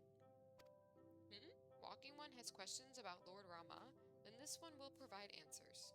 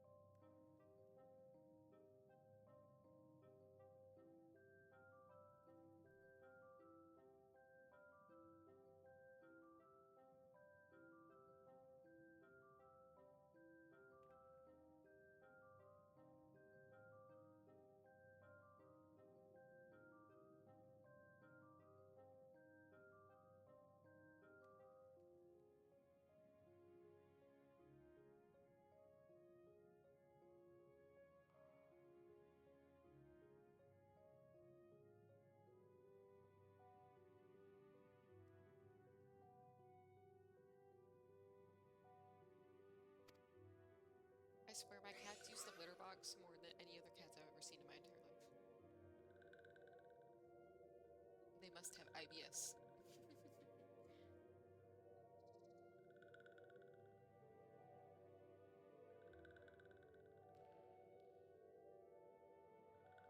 But first, let these ones quit this lightless place.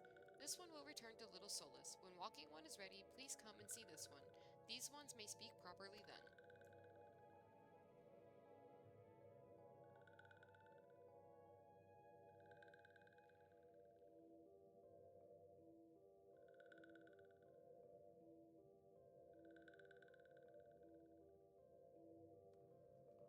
Then it is settled. Let this one accompany walking one outside.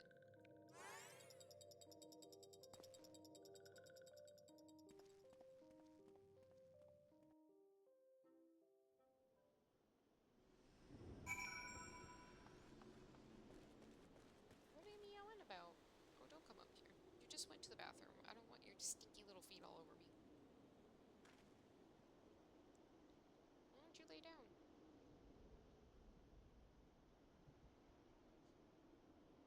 Or bite my headphone cord. That's fine too.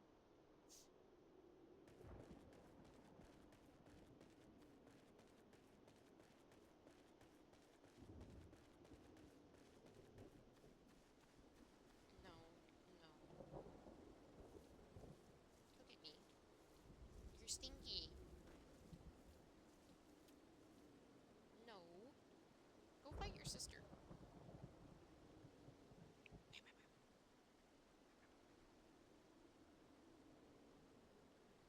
Okay.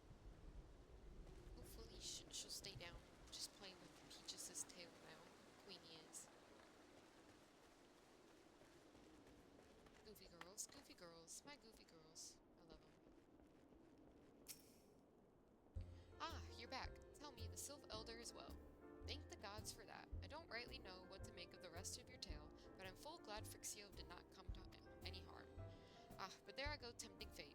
Run over to Little Solus and secure us peace with the Sylphs before all else befalls us, eh? Rest assured, I'll send word to our friends of Charlian and the Twin Adder both.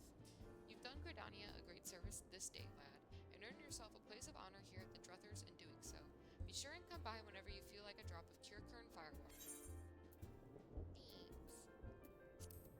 Thanks. Appreciate it. Okay. A simple gift.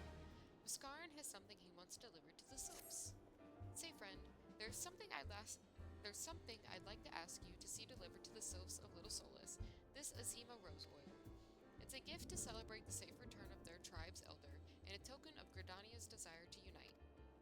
The wood is not what it once was. The calamity changed the elementals, weakened them. Until their strength is returned, we must lend them ours to keep the wood safe. But ours alone will not be enough. We must have the strength of the Sylphs as well.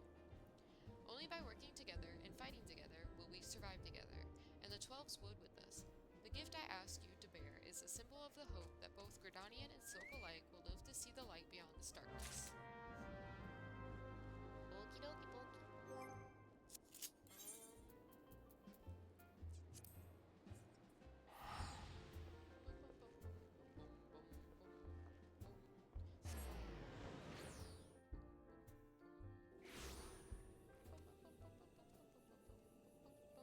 Alright, give me 30 seconds, real quick.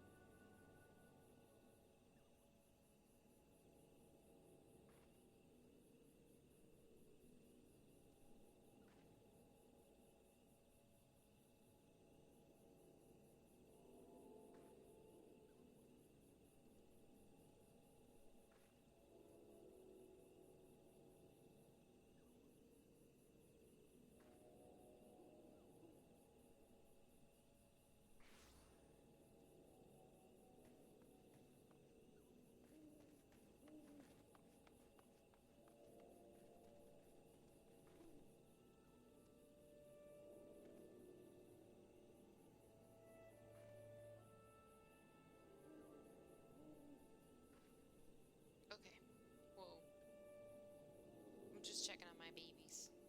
They're good. They're being little jerks. We should have some gear. Oh, good. Oh, yeah. I was like, let me switch my gear while I'm still in Aetherite vicinity.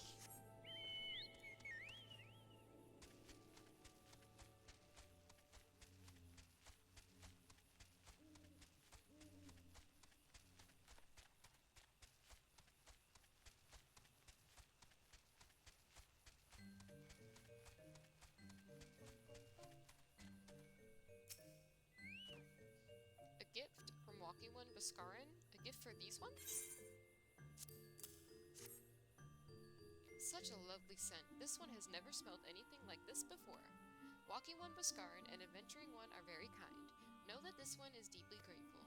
Many walking ones are scary. Many walking ones utter many lies and much deception. But this one is moved.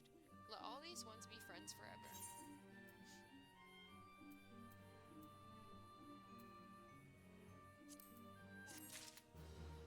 I guess they give the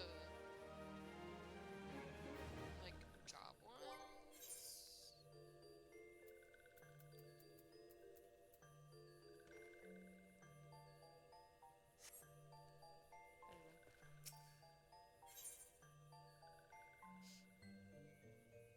Believe in yourself. Pamuxio wants you to discuss peace with Frixio. I just called him Friaxio. It's Frixio. Spin, spin. This one has been inspecting Walking One. This one fetches Elder One.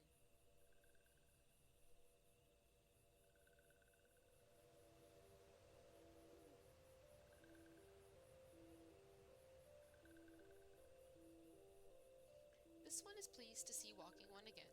Welcome to the home of these ones.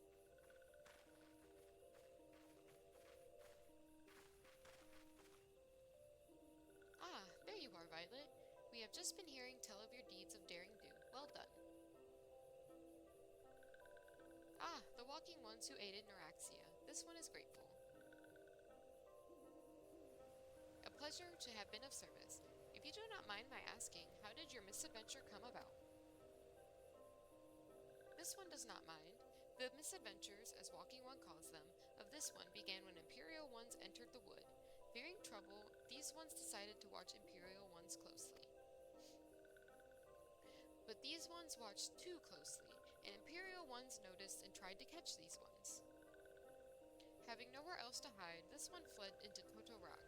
Would that this one had not. In Totorak, a sinister one robed in black tried to feed this one to a many-legged one. A sinister one robed in black? Why do I have the feeling I should be more worried about that than I am? Elder Frixio, we come to you as emissaries of the nation of Gridania. This missive bears the words of the Elder Seedseer. Why are you yelling? Why are you yelling, kitten? Why are you yelling? I fed you. You decided not to eat. That was your choice, not mine. What are you doing? This one sees. So Walking Ones of Gridania are fearful of Lord Rama. Hi. Plainly put, yes. Your people summoned the Lord of Levin but once, yet that single occurrence occasioned a great alarm. But it's not as if the Gridanians dislike you or anything. Actually, it's just the opposite. They think of you as friends, and they don't want anything to get in the way of that. That's why the Elder Seedseer wrote to you. This one knows well and respects Hornwood Kane Senna. Be assured, like Walking Ones of Gridania, these ones have no desire for conflict. Girl, you have got to stop. These ones resorted to summoning Lord Rama to protect the wood from Imperial Ones. This one counseled against doing so, but was not heeded. Against this one's wishes, Lord Rama was summoned, and all those ones who took part became touched ones. These ones want so desperately to turn touched ones back to normal ones, but did not know how, and still do not know. Touched ones, meanwhile, wanted to turn these ones into touched ones, and did know how. So this one fled to Little Solus, with all those ones who did not wish to be bound to Lord Rama. walking ones of Gridania need not fear touched ones, or Lord Rama. Unlike other primal ones, Lord Rama is not callous and cruel. So long as walking ones do not trespass on these ones' ancestral homeland, where touched ones reside, walking ones will not suffer thunderous judgment. But this one has spoken enough to touch ones. This one would speak instead of these ones. As this one said, these ones desired peace with walking ones of Gridania, and so these ones asked for a chance to set things right. By way of an addendum, mortals who are tempered come to take on the qualities embodied by the primal in question. In the case of the sylphs, Rama's influence has made them fiercely protective of their homeland.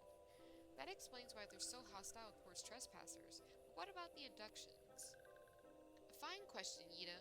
The abductions are, I believe, an expression of the tempered sylph's desire for reconciliation, another quality traditionally associated with Rama.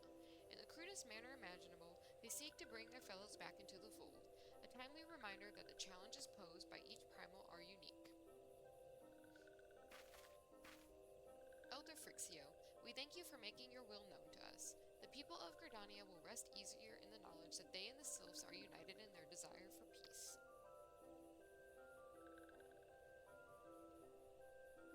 Wishing to cooperate, this one has written down these feelings of these ones.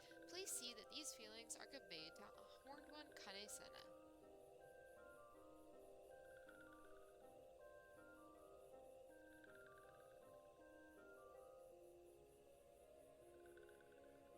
And with that, I believe we can lay the matter of Rama to rest. That sylph elder's very reasonable, I must say. You could learn a lot from him. Was that a jibe? If so, I feel it only fair to observe that one of us wouldn't recognize reason if it punched her on the nose. Did I say fair? I meant reasonable.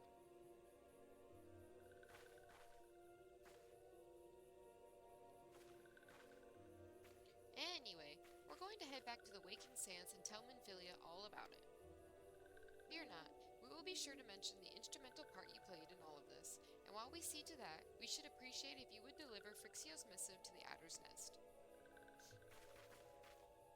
Elder Frixio, we humbly thank you for your time. It has been an honor. Adieu. The honor is this one's. Together let the walking ones of Gridania and these ones find a way to live in peace.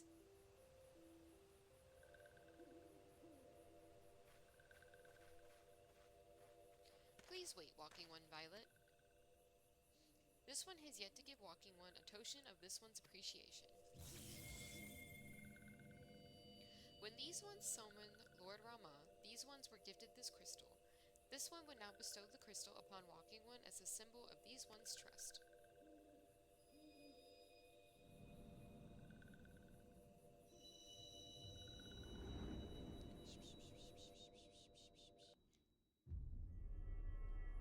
You're gonna sit here and behave, baby? There's a good boy.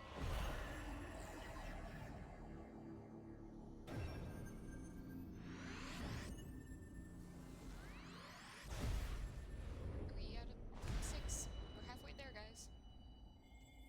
Oh, we're halfway there. Oh, living on a prayer.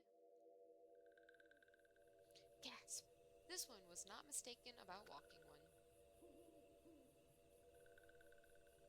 Walking One is destined to walk a fate far crueler than this one can imagine. A brilliant light from within Walking One enveloped the crystal this one saw. Or this one, yeah. Mark this one well. That crystal will one day be of use to Walking One. Walking One must keep that crystal safe at all times. Before Walking One returns to Gridania, this one would ask Walking One to watch Touched Ones. So long as Touched Ones are not troubled, Touched Ones will not make trouble. If Walking One witnesses Touched Ones making no trouble, mayhap Walking One can testify to Walking Ones of Gridania that these ones mean no harm. These one's homeland is fraught with danger. This one marks down safe places to look out for Touched Ones. Had a stroke trying to speak.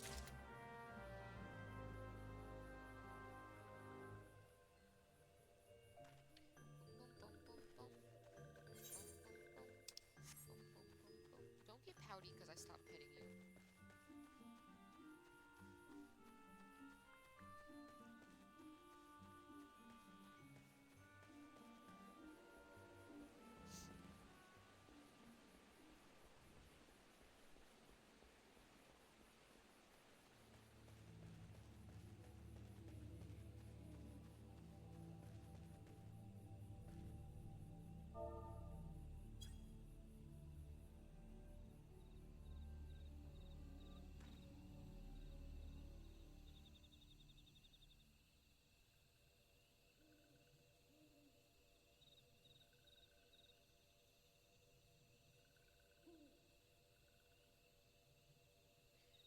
tempered sylphs in the distance. You do not sense that they pose a danger if left alone.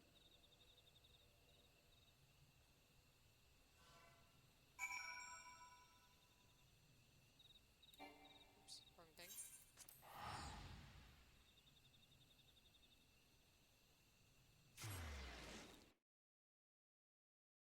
Oh, big kitty yawn. Big kitty yawn.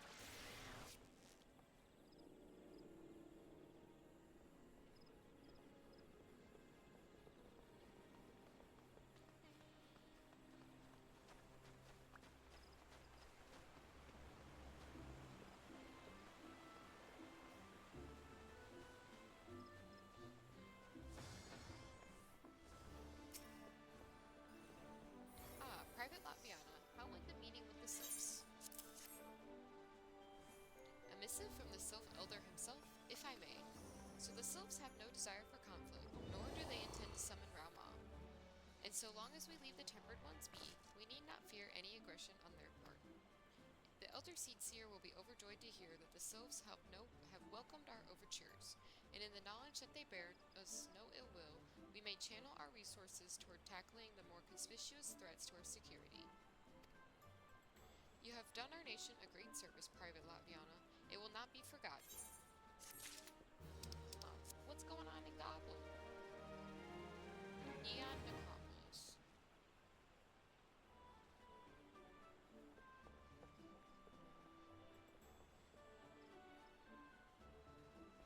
I love it.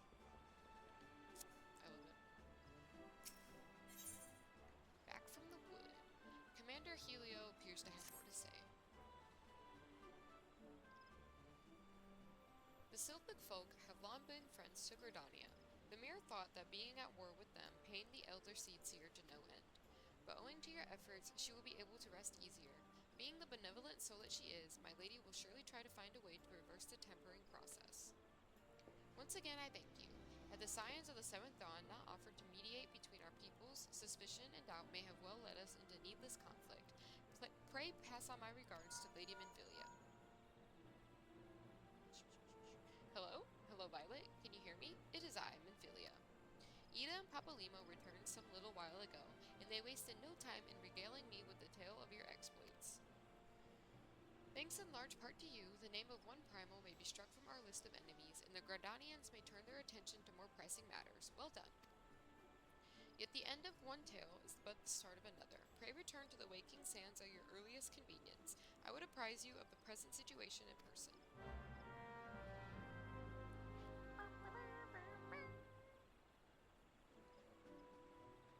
Okay, I need to drink some water.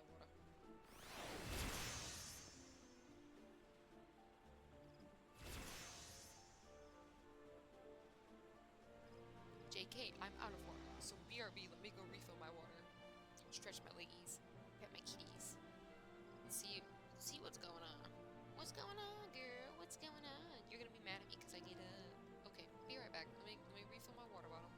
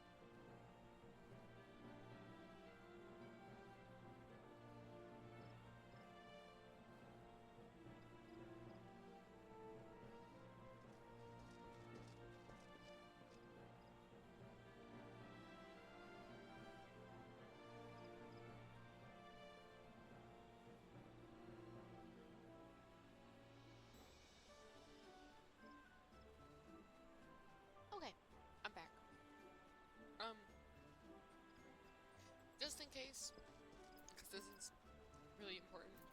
But these people, this person here,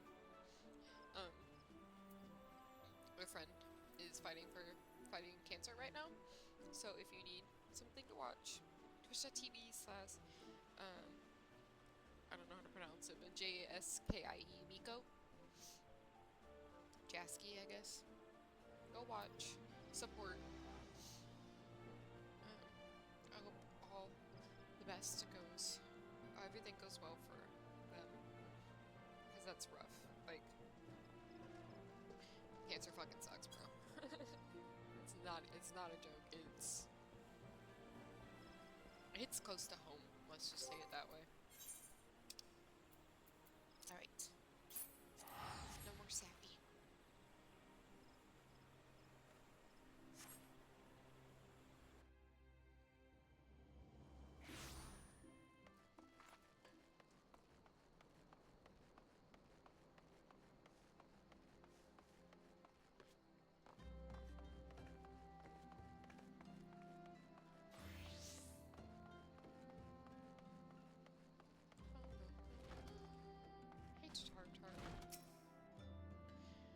Well, if it isn't my favorite adventure, welcome back, Violet.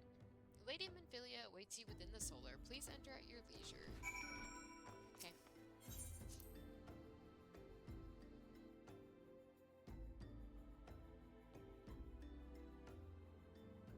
Cutscene already. Right into it. Voiced? Shit. I am given to understand that the matter of Rama has finally been resolved. I fear resolved bespeaks a permanence we cannot rightly claim, yet I am well satisfied that the Lord of Leven will not trouble us in the foreseeable future. Your satisfaction is assurance enough for me. How fares the investigation? Well enough, Thancred is sparing no effort. They are many and one, just as you suspected. Their purpose, however, eludes us still. I see. I have been meaning to ask, but is Alize quite well? I feel as if I have scarcely seen her in recent days. Oh, you haven't, and nor have I, alas. Alize has chosen to walk her own path, stubborn girl, but you may be assured that our destination remains the same.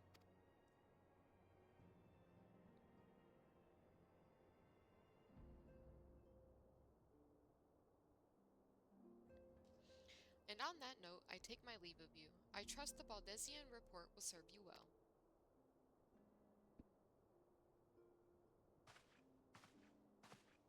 I take it we can proceed as discussed? Why do you ask? You scarce need my permission to act.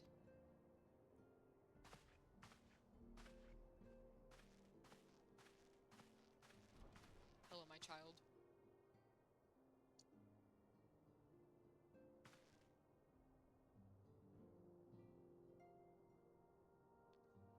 It is good to see you again, Violet.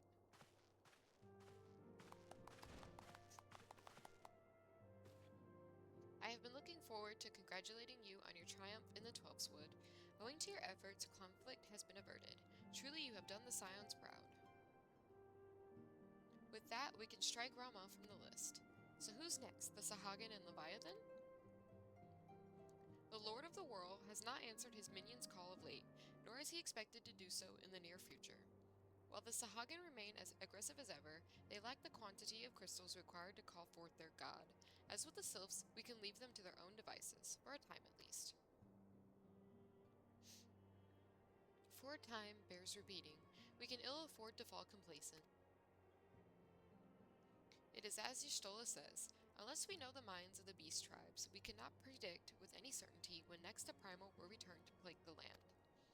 This being the case, we must proceed with as much haste as prudence allows. Any word on Titan? The Maelstrom keeps the kobolds under constant observation. We shall hear from them ere long, you may depend upon it. Indeed. So then, of all the known primals that have been active in recent times, we are left with... Garuda, who is the primal of the Ixal who live near Gridania. Yes, that's what I meant. So many malms to cover. Would that there were a more efficient way to conduct our surveys. Were he still with us, we should not long have wanted for a more practicable solution. Lord, I can't speak right now. What's going on? Boop. She's not wrong there. So where in the world are you, Chief?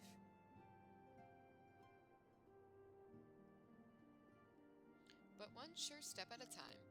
Henceforth, the Order of the Twin Adder will handle all matters pertaining to the sylphs under the sage guidance of the Seedseers. I bid you all enjoy a moment's respite. You have earned it.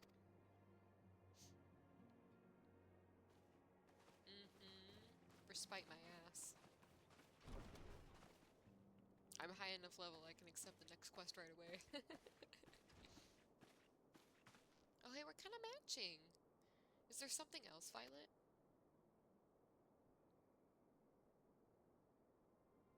Beg pardon? A man named La Habrea sporting a red mask and robed in black? 12 serve. Prior to the calamity, the Asians took great pains to remain hidden. Why would they choose to cast off their veil of secrecy now? Gods, this bodes ill. We must take advantage of the present lull in primal hostilities and investigate this La Habrea. Learn all we can of him and his designs. I dread to think... Eek! Tataru! Sprint, sprint, sprint.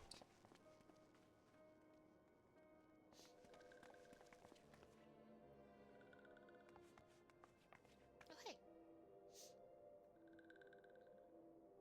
A sylph in Danaland?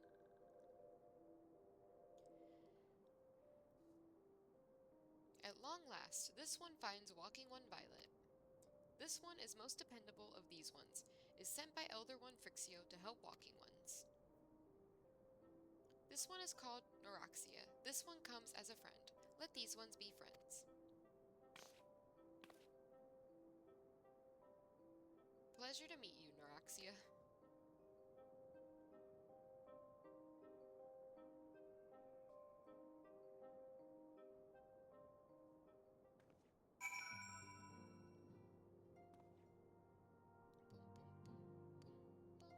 Hey, Pinkred. Ah, Violet, pray do not concern yourself with my welfare. My current investigation has yielded some curious results, and at present I am pondering how best to proceed. Okay. Hey! Wait a minute, I know you. The carriage into Gridania, right? It's me, Redmond. How in the hells did you end up here, lad? Ah, never mind. You can tell me later. I've got to ask you something first. This might sound strange, but you haven't by chance seen a fella what looks exactly like me. I'm looking for my twin brothers, see, and I've heard they might have come through here. Sigh, they could be dead for all I know. Least it feels like I've been chasing ghosts for an eternity now. Yeah, I see them. They're well, they're fine. Clive and Clive's twin. Hey Biggs, hey Wedge. People in masks cannot be trusted, but Biggs and I wear masks all the time when welding. Sigh, if only Master Garland was still with us. He was a brilliant man full of life and purpose. Kind and generous, he taught us everything we know about engineering. Though believe me, he could also be a very hard person to please. He would force us to completely rebuild devices if even a single flaw was discovered. I can only imagine what he'd say if he saw the tiny Bronco. Okay. Knowest thou the import of the broken staff within the solar? It fell from the grasp of Archon Louisois, the man who, in his abiding love for all Eorzeans, shielded us against the storm of the calamity. The stars wheel across the heavens, and the skies brighten once more. The survivors gather and ignite a fiery dawn to burn away the glowering shroud. Ah, but Destiny, thou art beautiful. Why are you raking stone floor? Whatever.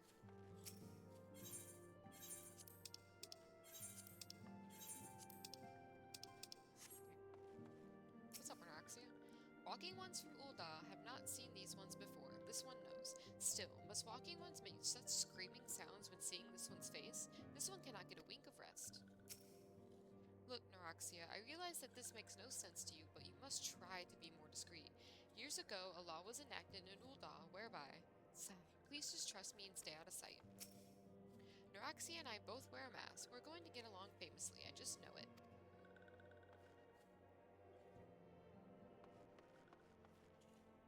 Oh, hey, Arnbo. I am to meet with the Antecedent soon to discuss a matter of great import.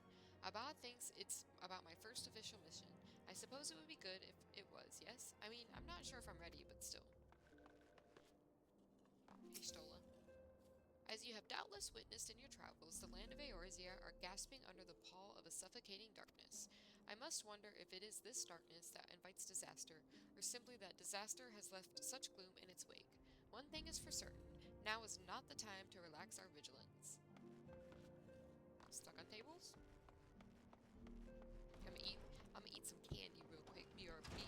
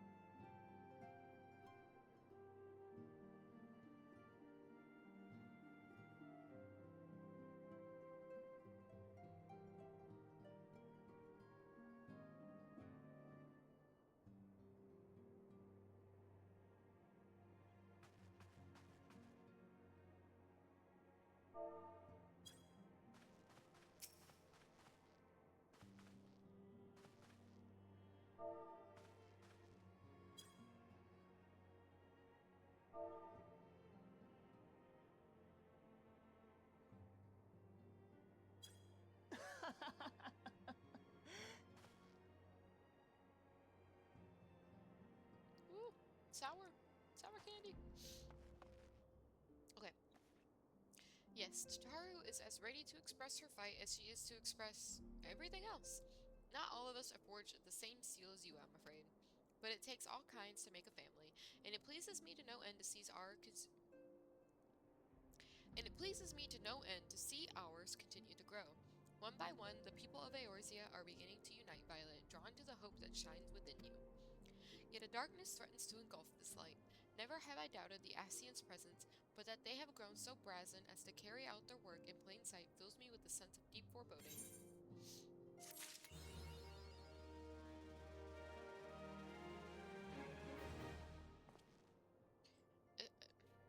I'm still curious, because I don't think we've gotten a single title yet.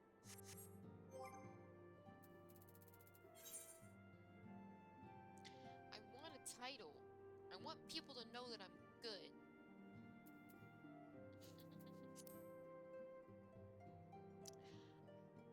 Okay.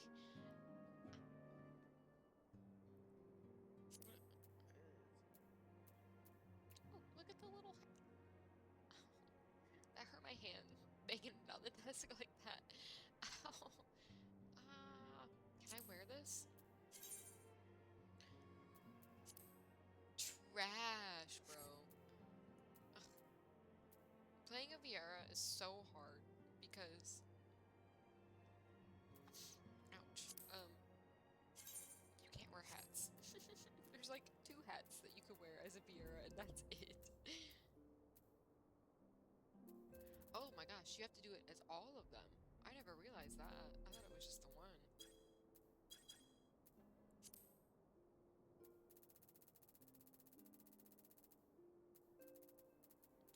Just talk about shit ass.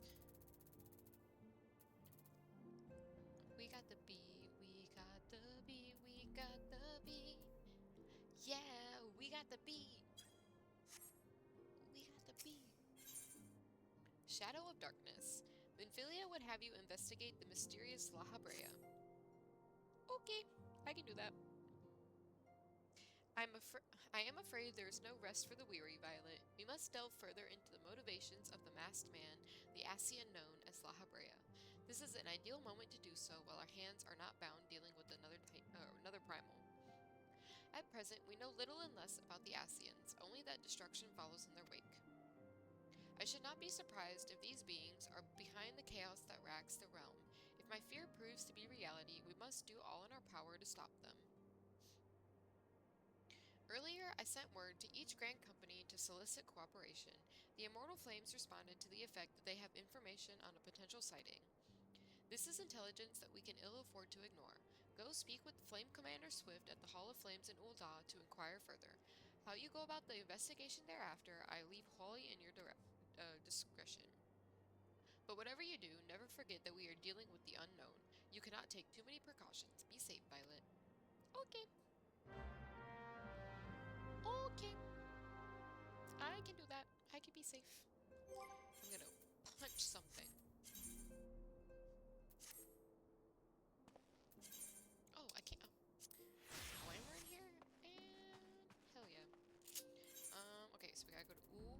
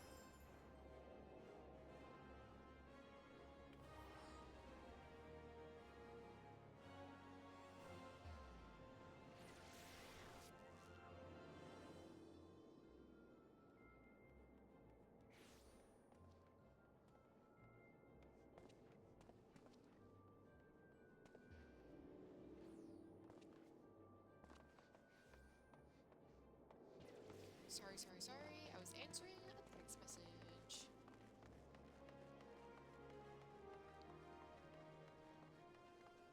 Oh my god, another Violet.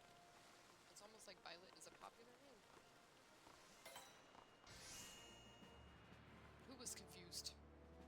Not stalking. The Masked Man? Ah, you've come on behalf of the Scions, of course. Yes, as we've already relayed to Lady Minvilia, there has been sighting of this rogue near about eastern Thanalan.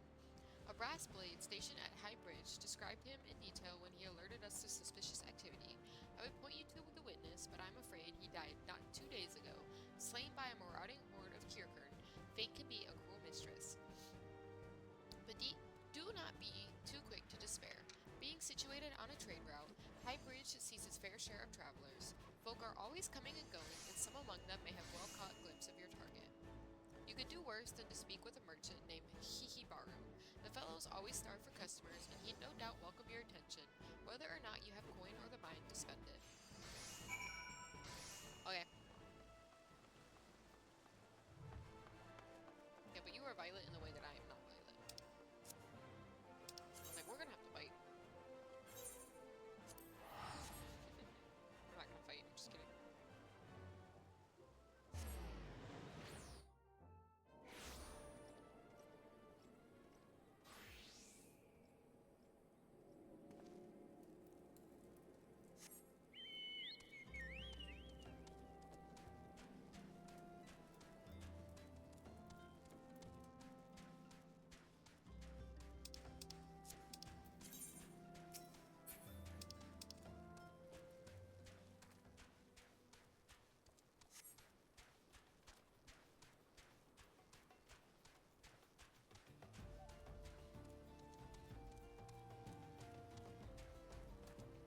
I don't remember this area being so green. Was it always this green? Why do I remember it being like straight desert? My memory sucks, bro.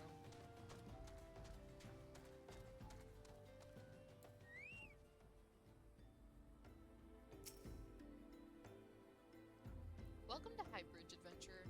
Whatever you seek, I, Hihibaru, can provide it. Probably. You're after a masked man? I'm not so sure I have one of those in stock. Oh, you're after a Why didn't you say so sooner? Such an individual might have featured in one of the many rumors I've heard. If you linger a while, mayhap you'll learn a thing or two, eh? Highbridge Times. Hihibaru wants to help you find La Habrea. Maybe. When the Order of Nalthal began excavating the ruins below, I had hopes that Highbridge would turn into a bustling hub for pilgrims, but thanks to the nigh-endless beastman raids, folk are too afraid to come within a mom of here. I sold everything I owned to get my venture started, and I'm loath to give up without making an earnest effort to stick it out. But if things keep going as they are, I'll be bankrupted before the moon is through. Whining won't do me any good, though. No, for my business to survive, I need business. Speaking of which, perhaps you'd like to browse my wares. Spend a bit of coin to help a struggling merchant. The masked man? I'll take your bloody masked man. I know what I said before, but vague rumors are all I've got. If you want to know about him, go and ask the other merchants. Okay. Oh, there's one over here before I go across the bridge. Jump.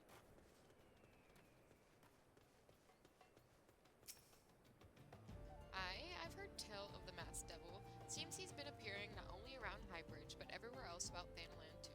Enough folk have reported seeing him to convince me he's more than a figment of the imagination, but little is known about him otherwise.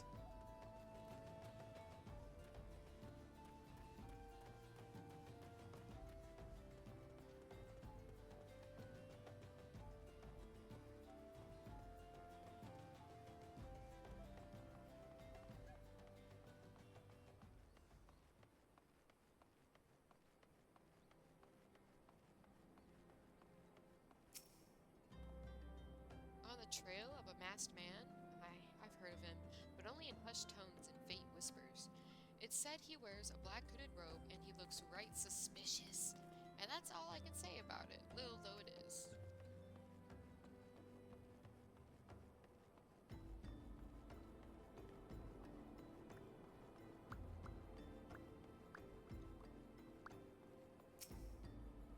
Have I seen a masked man wearing a dark robe? No, I haven't, nor do I wish to. Business is bad enough without shady characters lurking about. Folk have been giving Highbridge a wide berth because of all the Kirkern raids. None but the most devout of pilgrims are willing to come here anymore.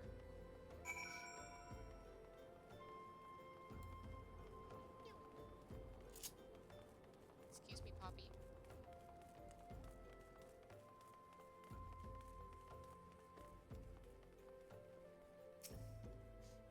Judging by your expression, I take it you didn't learn much of use. Look, I'm sorry for my rudeness earlier. It's just that things are tough for us merchants at the moment.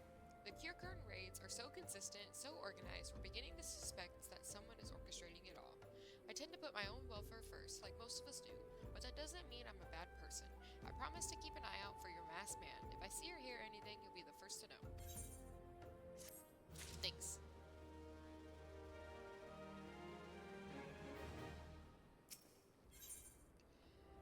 Where there is smoke, Hihibaru has information that will surely lead you to La Habrea. I finally got some honest-to-God's information on your masked man. Why so confident? Because I saw him with my own two eyes. I was out for an evening stroll, minding my own business, when I noticed a column of smoke rising from a cliff over at Thal's Respite. Curious, I took myself there to find a masked man, your masked man, I'm sure of it, standing by a fire. As if in answer, some Kirkern appeared soon after, and the group began talking at length. I'm afraid I was too far out of earshot to hear much of anything. After the group had dispersed, an idea came to me. If you were to use the smoldering coal to start a fire, you might be able to arrange a similar meeting. It will be dangerous, I shouldn't doubt, but you've proven yourself more than a match for a pack of rats. So what do you think? That's some sound, reliable information, even if I do say so myself. Well worth all the lingering about you've been doing, wouldn't you say? Yeah, thank you.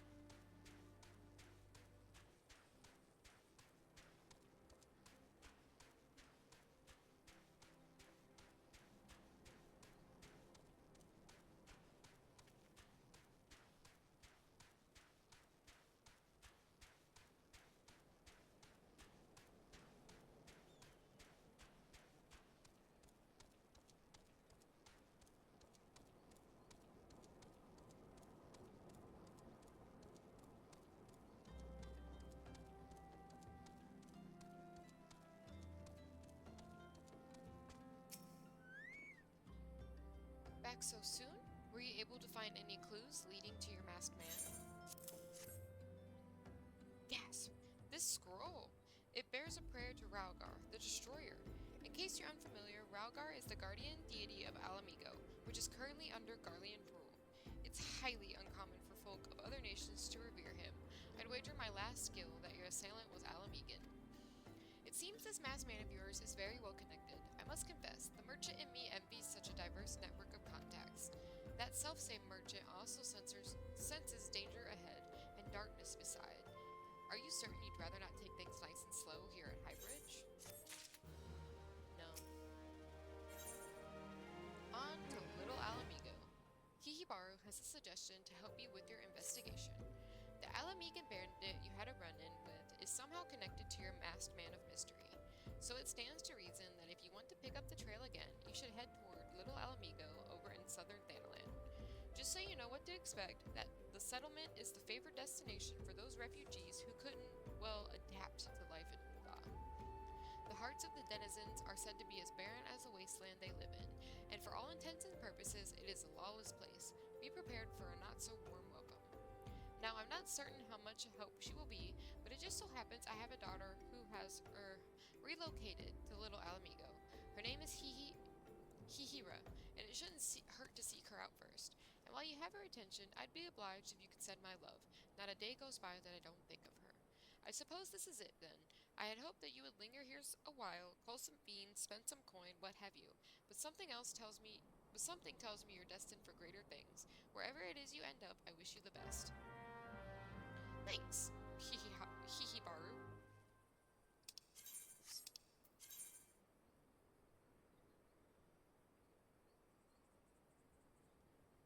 There's a golden saucer.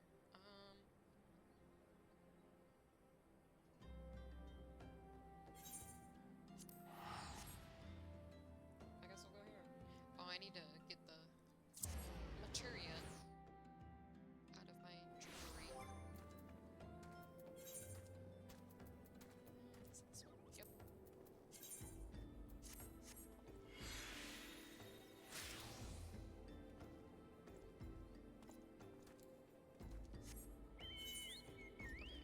And I need to go down.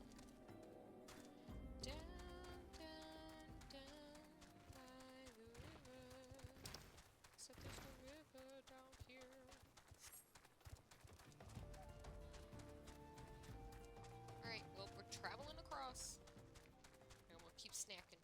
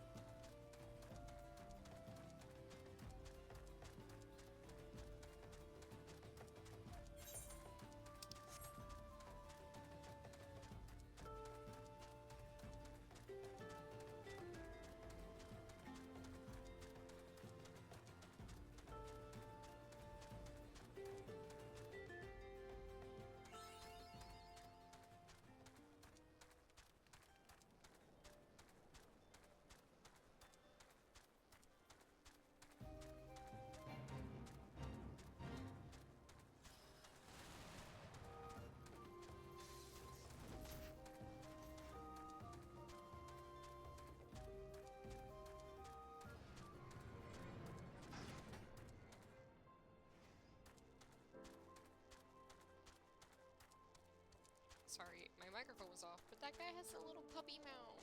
Oh, so cute.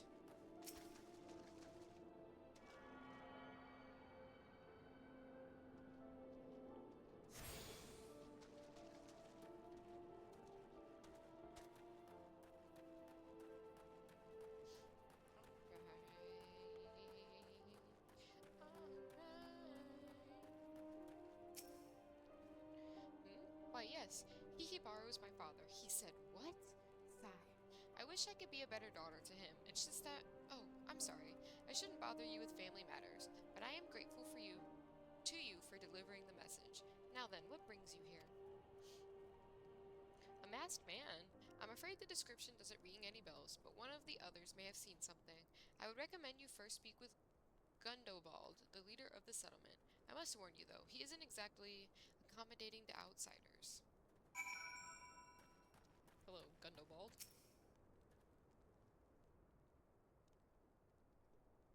Who are you? State your business and be quick about it. Looking for a masked villain, you say, and why should we help you, pray? We struggle enough without having to answer the whim of every outsider. You are not welcome here. Be gone. Okay, that went well. I think that went well. I think we're besties now. I think me and him, we're like best friends now. Thinking about it. Went okay? We have good friends? We're good now? We got good friends? Maybe?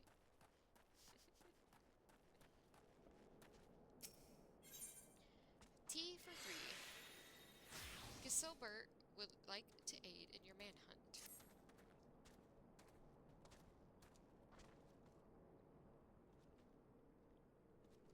Well met, adventurer.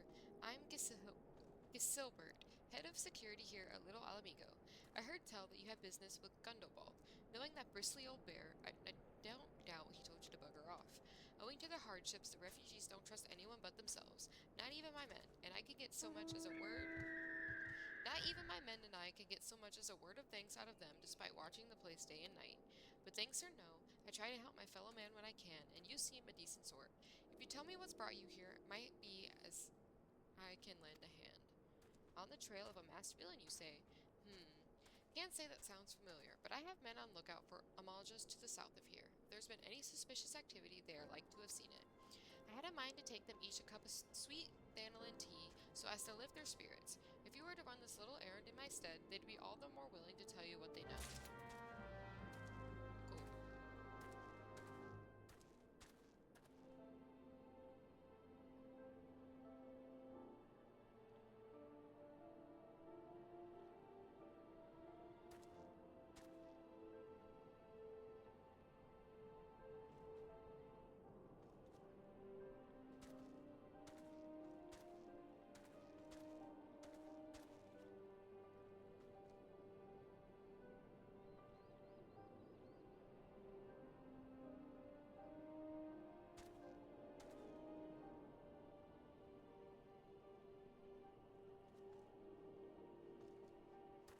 Alright, I think I'm gonna do this quest and then call it, because I do start my new job tomorrow and I want to get plenty of rest and I need to eat dinner and all that fun stuff.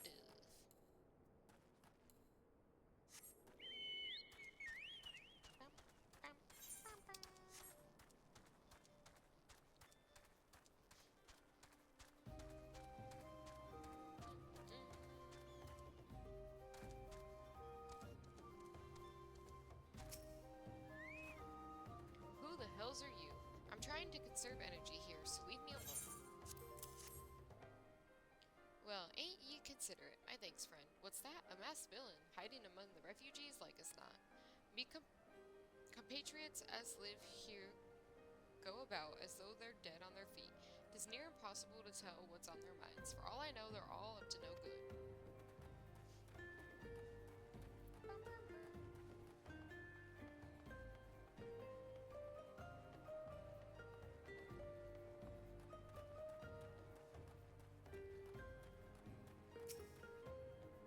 You there, are you an Amalja? No?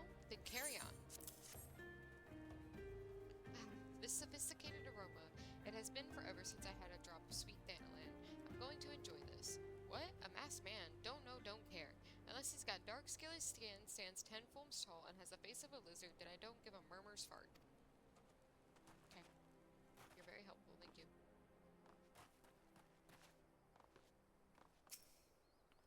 Shoo, shoot, don't bother me. If the Amalja overrun us, I'm blaming you.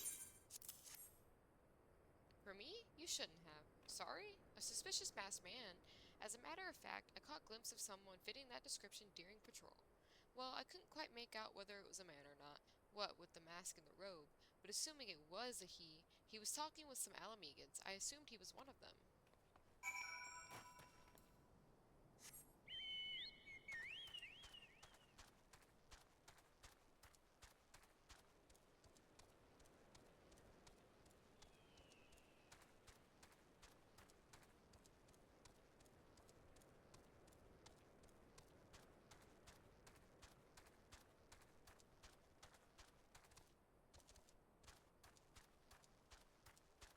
Alright, alright, alright.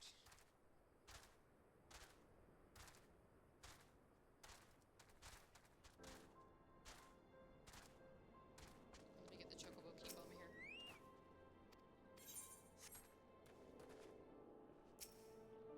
Ah, you're back. So did my lookouts have aught to share with you? That doesn't sound like much to go by. If you're to get any further in your investigation, seems to me you'll need the cooperation of the Alamegans. For this, you'll need to win their trust, and that won't be an easy task. Oof. Alright. So we'll call it here. I might stream during this week. I don't know, because it's my first week at my new job. I'll think about it. We'll see how tired I am. We'll see where I'm at mentally wise. But, I will catch y'all around. I'll definitely stream on Saturday and Sunday.